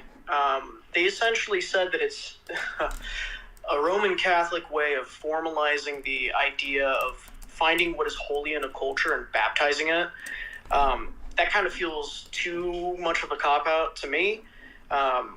I was kind of curious how you might address that objection. Yeah, well, I mean, that sounds good, but the problem is that the history of the papacy has been very clear that the abominable sect of Muhammad is straight up demonic. It's Antichrist. You can go back to Pope Calixtus. You can go back to Pope Eugenius. You can go back to Urban II calling the Crusades. They certainly didn't feel that. And regardless of how they want to try to, rescue this text, like the actual statements in the text are factually, theologically incorrect. For example, it is not the case that Muslims have the faith of Abraham. That's just theologically, factually, absolutely wrong. So it's fine to say, oh, well, I'm just doing a logos spermaticos to find true things in the other religions. Yeah, but that's one thing. Saying that Muslims have the faith of Abraham is not that. That's another thing. Because they don't have that. Because the New Testament is very clear. The only way to have the faith of Abraham is to have the triadic faith in the Messiah that Abraham had. Jesus says very clearly, Abraham rejoiced to see my day and saw it was glad. Moses wrote about me. If you believe Moses, you would believe in me. He wrote about me. Moses believed in Jesus. Moses worshiped Jesus. That's Jesus' argument in 5 through 9. That's why the Pharisees are enraged. Because Jesus is saying, if nobody saw the Father at any time, John 1 also says no one has ever seen God, but the only begotten Son has revealed him, or exegeted him is what the text says in the Greek, then that means that at Mount Sinai, it was Jesus talking face to face with Moses. That's why the Pharisees were so enraged. Okay, so that's not what is presented here in Nostra Aetate when it says that Muslims adore the one true God. No, they don't. You cannot adore the one true God because there is no generic one true God that's not a Trinity. There's only the Trinity. That's it. There's only the Father, eternally generating a Son, eternally spirating a Spirit. And that's why it's so devastating to prove the Theophanies in the Old Testament against not just Muslims or Jews, but also Roman Catholics now. Because Roman Catholics in this text have basically adopted that position. Furthermore, their attempt at rescuing it via enculturation is a violation of Mortalium Animos, which in 1928 from Pius XI said that merely praying with other Christians is indifferentism and a surrendering of the Christian faith. Now, if he's saying that in 1928 about ecumenism with Anglicans and Orthodox or Protestants, how much more worse is it to do this with Muslims and Hindus and Buddhists, like Francis did last week? So the rescue doesn't even address the fact that it's a flat-out contradiction from Mortalium Animos. Got it. Okay. Thank you. I appreciate that. Yeah. And remember, the canons of the first 1,000 years, that was the norm, particularly at the Sixth Ecumenical Council. If the cleric goes into a liturgical celebration with another sect, and it says a synagogue, now Islam didn't exist when that canon was written, but obviously it applies to Islam as well, the cleric is automatically excommunicated. They're supposed to be. That's the ancient canon, accepted at Trullo and the 6th and 7th Council. So We know what the church in the first 1,000 years thought because they accepted that canon. So no, you can't go praying and just, I mean, every Christian ought to know this. It shouldn't even really be in question. To me, it's absolutely preposterous to think, well, can I go and pray in mosque towards Mecca? And it's the same for the synagogue, because both Benedict and John Paul II and Francis have gone and prayed in the synagogues too. I mean, it's not even, it's like it should be a no-brainer. It's not even a thing that requires like, mental gymnastics like all these idiots want to do. So it's open forum. I'm not taking the questions that you guys are trying to ask me about. Go ahead. Hey, Jay. I'm back. I'll ask something that's relevant to what we're talking about right now, but Okay. then could I go back and talk about just a clarification of what I came back the first time? Okay. So Galatians 1:8 tells us about the angel being accursed if it were a gospel that's different from what we know. So that's the chronology. So how would a Muslim actually make the argument against that with Exodus 33:20 and Galatians 1:8? No one can see us. That's the Theophanies question again, but mainly about Galatians. I don't understand. How would a Muslim make the argument? What do you mean? Yeah, based on chronology, because they came after. They just say it's corrupt. Yeah. So they have no epistemic proof of that. They just say it is. Yeah, and then they'll say, "Well, Bart Ehrman says it's corrupt." Okay, but the Quran does. I'm serious, but the Quran doesn't say it's corrupt. The Quran says that it's not corrupt.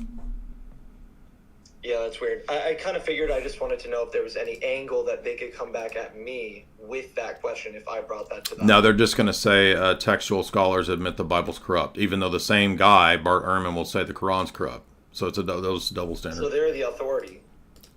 Yeah, I mean, like the Muslim that called in a couple days ago, it was funny because he was like, "Yeah, you check the prior revelation on the basis of the Quran." And I'm like, "But the Quran is telling me to check the Quran on the basis of prior revelation."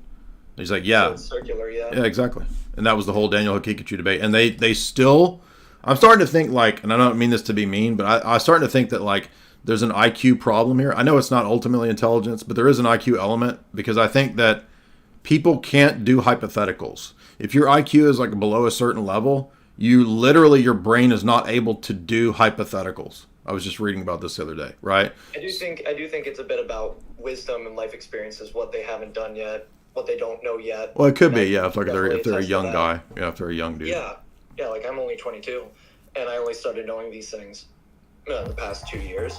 So there are definitely people who call in are much younger and they don't know these things. But also there's old Muslims who can't think in hypotheticals. So yeah, I understand what you mean. And then I wanted to just quickly go back to the marriage thing, because in Matthew 19 it says, "What God has joined together, let not man put asunder." How does that conflict with, how does it not conflict with Christ saying, "Nor given in marriage," because God is joining in the marriage the two people? How is that not conflicting? What do you mean? How can we have separation, or what? Yeah, how is it not an eternal marriage if God is literally joining the two people together? That's what the marriage is supposed to be. Well, but he says no man, right? But God can end this because... But why would he? Because it's not necessary in the eschaton. It's a mode of being for the propagation of the species in this life. It's not needed in the eschaton.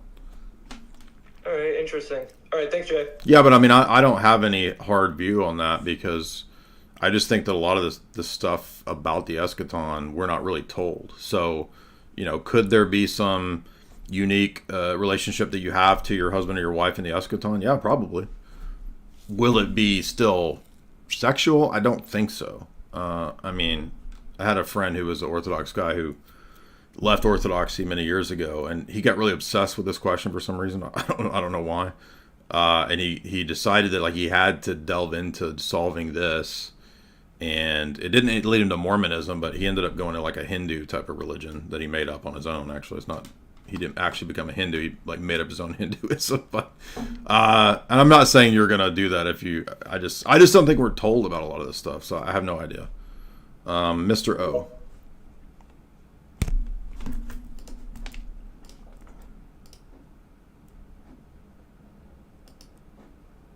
You gotta unmute, bro. Hey, Jay, sorry, we got disconnected for a second. How are you? Good, how are you? I'm doing great. I just stumbled across your space. First time I'm in here, so I appreciate you hosting this. Sure. Yeah, just everything you're saying I agree with. I'm a Christian. I'm a follower of Jesus. I just want to get your thoughts on Paul. I'm a big follower of Paul, and again, I apologize. First time here. I'm sure you've hit on it many times, but just your thoughts on Paul. Well, I mean, Paul is one of the apostles, so all the apostles are given the same Holy Spirit of Christ. So, I mean, are you? Why would we even wonder what's up with Paul? What do you mean? Just in my opinion, Paul is like the guy. I mean, from a Christian perspective, he's the guy to follow. Of course, he took everything from Jesus. I get that, but. Well, I mean, do you think that like he's? Do you think he's more our guy than like Peter? I don't understand. Oh yeah, absolutely, yeah. Well, why would that? I mean, they're all. But and I'm not saying that to like start an argument, Jay. Don't get me wrong. I just wanted to get your. Well, it's a debate space, so why do you think that? So why do you think that? Well, Paul explained. Paul gives us the gospel. There's only one gospel. Believe in Jesus Christ or what He did for us. Paul, explicitly presents that in his Gospels. So I just think I feel like he's the guy. Okay, are you a Baptist? From a Christian No. What are you? Just Christian. Okay, well, there's no such thing as just that. Like, what church do you attend? Oh, well, I'm a Christian. So you made up your own Christianity, or what? I'm sorry, say that one more time. So you made up your own Christianity, or what? Where do you attend church? No, of course not. I attend Bethany Church. I'm from New Jersey. Okay, well, I don't need to know the actual church. I'm asking, like, what kind of a church? Maybe that's where we might disagree a little bit, but what does that really matter? There's only one church. It's a Christian church, Pentecostal. Okay, well, that's not a real church. That's a fake church. Okay, go ahead. So the only church that exists is the Orthodox Church, and that's the church that has the succession from the apostles. And as we were covering earlier, I know you got in here late, but we dealt with. Yeah, I just joined. We dealt with the Pentecostal stuff earlier. Like, that's not real Christianity. So, for example, talking in tongues, quote unquote, gibberish, that's not in the Bible. It's always languages. It's known languages. So there's no gibberish. Okay, keep going. Okay, so and modern Pentecostalism comes from guys like Charles Parham and the Four Square Gospel and all this stuff. None of that has any connection with Christianity for the first 1900 years. So why would we think that this new, 1800s, 1900s era movement is somehow real Christianity when Christianity had already existed in the Orthodox form since the earliest days of the church? And I guess, again, we all know what church is. It's not a building. It's, more than, two more people coming together. So I guess my retort to that would be that you pressed me on a little bit. The church I attend, again, that's when I said I was just a Christian. We try to keep going deeper as to what type of Christian, what type of church do you attend. That's kind of where I lost. Well, but my point is that, like, if you why can I just say I'm a Christian? I follow Paul. Well, all kinds of mistakes there, because again, Christianity is a historic thing. It's not a thing that you like figure out, or it's not a thing that you reinvent the wheel. It's a historic community that you join, and there's only one legitimate historic community. That's the Orthodox Church. There's no other churches. The other ones are not churches. So how do I know that? Well, if I go read the Church Fathers, the 1st, 2nd, 3rd century, the people that put the Bible together, lo and behold, they don't teach Pentecostalism. In fact, they condemn it when they condemn the Montanists, and they teach Orthodox Christianity, Eastern Orthodox Christianity. Okay. So I would recommend, go check out the documentary, the Icon documentary. It's a 7-point documentary. Measy, what's up, bro? Get unmute.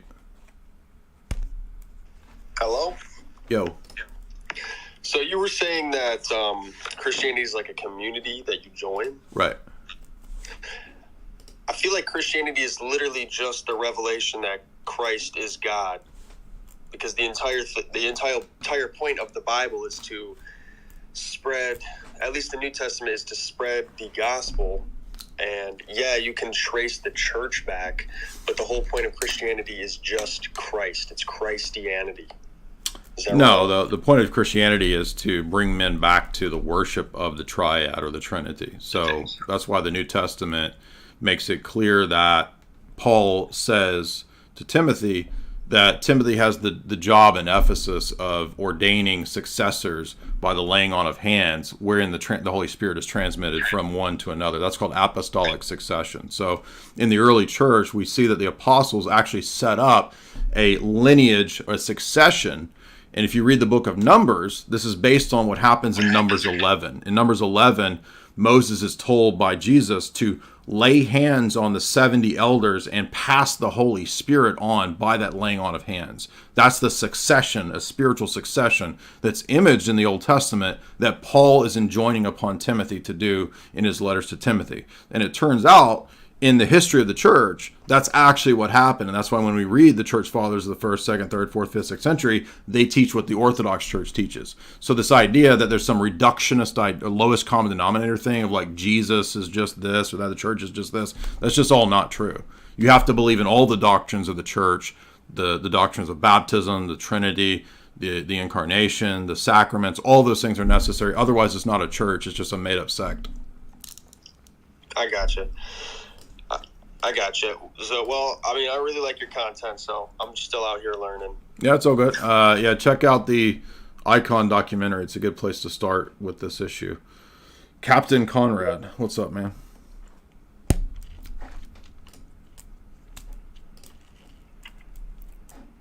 Hey, can you hear me? Uh-huh. Hey, I just had some questions. Is that all right? Like, I'm just inquiring. I know it's a debate thing, but Are they on the topic though? Because it's not FAQ day. So, but if it's on topic, yeah.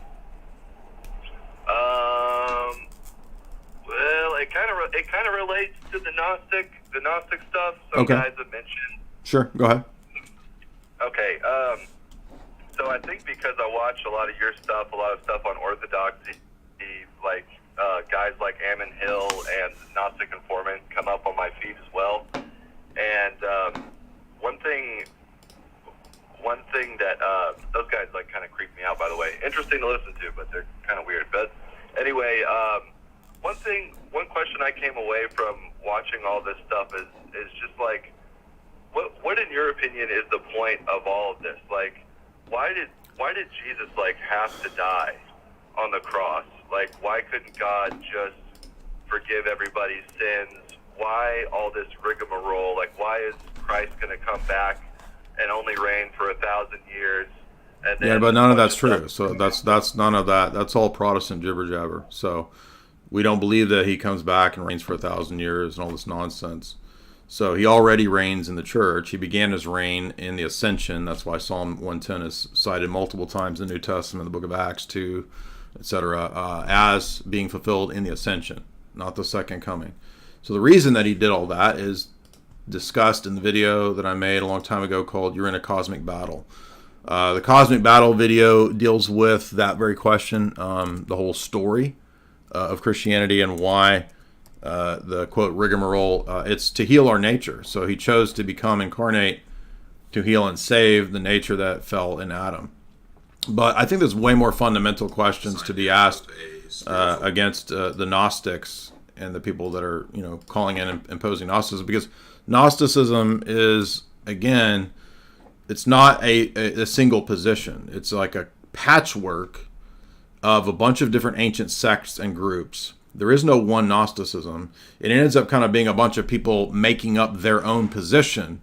And the point that we've stressed against the last several evangelical callers that called in is there's no such thing as Christianity divorced from history or divorced from the historic community of these centuries. So when we go back and when we read the church fathers of the 1st, 2nd, 3rd, 4th, 5th, 6th, 7th centuries, which is what we've lectured through and talked about for the past 10 years on this channel, we find out that they don't teach evangelicalism. In fact, everything that's analogous to charismaticism and evangelicalism is condemned in the condemnation of the Montanists. And it's condemned not because they're being mean, but because that form of Christianity is a deviant form that rejects the notion of the finality of revelation. So revelation is complete, This is why Jude says to contend for the faith once for all delivered. How could it be once for all delivered if it's an ongoing process? If we can just make up our own church?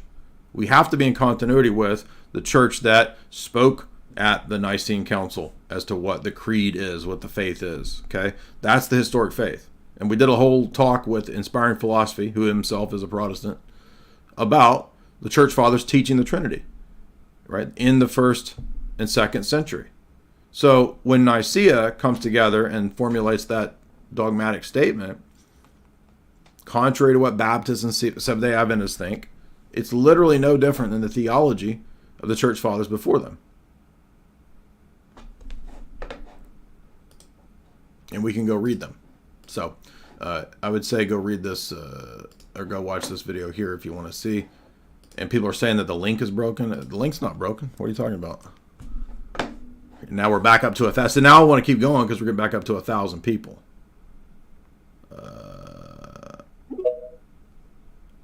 So look, if you already called in, we've already gone to you. I'm not trying to be mean, but look, guys, we already went to you. So we want to bring on new people, new challenges, new objections. Now that we're back to 1,000 here over here on YouTube. So guys, where you at? We got a bunch of people. I can't get in. That's not true. It's right here. This link isn't broken. What are you talking about? It's open forum. That means that you request to speak. You got to hit request. When you request to speak, I'm Orthodox. Okay, so we're talking about Orthodoxy today. Johan, what's up, Johan? Johan in the house. What's up, dude?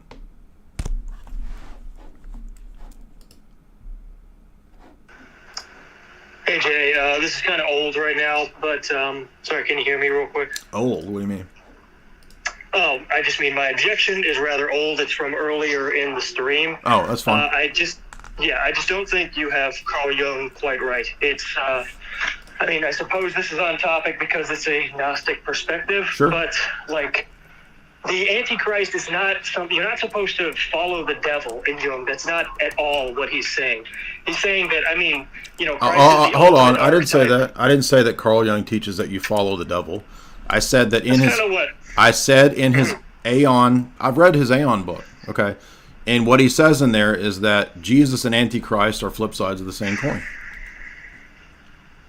Yes, but you're supposed to integrate the And Antichrist. I exactly That means- said that that's demonic. I said integrating that is demonic.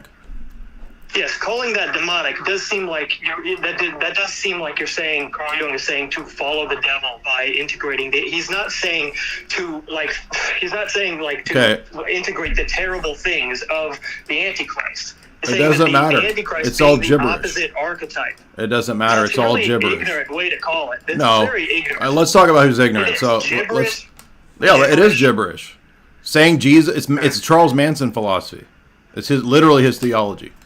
God, devil, and Jesus are all the same. That's literally what Charles Manson This said. is gibberish, man. This is gibberish. Oh, that's you should gibberish. read Okay. Moral Carl Jung. You should read Moral Carl Jung. How much do I have to read before? Is he a Gnostic? Is the Red Book Gnostic? I mean, actually, Yes? I haven't read the Red Book. Oh, okay. So here we go. So this arrogant popping on here telling me I'm ignorant, I don't know anything. You haven't even read the very thing where he says he's Gnostic. He says he's Gnostic. He says he's Gnostic in the Red Book. The whole He Red says Book that. is a Gnostic revelation.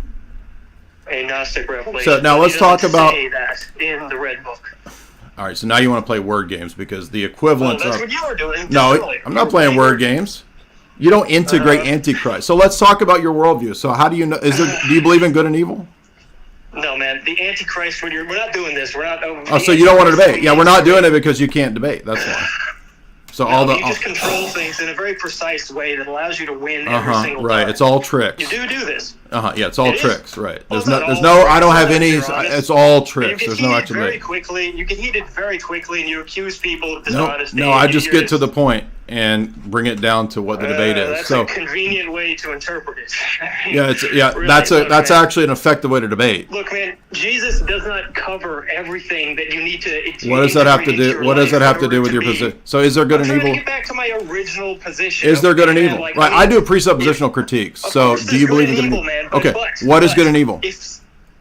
No, I'm not doing this with you. Yeah, because you can't debate. I'm You trying to won't make do my it. point. You won't I'm do trying it. to make my point. No, you don't. There is Trying no to make my point because point. it's a debate stream.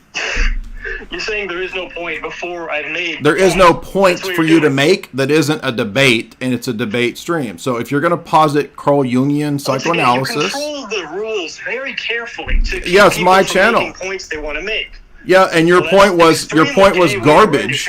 Your point was garbage. No, it wasn't. It was. The whole chat's laughing at you, dude. The point was garbage. So tell me, what is good and evil in your world? How do you justify your knowledge of good and evil? The chat can suck my soft pink. Yeah, so what? Yeah, that's all you have. Yeah, he ran off. Hey, and is the controlling the rules in the room with us right now? Yeah, come back on, dude. That's why you ran. He ran and blocked me. So trigger a soy Jungian by simply asking him to justify his belief in good and evil. And you notice when he came on here, he literally said what I said. No, man, you got to integrate Antichrist into your psyche, man. Yeah, that's what I said, word for word, because I've read Aeon. Ethan, you messed up my Versace suit, Ethan. Well, at least he hopped on to try to defend. Oh, now he wants to come back.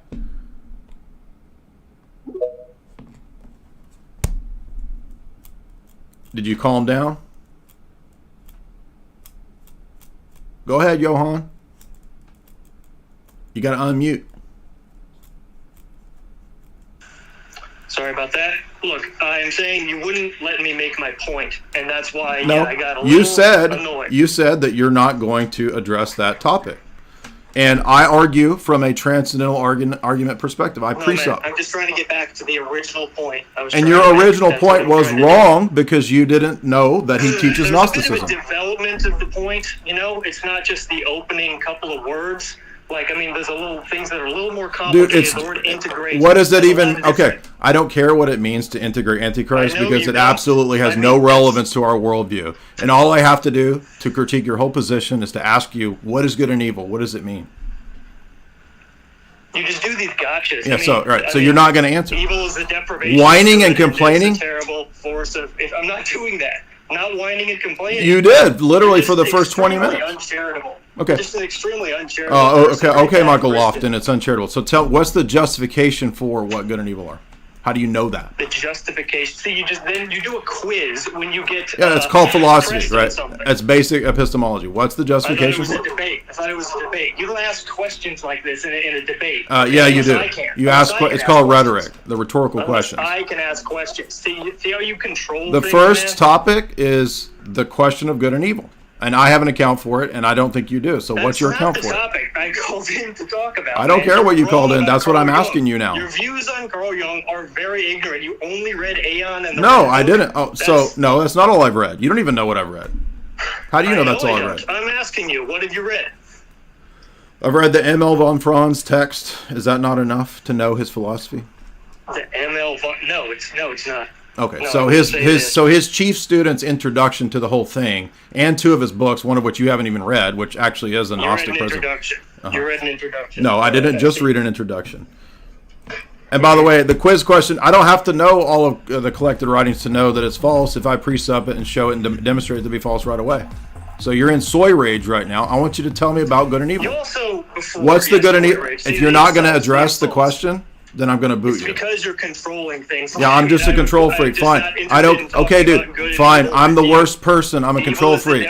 So, no. I want to know how you know that. The justification for it. Do you know what justification is? See, now another question. It's just another quiz. This is how you control. So you've never been in? Dude, I've debated like the top atheists and Muslims in the world. You think I don't know how to do a debate? I don't. I don't know. You absolutely have not, man. You have debated. You maxed out at Helmet with Matt Dillahunty. You have not debated the top atheists. You have not. So Dr. Malpass isn't a top atheist. Reddit level of debate. You're a very Reddit level. So this is all you have is ad hominem because you're soy raging and melting down. So look at what this is all he has. Look at this soy rage from this dude. There's no soy in my body, man. Dude, everybody in the chat is calling you soy. Like literally, like 1,000 people are laughing at you. All this chat, and you can all. So what's? Yeah, you can say you can cuss out the chat all you want. What's your justification for the existence of good and evil? The justification. Do you know what that is? Jay, I'm not going to answer. So you're going to say my name the whole. So you're going to keep repeating my name. This is what these people do. So you can't handle you can't handle a basic debate questioning your paradigm. Why? Calling it to you is just so tough. What is the justification? You understand you're making a fool of Carl Jung and yourself right now. So at least attempt to answer it. Carl Jung and myself. Yes, look, man, you are a fool. Like, it just. See, look at this. That's all you have is ad hominems. I'm asking you about the justification for your position. Ad hominems the whole time. I'm asking you for a justification. I'm rejecting your faggoty question. There you go. Okay? You're just controlling things. All right? This is just how you win debates. You're a bully. You're just, like, extremely... Like, if you were to debate in a way where you had no power... I've done many formal debates with moderators. Look at that soy rage. Amazing. So there's your Carl Jung apologist. David Fletcher. I want to ask the question, where do people get the authority to make claims about good and evil? That's exactly what I was asking, right? Not just the authority, but like, how do we know that that's the case? Why should we accept your Jungian worldview? Well, I want to go back to epistemology, the foundation of where we get our knowledge, our opinions. If in Western civilization, we have figures like Martin Luther, John Calvin, and then if you go back, you have the Aristotle, Socrates, and Plato. Okay, what's the point? The point is, man is a rational creature, and he's trying to understand the universe, and all of it cannot be understood by mere materialism. So there's a God factor, a spirituality that's played out in different cultures. The Indians don't have the same name for God as the Eskimos do. Okay, do you have a topic or question, or it's not like sermon time? I'm talking about Gnosticism, Muslims, Judaism, and culture. You know, okay, so it's not sermon time. So do you have an argument or what? Well, the argument is the human being, due to the nature of the mind, will project and look for spirituality. So that's an assertion. Where's the argument? The argument isn't the assertion. Okay, you don't understand those are two different things? Well, an argument is where you make claims and give validations. Okay, and where was the valid proof or evidence for that claim? The life of Martin Luther, John Calvin, and the early church. How is that a proof for that claim? That's a story. Because those people were living out the realities that they were experiencing. Do you know what epistemology is? Like, I'm trying to be patient. Epistemology is, the basis of knowledge. Right. So what you said isn't actually a proof for the claim. It's just another asserting. You're saying the life of Martin Luther is not valid, or John Calvin. So again, you don't even know. You don't understand what. Lives are not valid. What about the life of Jesus Christ? I'm trying. Again, you don't. Jesus Christ is valid life. Okay. Are you actually trolling or what? What's going on? No, here? I'm not trolling. Okay. I'll give you another. Dr. Albert Schweitzer wrote a very... Yeah, I know who Albert Schweitzer is. I read his stuff. Okay, he wrote a book, In Search of the Historical Jesus. I'm aware of it. I've read it. You read that? Yes, I've read Schweitzer. I read all the other people from that school back at the time of the controversy when N.T. Wright put out his book, and it was all about the new perspective on Paul. I know about all that. But none of that has anything to do with the epistemological point that I'm making. Do you understand that? Well, then you're rejecting the lies of all of humanity. You're not even capable of understanding what the objection is. I'm not rejecting their lives. I'm saying that it's not a good argument. You don't understand the difference? Okay, but not all good arguments are bad argument. Just whether it's a bad argument this or is a gibberish. good argument. In Okay, Boomer. Okay, Boomer. This is gibberish. Boomer gibberish. Glove, what's up? See, I've fallen back into mean, Jay, because it's getting like... I'm glad we kept going because this is getting like... Yep. Hello, Jay. Can you hear me? Yep. I was listening to your debate review with Luigi versus Voice of Reason. It sort of ties in back to the comment you made earlier about the fact that Abraham's religion is like the same religion as like the Christian. Like they were the same faith of Abraham, I should say. And you said he was factually incorrect. Yeah. Right. Abraham's faith is not the Muslim faith. Yeah, and I remember from that debate that they made this distinction of errors of facts versus errors on faith. And I thought that was sort of a silly distinction. It is a silly distinction. And also, Nostra Aetate is not saying that. Nostra Aetate is saying that they adore the one true God, and that is identical to the faith of Abraham.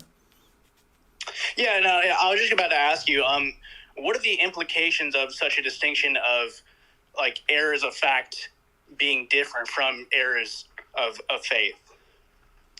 Well, I mean, why are we supposed to accept that distinction anyway? So where's that coming from? How do we know that that's the case? They're just asserting that as a kind of ad hoc rescue to rescue the position.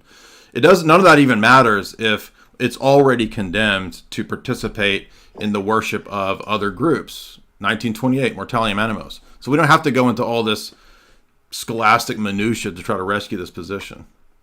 Mm-hmm. Okay.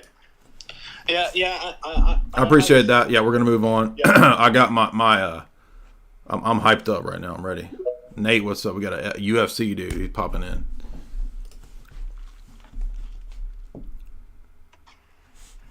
Hello. Yep. Hey, what's up, Jay? Former evangelical here. I'm now an Orthodox Christian. Thanks to you, you really sped up my journey, so I appreciate you. Good to hear. I just had a question. So I was kind of having a conversation with one of my aunts, so she's like an evangelical, and I was trying to explain to her how Protestants and Catholics are two sides of the same coin, and the conclusion that I kind of thought of, would it be because both of their theologies and sacramentologies lead to an unknowable God, like the natural theology type deal? Not every evangelical believes in natural theology. For example, Calvinists don't. So not necessarily.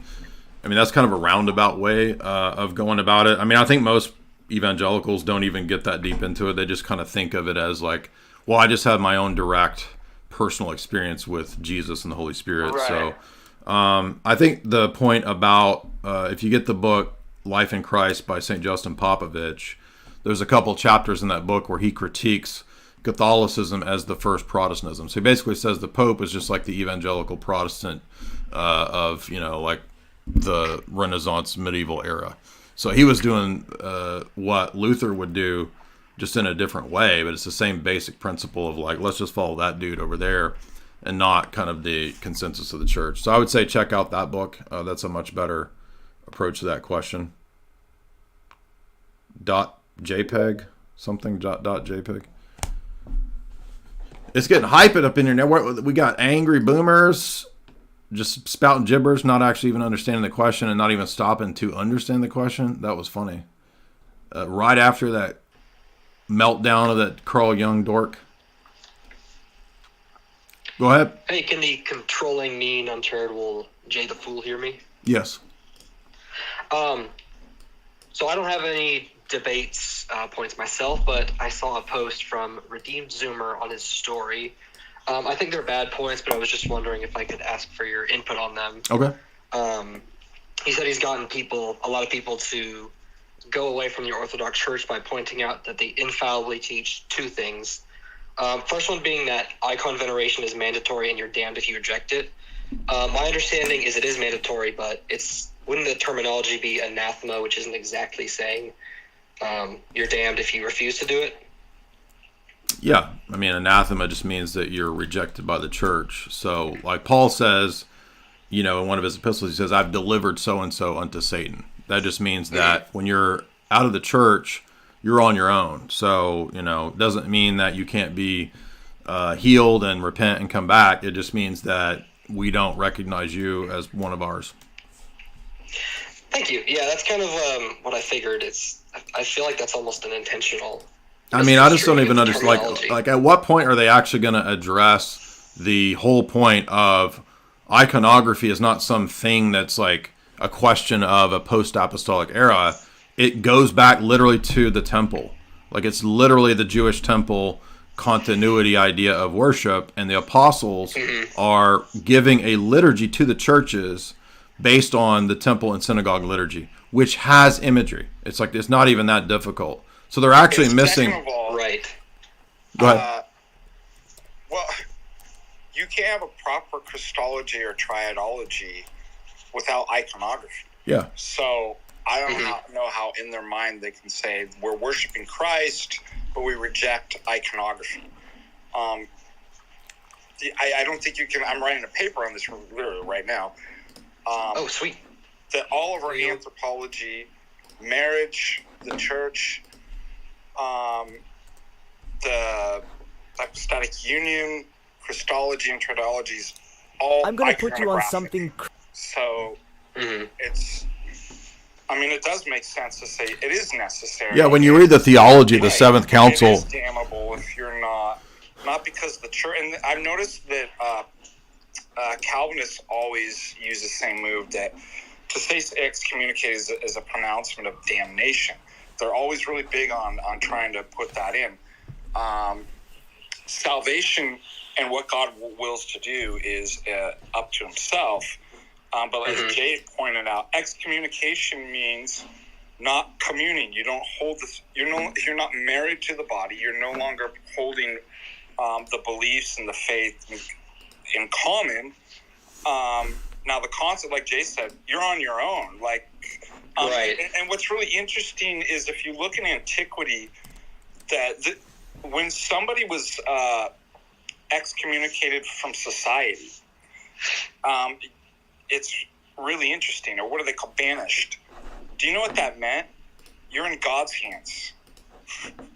Oh shoot, yeah. They delivered you up to you know what? If the wild animals get to you, that's in God. You're in God's hands. That's what He willed. So it's kind of the same thing with the church. Is that you're no longer in the protected communion and ark. You're in God's hand. We deliver you out to, but I can't think of a more damnable or dangerous position than to deny iconography, because it's essentially triadic and incarnational, correct Christology. So I'm like, it's a bad place to be. Now, people in the chat are saying, I'm aware. We've talked about the Duri-Ropa synagogue many times, which is an early synagogue with iconography all over it.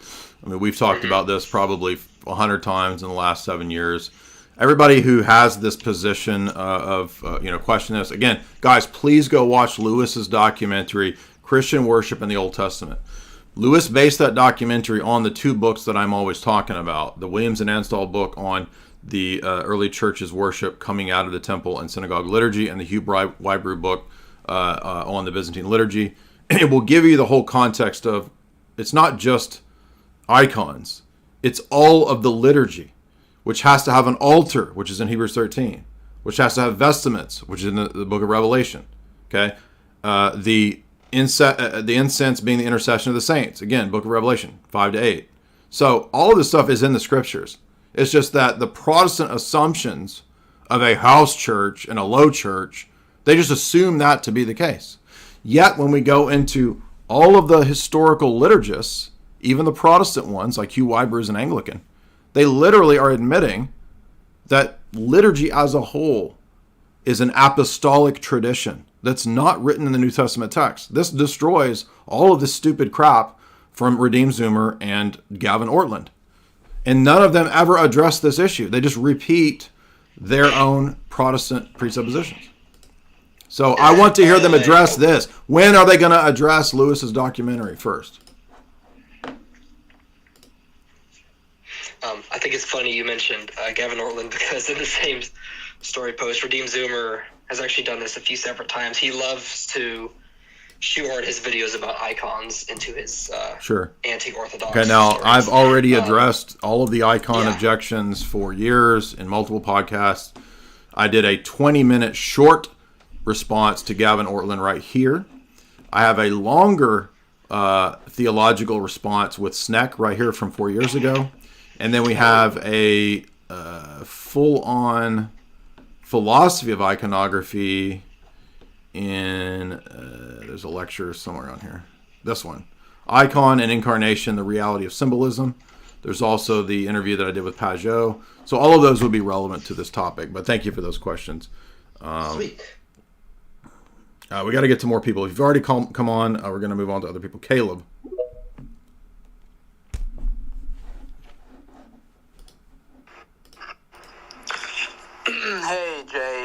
just along those lines. Can you hear me? Yeah. So I am looking to Orthodoxy, pretty close to leaving the Lutheran Church or the Lutheran gathering of people. But yeah, this idea of icons is what I'm really struggling with the most. I understand, like, I've watched that video on Christian worship and the Old Testament.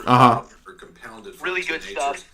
But the jump that is hard for me to make in my mind is, like, how does the church go from all of the icons in, like, Jewish history in the temple to the saints in heaven? Well, like, hold on. What do you mean? How do we go from that? They go together. Are you not familiar with those passages? I'm not putting you on the spot. It's an honest question. Yeah, like what passages? In Revelations. Yeah, I know that there's, like, right, the saints in heaven with the angels all worshiping. No. The incense and the saints in heaven offering the prayers of the saints on earth. Right. Okay. So then, how do we know, like, what saints are in heaven?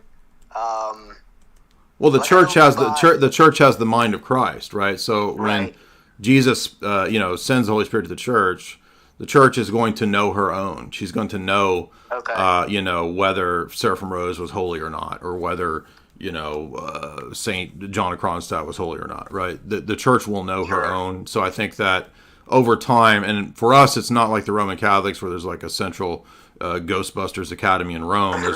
We have literally, like, it's a local veneration that eventually spreads out and is accepted. So it becomes like it starts from local and then it kind of spreads out and is accepted, and that's how we know. But I mean, there's not like some, like I said, some Ghostbusters group that like has the final word in Rome. And by the way, the Roman Catholic Church, they didn't used to do that. Like, it's not like in the first 1,000 years every saint was confirmed by Rome. That's a very late development. Do you know that they actually have devil's advocate? Devil's advocate comes from... Yeah. They actually have a... You want to make any comments? Priest or... they have a person that comes and tries to argue against it. Yeah. All right, very cool. Yeah, good questions. Yeah, I just have one more question.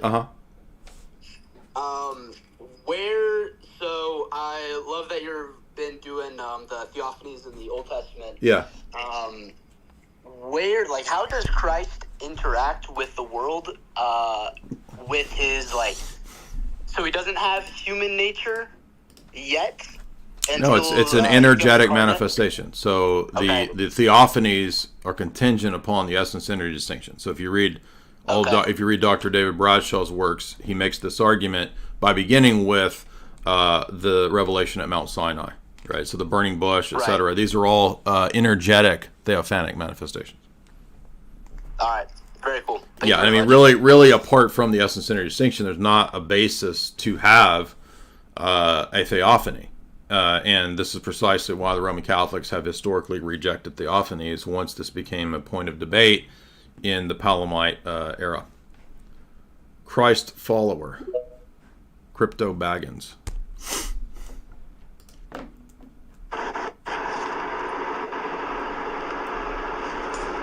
Yo. Bro, how you doing, man? Good, what's up? First off, before I ask my question real quick, this is kind of random, but for your allergies, have you ever heard of the drug Dupixent? I don't know how you are about No, come on, let's go to the questions, dude. Let's not talk about my allergies. All right, go ahead. Sounds good. Sorry, man. It's all right.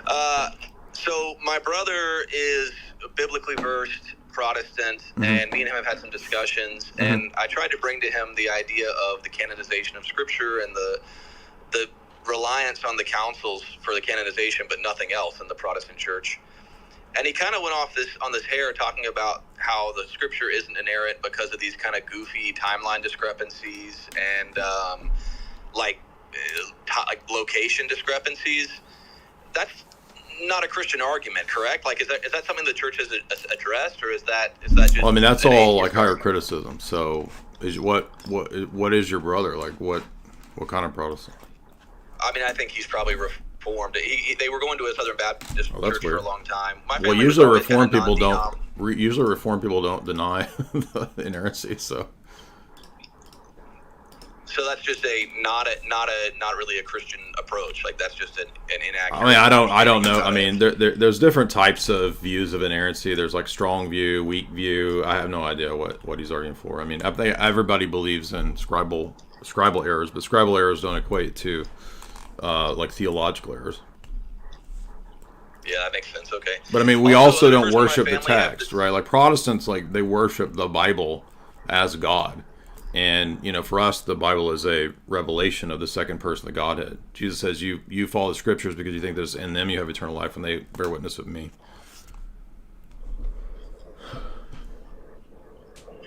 Oh, that's good. That makes a ton of sense. Yeah, that verse is really fresh. Yeah, man, appreciate it. Go Load, what's up, dude? Hello, can you hear me, Jay? Mm-hmm. I just wanted to ask a question. I don't really have.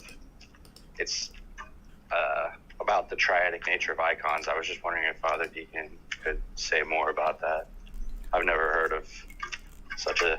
Well, I mean, I'll let Father Deacon answer that, but if you read the book on the theology of the icons by St. Theodore the Studite, it's a little text that's about 100 pages. I highly recommend it because it's really the theology of the Seventh Council. He's sort of one of the key fathers, as well as you could read John Damascus's treatise on the holy images as well. I mean, those two little books are not hard to read, and they really just lay out what's kind of obvious, that all of these things go together, right? The way that we view the incarnation, it determines how we view the sacraments. So the essence-centered distinction in Christology is what conditions the essence-centered distinction in the sacraments and how we participate in uncreated grace. That also becomes the paradigm by which St. Theodore argues for the presence of the divine energies in the icons. And so how they become manifestations or windows into heaven via picking out not the divine essence, but the hypostasis of the Son. And so in St. Theodore's book, it becomes an argument about circumscribability. And so the icono-duals argue that if the Son is circumscribable, which is what happens by becoming incarnate, meaning that he is uniquely in time and space at that place over there and not at that place over there, not compromising his omnipresence, but stating that he's uniquely in one place at one time. That's the kenosis text of Philippians 2.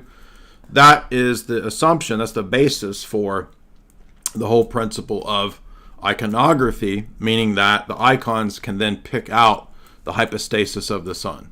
That's what the whole debate becomes about, circumscribability. And that's why it becomes a debate based around the distinction between nature and person, because the iconoclasts say that you can't image the divine essence. And the Orthodox say we are not imaging the divine essence, we're imaging the divine person of the Son. Of course, that's so beautiful. Thank you for sharing. You said, sorry, who? St. Theodore the Studite. Thank you.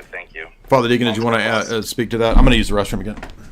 Yeah, so I'm working on a paper right now, and I'll read this quote from Father Maximus Constantius, but it's exactly what Jay was saying, that the ability to distinguish between nature and person, and especially Christology, that you don't collapse these. How can the image of the Father be depicted in Christ? All of this is understood through the theology of the icon. He says, let's see, the Son of God is a divine image identical in essence with its archetype. With the incarnation of this image, a particular human nature, namely the humanity of Jesus and others, became the human expression of that same divinely consubstantial image. So that the form and face of Jesus manifest the very glory of God, the celebrated hypostatic union of the patristic Christology, producing the composite hypostasis in Christ, means that what distinguishes the Son from the Father is precisely that which unites him with his humanity. So you see, if you don't get this correct, then you're collapsing nature and person. He goes on to state, the identity between word and and his assumed flesh means that the word's eternal sonship becomes a property of his humanity. So that whoever beholds the face of Jesus of Nazareth beholds the Son of God, as we see in John 14:9.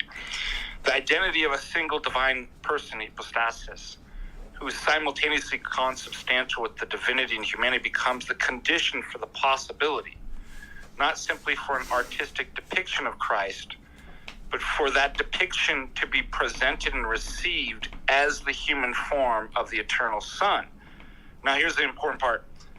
The iconoclasts, on the other hand, were unable, or for polemical purposes unwilling, to distinguish between nature and hypostasis. Do you see the problem here? For them, an image was a reality that tended toward essential identity with its archetype, and thus only an image representing both Christ's divine and human natures could be considered an image, through which such an image, they arrived, is both impossible and blasphemous. Just the same way that depicting the Father is Yeah. at least like you should hesitate at minimum, right? I Well, no, we're not supposed to depict the Father. I mean, there's No, you're not. the only limited the limited way to do that is the Ancient of Days, which is the image of the Son as the image of the Father. Yeah, so what Father Maximus Constantius is saying, that one of the reasons that they reject iconograph representations is a collapsing misunderstanding, a collapsing into nature and person. Yeah, exactly. So they're basically making the mistake. They're mistaking the human form of Jesus as. They can't make a distinction. No, they're assuming that the incarnate. They're assuming that the with God. that they have a Neoplatonic metaphysics. So if you read Meyendorff's book Byzantine Theology, he goes into critiquing the Neoplatonic assumptions of the iconoclasts, and they have a simplicity doctrine by which person is a manifestation of essence. So there's not a distinction between nature and person. Necessarily tied to. Okay. Yeah, it's necessarily tied to the triad. Correct. And that's why they slip into, even in their soteriology, either an Arian subordinationism, in which Christ is damned and separated out of the Trinity, or a Nestorianism in which the human nature must be damned and is separated out of the divine nature in the person of Christ. So their problem with penal substitutionary atonement and their soteriological model is a problem of iconography. Yeah. And it's the same principle of the sacraments, right? Because the relationship of the interpenetration of the divine energies in the human nature of Christ is identical to the presence of the divine energies in the sacrament. And it's identical to the problem of relating the uncreated to the created in the icons. It's all the same God-world explanation issue that all hangs or falls together. Daniel. Pop back in there. I didn't mean to delete you. Hit the wrong button. Go ahead, Daniel.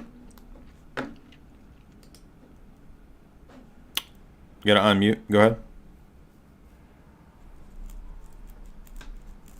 You gotta turn your mic on. Mic permissions, guys. If you try to pop in with. Listen to this. This is awesome. For the iconophiles, us, however, the relationship between the icon and the archetype was not grounded on the divine nature, even the hypostasis of Christ as such. Hello? Because the icon itself is not a separate hypostasis, but simply belongs to and participates in the hypostasis of its archetype, not unlike the way a shadow is projected by the body. Really great stuff from Father Maximus Constantius there. Can you guys hear me? Yep. What's up? Hey, so I got a few questions. Obviously, I don't know, how long you guys would want to spend on them, but I guess the first one would be like libertarianism. Okay. Talk about that a little bit. Basically, I'm not really a libertarian. I think I was at one point more towards that, but I kind of realized some of the flaws in it. But my main question would be that I think there's some point that they have, at least, that you have to balance, individual freedom versus like collective responsibility or what have you. So I just don't know, does the Orthodox Church or like your worldview speak to that in any way? Like how you balance that? Is it just like an individual situation? By each individual situation you would judge it, or how does that work? Do you understand the question or what? I think that we would just disagree out of hand with the tendency amongst libertarians to deny collective identities and realities. I mean, the family is a real identity. Nation state's a real identity. Biological identity through being male or female, those are all real collectives. So the Enlightenment assumption of atomistic individualism is itself the problem. Yeah, I see. I would agree with that, but I guess the point that I'm saying is that, like, if we look at society today, you would say the typical thing people would say would be anarcho-tyranny, would be that, like, in one way the state is overstepping their bounds in these kind of insane ways, but then the other ways there's like no law and order for some people, in the way that, you can see people stealing like crazy and not getting arrested for it, but then the other way you'll get the book thrown at you for what seems like minor offenses or things like that. Right, so there's a lot of injustice. So what, I don't get what's the question? No, well, basically my point is, like, what principle through the Orthodox Church or Christianity do we point to like balance individual freedom? Simple, yeah. But yeah, this notion of individual freedom doesn't really even make sense in Orthodoxy either, because freedom is in the sacraments in the church, and it's not pure license. So I'd say probably, well, in principle, the state stepping in and overriding your freedoms is perfectly fine. But why? Why are they doing it? Why are they enforcing? So outside of a Christian ethos, it doesn't make any sense. So it's not wrong, I don't think in principle, that the state is forcing people to do things that they don't want to do or something like that. But why? Why are the laws? Why would they be where the difference makes. Does that make sense? Yeah. Nothing like in the abstract that like this that just exists in the Platonic ether that the state shouldn't override. Like this is too far. Like too far for like what? I mean. Yeah, I guess that's kind of where I'm, because I actually completely agree. Like the family unit is like a very essential thing. It's a deep principle. Like these collective, these identities are real. These things are real. It's just that I guess I would have trouble understanding or like pinpointing out the specific principle that you would go to, or maybe it isn't. Maybe it is a case by case basis kind of thing of like where is the state overstepping or versus, even if it's maybe not individual. Yeah, I appreciate that. I mean, I don't think there is any easy answer to the specifics of when is the state overstepping. I mean, we have general ideas of duties that we, are supposed to pay our taxes, kind of stuff, even though even if it's unjust, like what we would try to do ideally then, if we believe that, is to work to change that, to make it more just. There's not going to be like some a priori argument as to like what constitutes, a just taxation or something like that. I don't think that exists. I don't know the answer to that. Daniel, what's up? But I mean, when it comes to like the worship of God, like obviously we have to obey the higher authority. So if the state tells you to worship, the state, you have to say no, sorry, and then you're, become a martyr. So, Daniel, what's up?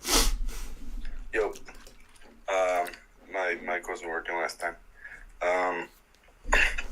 So you said before, in regards to the encyclical about praying with heretics, mm-hmm. You said, our church isn't built on one guy. Mm-hmm. But, I mean, what if I said, well, is your church built on, like, all the patriarchs? Because a bunch of the patriarchs were at Assisi. Like, 5 of them are, like... And there's only, like, 5 patriarchs in Orthodoxy. Am I right? They were not all there, but the church is not a 5-headed church. Every bishop is equal as bishops go. So so there's no, like, patriarch is above a bishop? The only thing a patriarch has is certain jurisdictional and canonical privileges. They don't have any. They're not more of a bishop than any other bishop. I guess during the Arian crisis which I think Athanasius appealed to the Bishop of Rome. Yeah, and if you read the Alexandria document, it talks about other people appealing outside of Rome to other patriarchates. So what? That there was an appeal process throughout the early church. How does that prove Rome? Well, I mean, okay, but what if I go the route that, maybe ecumenism isn't actually bad? And this is why would your church say that it was bad in 1928? Because of development of doctrine. Then why does Pastor Eternus and Sadis Cognitum say that it wasn't a development, it was always there? That's talking about the office of the papacy. No, it's talking about papal infallibility. Yeah, well then those doctrines wouldn't be. Oh, so papal infallibility didn't develop, ecumenism developed. Well, I mean, what if they're just worshiping, or what if they're not all... Okay, have you read Mortalium Animos? No. All right, so if you read that document, it's talking about inter-religious services with Protestants, right? So how much worse to do it with Buddhists and with Muslims? And by the way, the ecumenical patriarch was present. Not all the patriarchs were present at Assisi. Why does Augustine say that Donatist sacraments are valid if there's no grace outside the church? Well, Augustine doesn't believe that there's salvation outside the church. He believes that the sacraments are valid, but he doesn't believe you're saved outside the church. So that's not even the Augustinian position. Is the Orthodox position to agree with that? Well, we have a different view of ecclesiology and a different view of the sacraments than Augustine. So Augustine's views aren't really relevant to the Orthodox view. Okay, but isn't it also in Russian in the Russian Empire they were saying that Catholic sacraments are valid too? Well, the church can recognize the celebration of the service. That doesn't mean that the grace was present in the sacraments. We don't make a declaration on that. The Roman Catholic position is recognize the celebration of a service. Again, no. The recognition of the service, if the church accepts that person in, that means that at that point, them renouncing their heresy, it becomes efficacious at that point. This is why Augustine even says that it doesn't matter if the sacraments are valid. If they're in a position of heresy, that's an impediment to the grace of the sacrament. So Roman Catholics don't even have his position. Okay.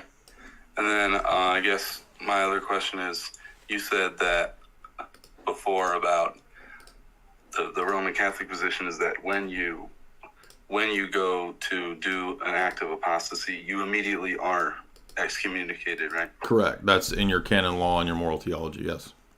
So, but is that the same theology or mode of looking at things in Orthodoxy? No, I don't think we have the same idea of ipso facto late sententiae.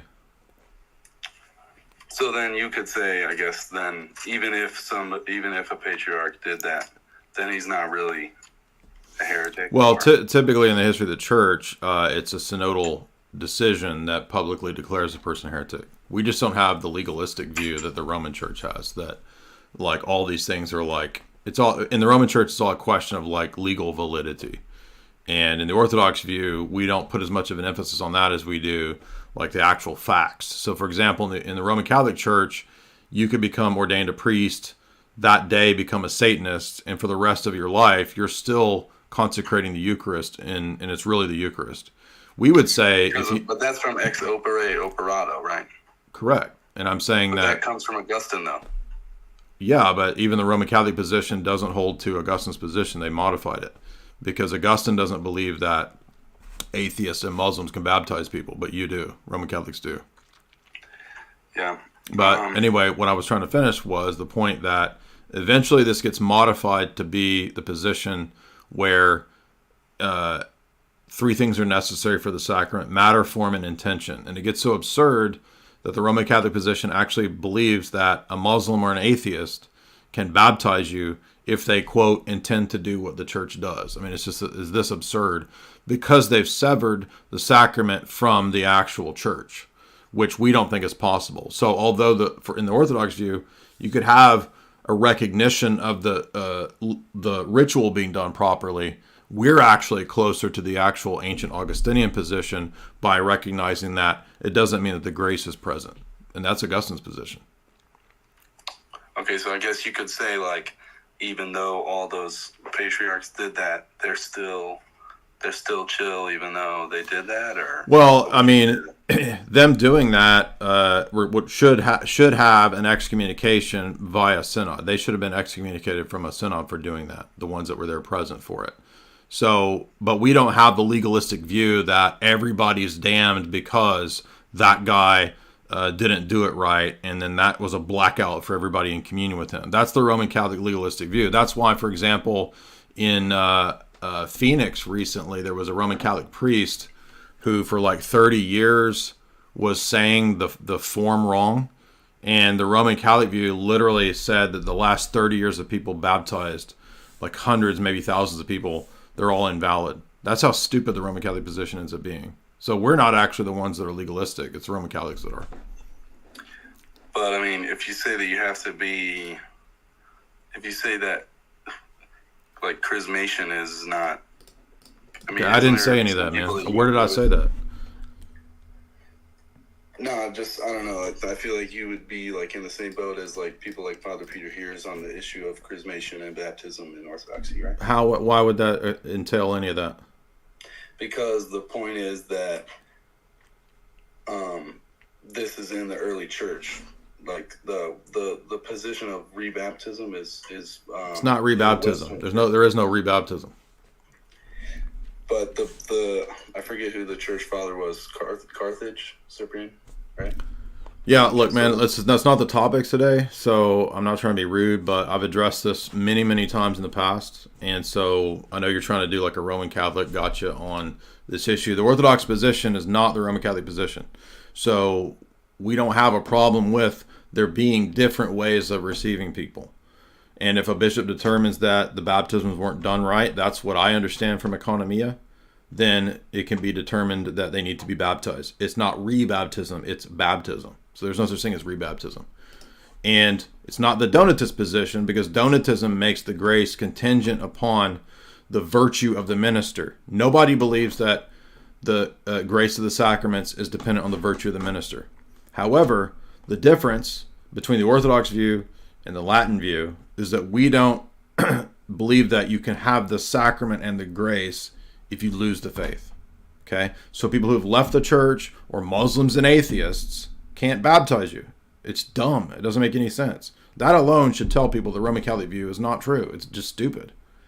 And it's not Donatism to say that you also need the faith along with apostolic succession to have the sacraments. That's not Donatism. Donatism is a very radical position that says that the grace of the sacrament depends on the virtue of the minister administering the sacrament. That's what Donatism is. And that's why if you read Athanasius, if you're a Roman Catholic and you go read Athanasius, you'll think he's a Donatist, because he says that there is no celebration of the Eucharist outside of the Orthodox faith. That's not the Roman Catholic position. Is he a Donatist? No. It's just more precise and nuanced than that. GS Ricky.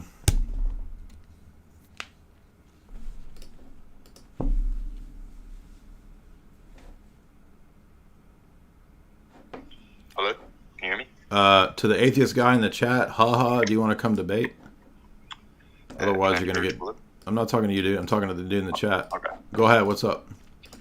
Hey, so I'm a big fan of yours. You're actually what got me into Orthodoxy, but I've been trying to study tag and everything. So how do you respond to like skeptics that say... So, look, man, I'm sorry, I'm not trying to be rude, but I specifically said it's not tagged today. Tag is not listed in the show description. Noah, man, we already went to you. So, look, guys, it's open. I want to open it up for people who've not come on. So, if you've already come on, we're going to move on. You can call in another day. We open these up all the time. So, you don't have to do it today. We got weirdos in the chat losing their minds, spurging out about Yeshua and all this nonsense.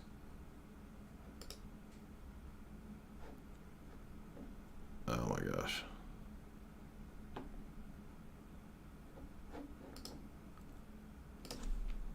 D wants to come back. What's up, man?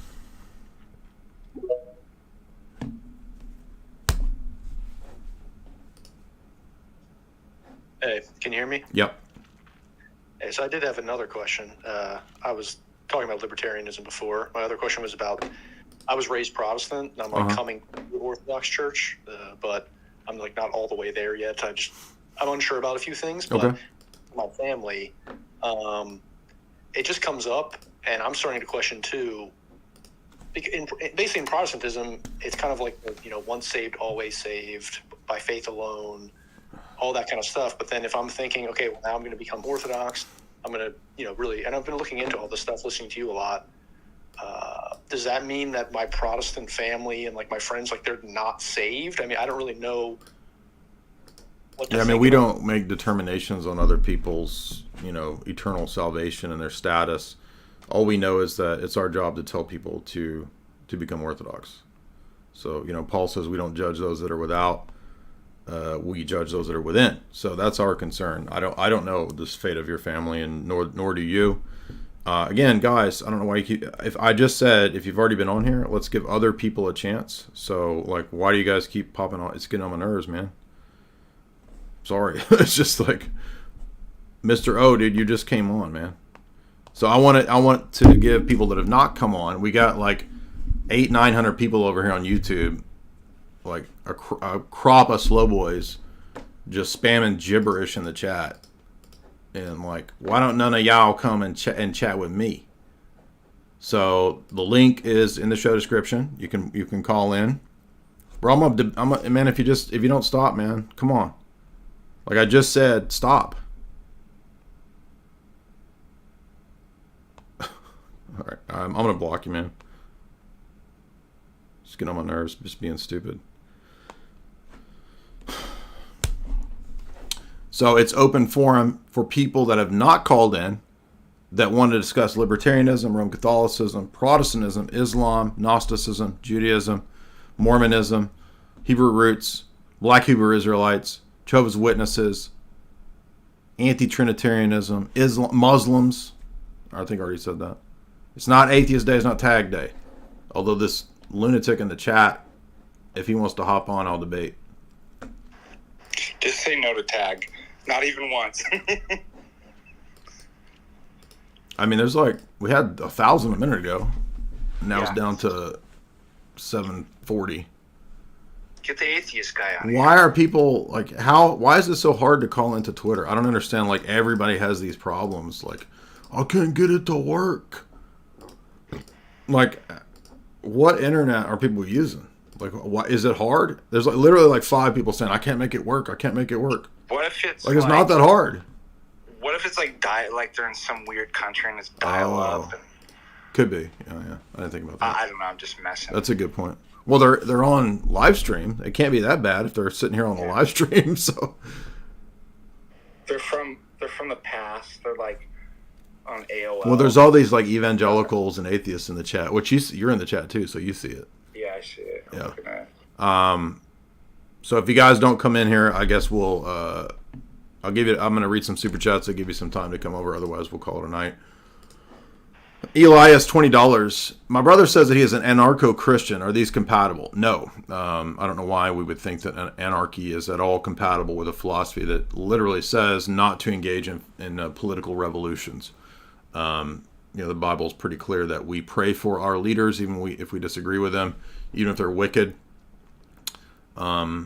The Bible is very clear that monarchy and authority come from God. There's no Christian anarchism, so it's really just kind of absurd, I would say. Demetrios. Hey, what's up? Hey, man.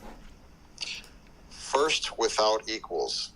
Are you familiar with this paper that Archbishop of the Greek Orthodox in America has published? First without equals. Are you familiar with this? It sounds like they're trying to prop up Bartholomew as like a proto-pope. Is this guy out to lunch or what? Yeah, crazy.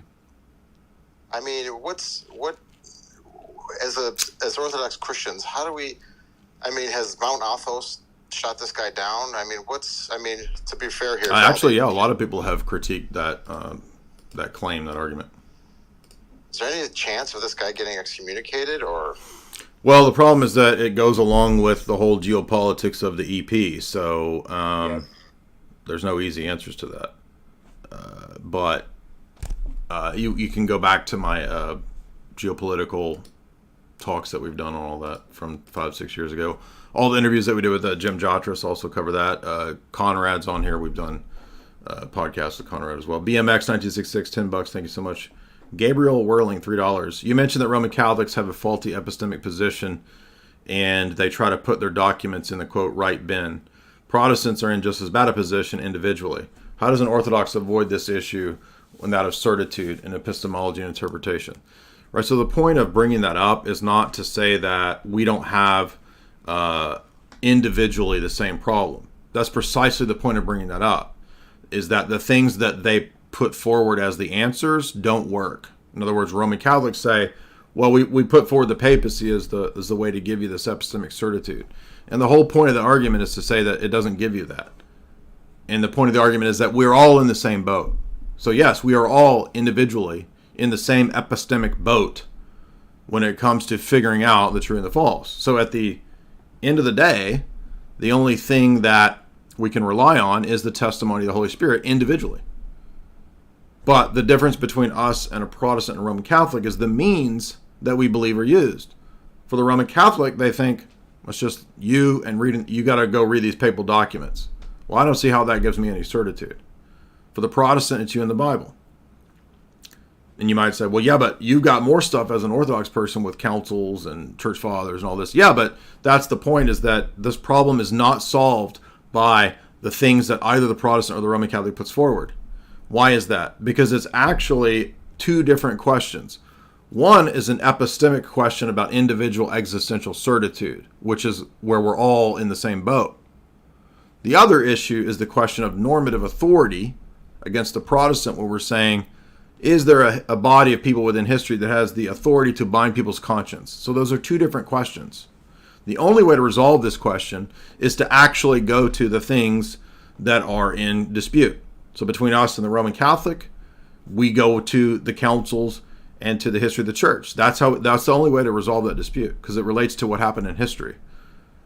With a Protestant, we have to go to the question of how did the canon come to be and what's the basis for their, collection of the Bible or whatever. There's no other way to resolve that dispute.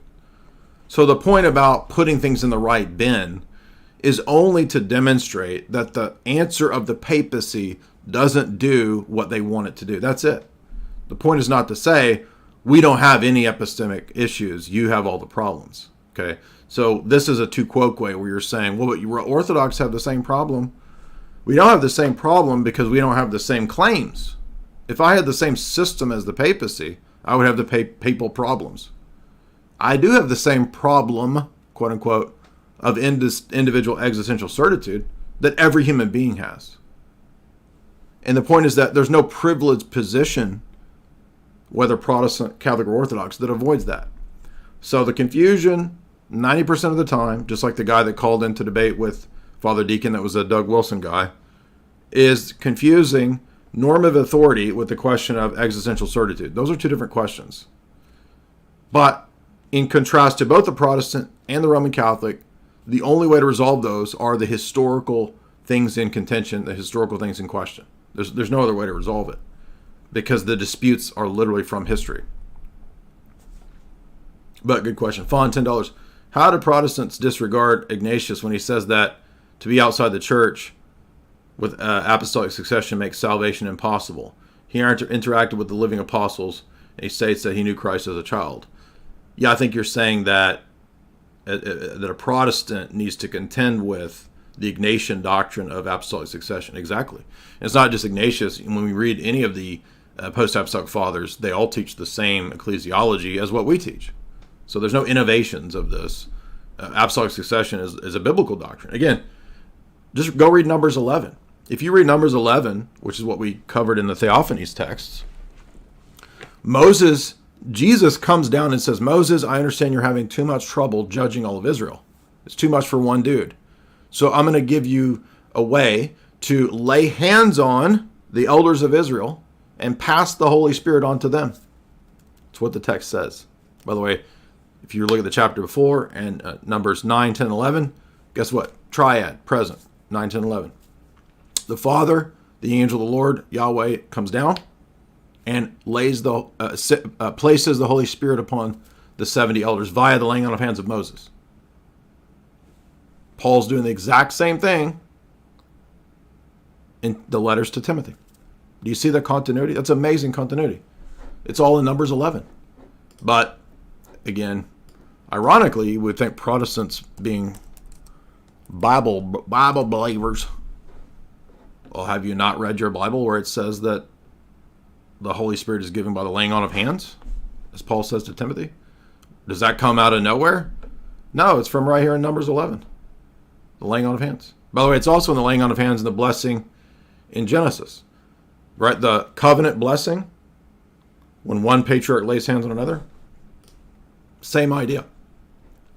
What is the covenant blessing? Well, in Genesis, it's the birthright. But that's a type of the laying on of hands of the birthright of the Holy Spirit, you see.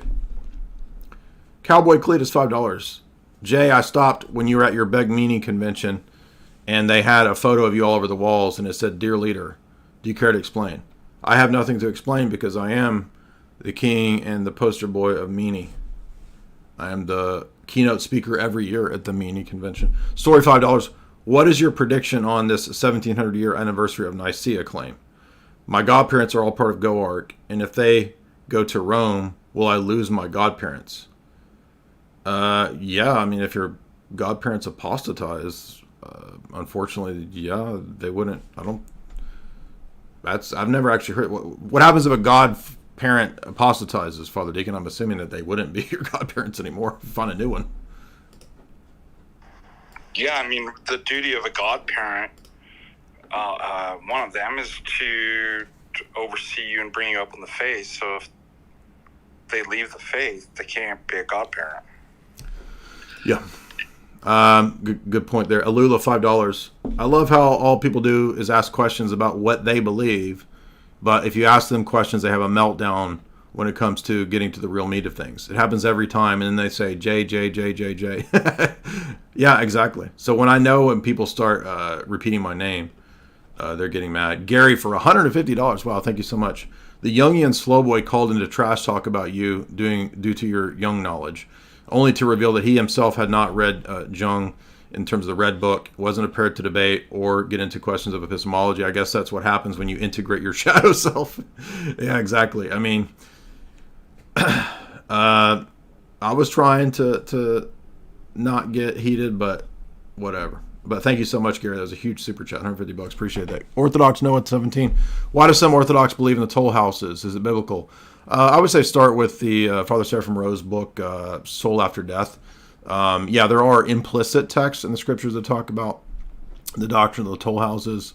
I wouldn't say that it's explicit, but it's also something that we get from our liturgical texts in the history of the church as well. So it's not just like a Bible alone thing. There's also the monastery publication. It's like there's actually an 800-page book on this from one of the monasteries. I have the book, but it's at the other location. I don't have it here. Yeah, it's more of a mystical teaching of the church. It's not a clear dogma per se, but I think it is part of the tradition of the church. And you'll find in Orthodoxy that there are some things like this, right? I mean, there's certain things that aren't like part of the Nicene Creed, but are kind of, for example, the energies doctrine, right? I mean, the energies doctrine is fundamental and essential to Orthodoxy. It's not mentioned in the creed, but it's kind of like implicit, you could say, in the triadology. Atreyu, what's up, man?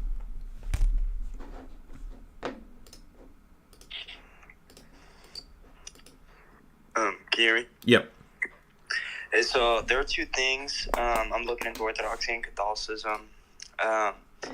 And so Catholics say about the Vatican II document that you brought up before, saying that Muslims adore the one God, right?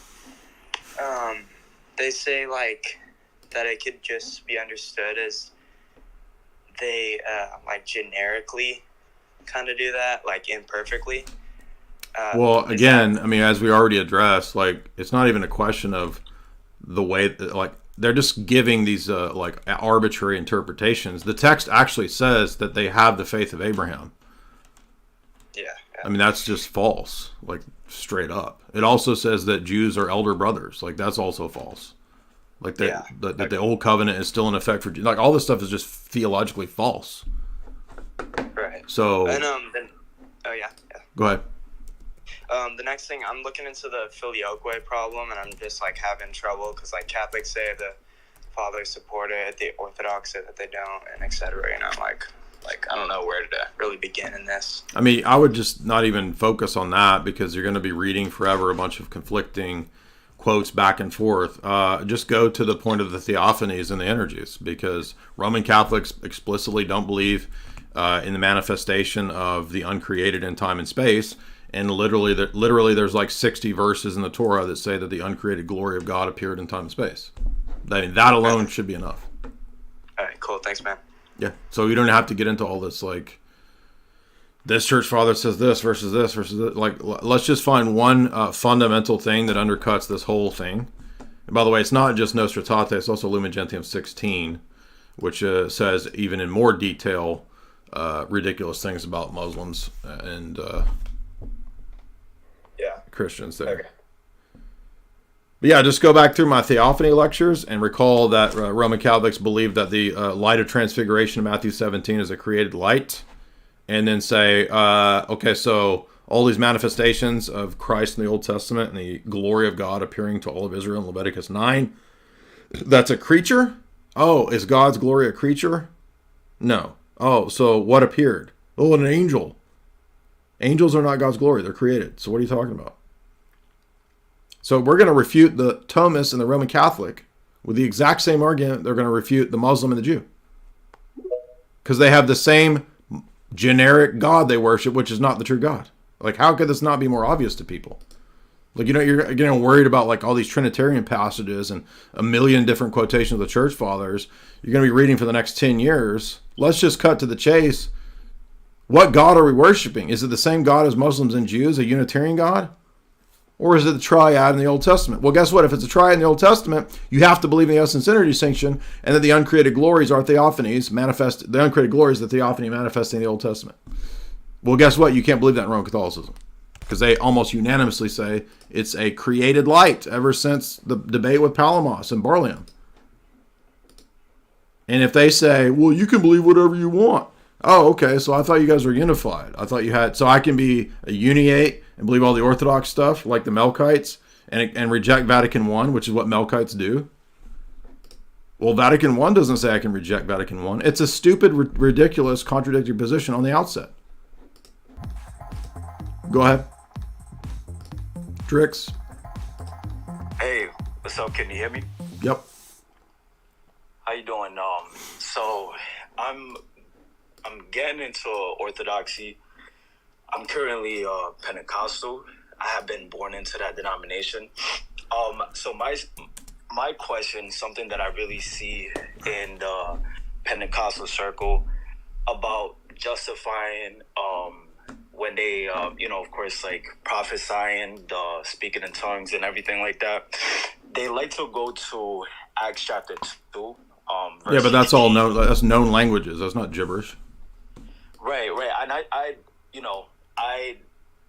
now learned that recently, and it completely makes sense. Yeah. Even the whole gift of it, and I think it's interpretation of tongues is literally that was. Yeah, it's the reversal of Babel, right? So the Acts 2 is the reversal of Babel.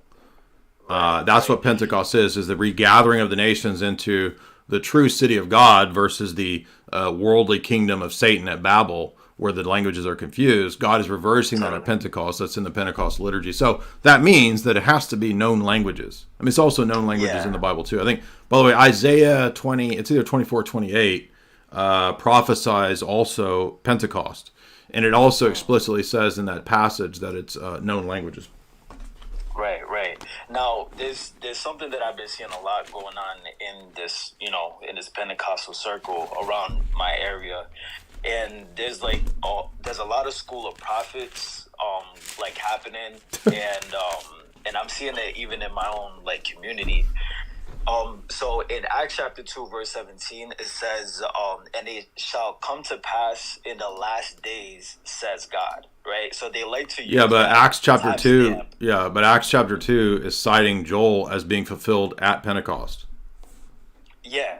Oh, okay. Yeah, okay, I see. So the last days are the first coming of the Messiah. Jesus instituted the last days.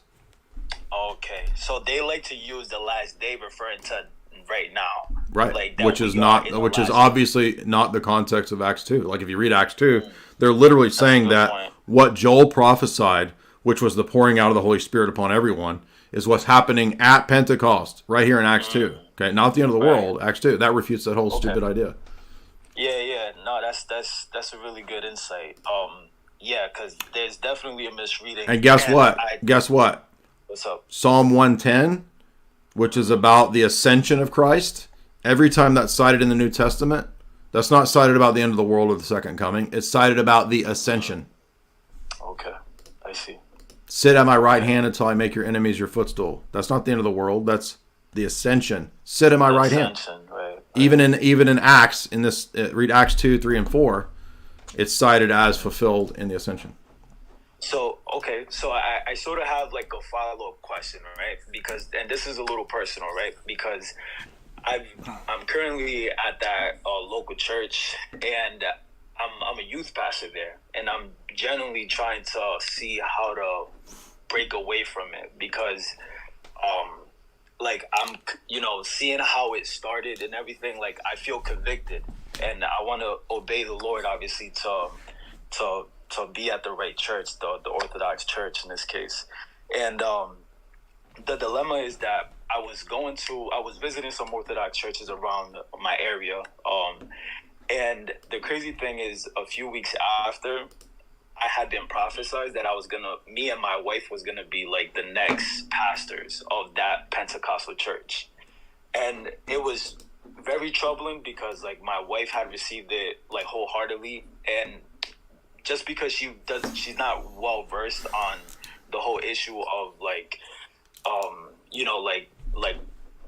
which one is the true church, and pretty much I guess I have this fear that I don't want to blaspheme the Holy Spirit, and I just want to I guess in a sense, if that was God talking to me, you know what I'm saying, because that's sort of what some people that there's only a few people that know my journey and that I'm been wanting to go into Orthodoxy, and then being spoken over that way in that Pentecostal church. There's so many people talking. I understand, and I mean, it's a difficult question. But I would not trust any of those things. I just wouldn't worry about it. Even in the Orthodox church, when you come in, you will be dissuaded from following dreams and visions and this kind of stuff. So. No, I would say not to listen to those things. Last one is Burn. By the way, it is Isaiah 28. It's a little different in the wording in terms of the wording in the Septuagint verses. But by reasons of another tongue, I will speak to this people. That's cited in the New Testament about Pentecost. So that lets us know that this chapter here is a prediction of Pentecost. And if you read the chapter of Isaiah 28, it lets you know that it's not gibberish, it's known tongues. Go ahead, Burn.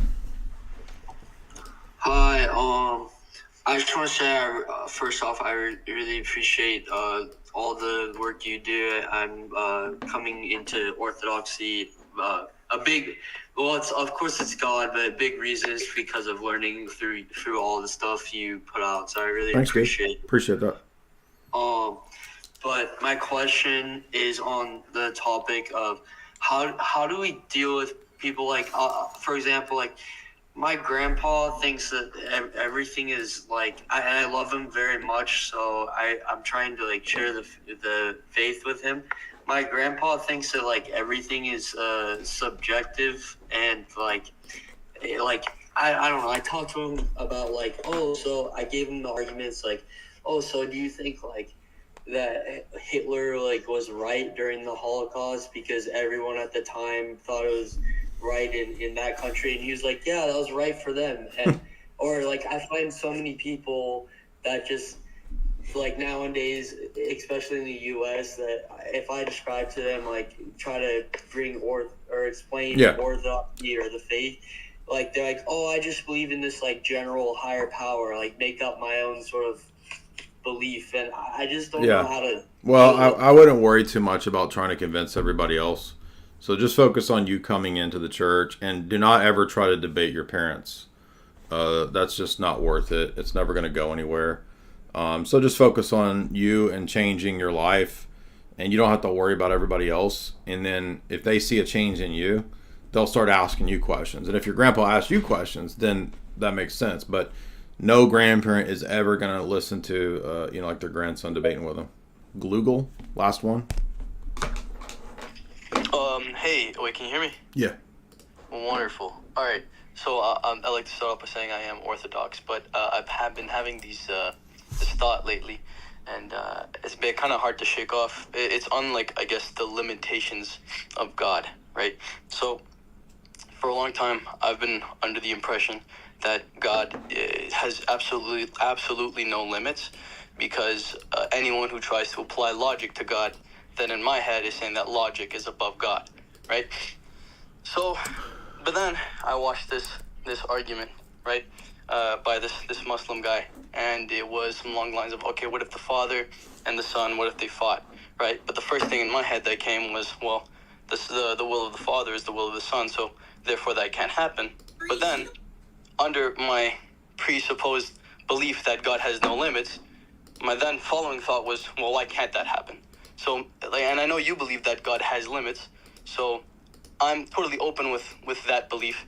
It just, my next question would be, well, what are those limits? You get what I'm saying? Yeah, well, God's limited by his nature. And so his nature, as far as we know, we can't ultimately know what it is, but God's nature is what is revealed to us in Scripture, at least in terms of the energies. So God does have limits. And so, for example, God, Paul says it's impossible for God to lie. So God's own nature limits him, and you can make an analogy to the way that, my human nature limits me.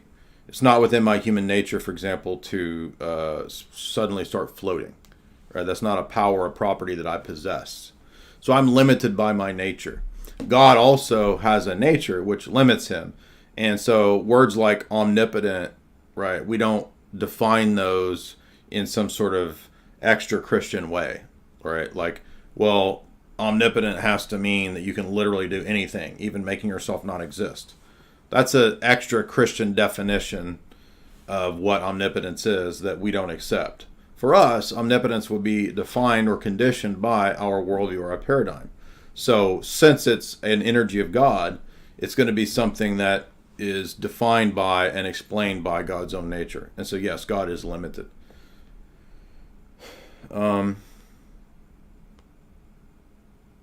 Anyway, it looks like it's just Orthodox stuff. So also the answer to that is no limits by Too Unlimited. If you were to go to a 1990s rave, you would know that everyone is too unlimited and there's no limits. I'm gonna put you also crazy real quick. Most of these we'll remind everybody that we have a sponsor, guzzling synthetic dyes and synthetic sweeteners on the daily. They don't even know it. Goofy AF. There's nothing great about that. Do not listen any further unless you are an alpha or sigma male. This is important and there could be consequences. There's a new certified sigma male pre-workout powder for sigmas only. It is guaranteed to empower you to dominate your co-workers, fire your boss, aggressively gamble, or invade a small village. Chad Mode stands out from the crowd by excluding artificial flavors, preservatives, sweeteners, and dyes.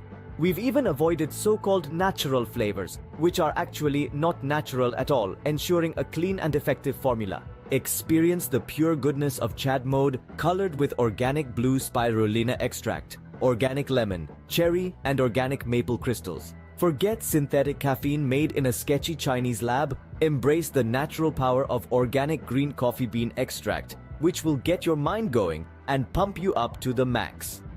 Chad Mode is made in America with all clean ingredients, the first clean pre-workout of its kind. Why are these people adding synthetic sweeteners to every single pre-workout when there are many studied downsides to consuming nasty fake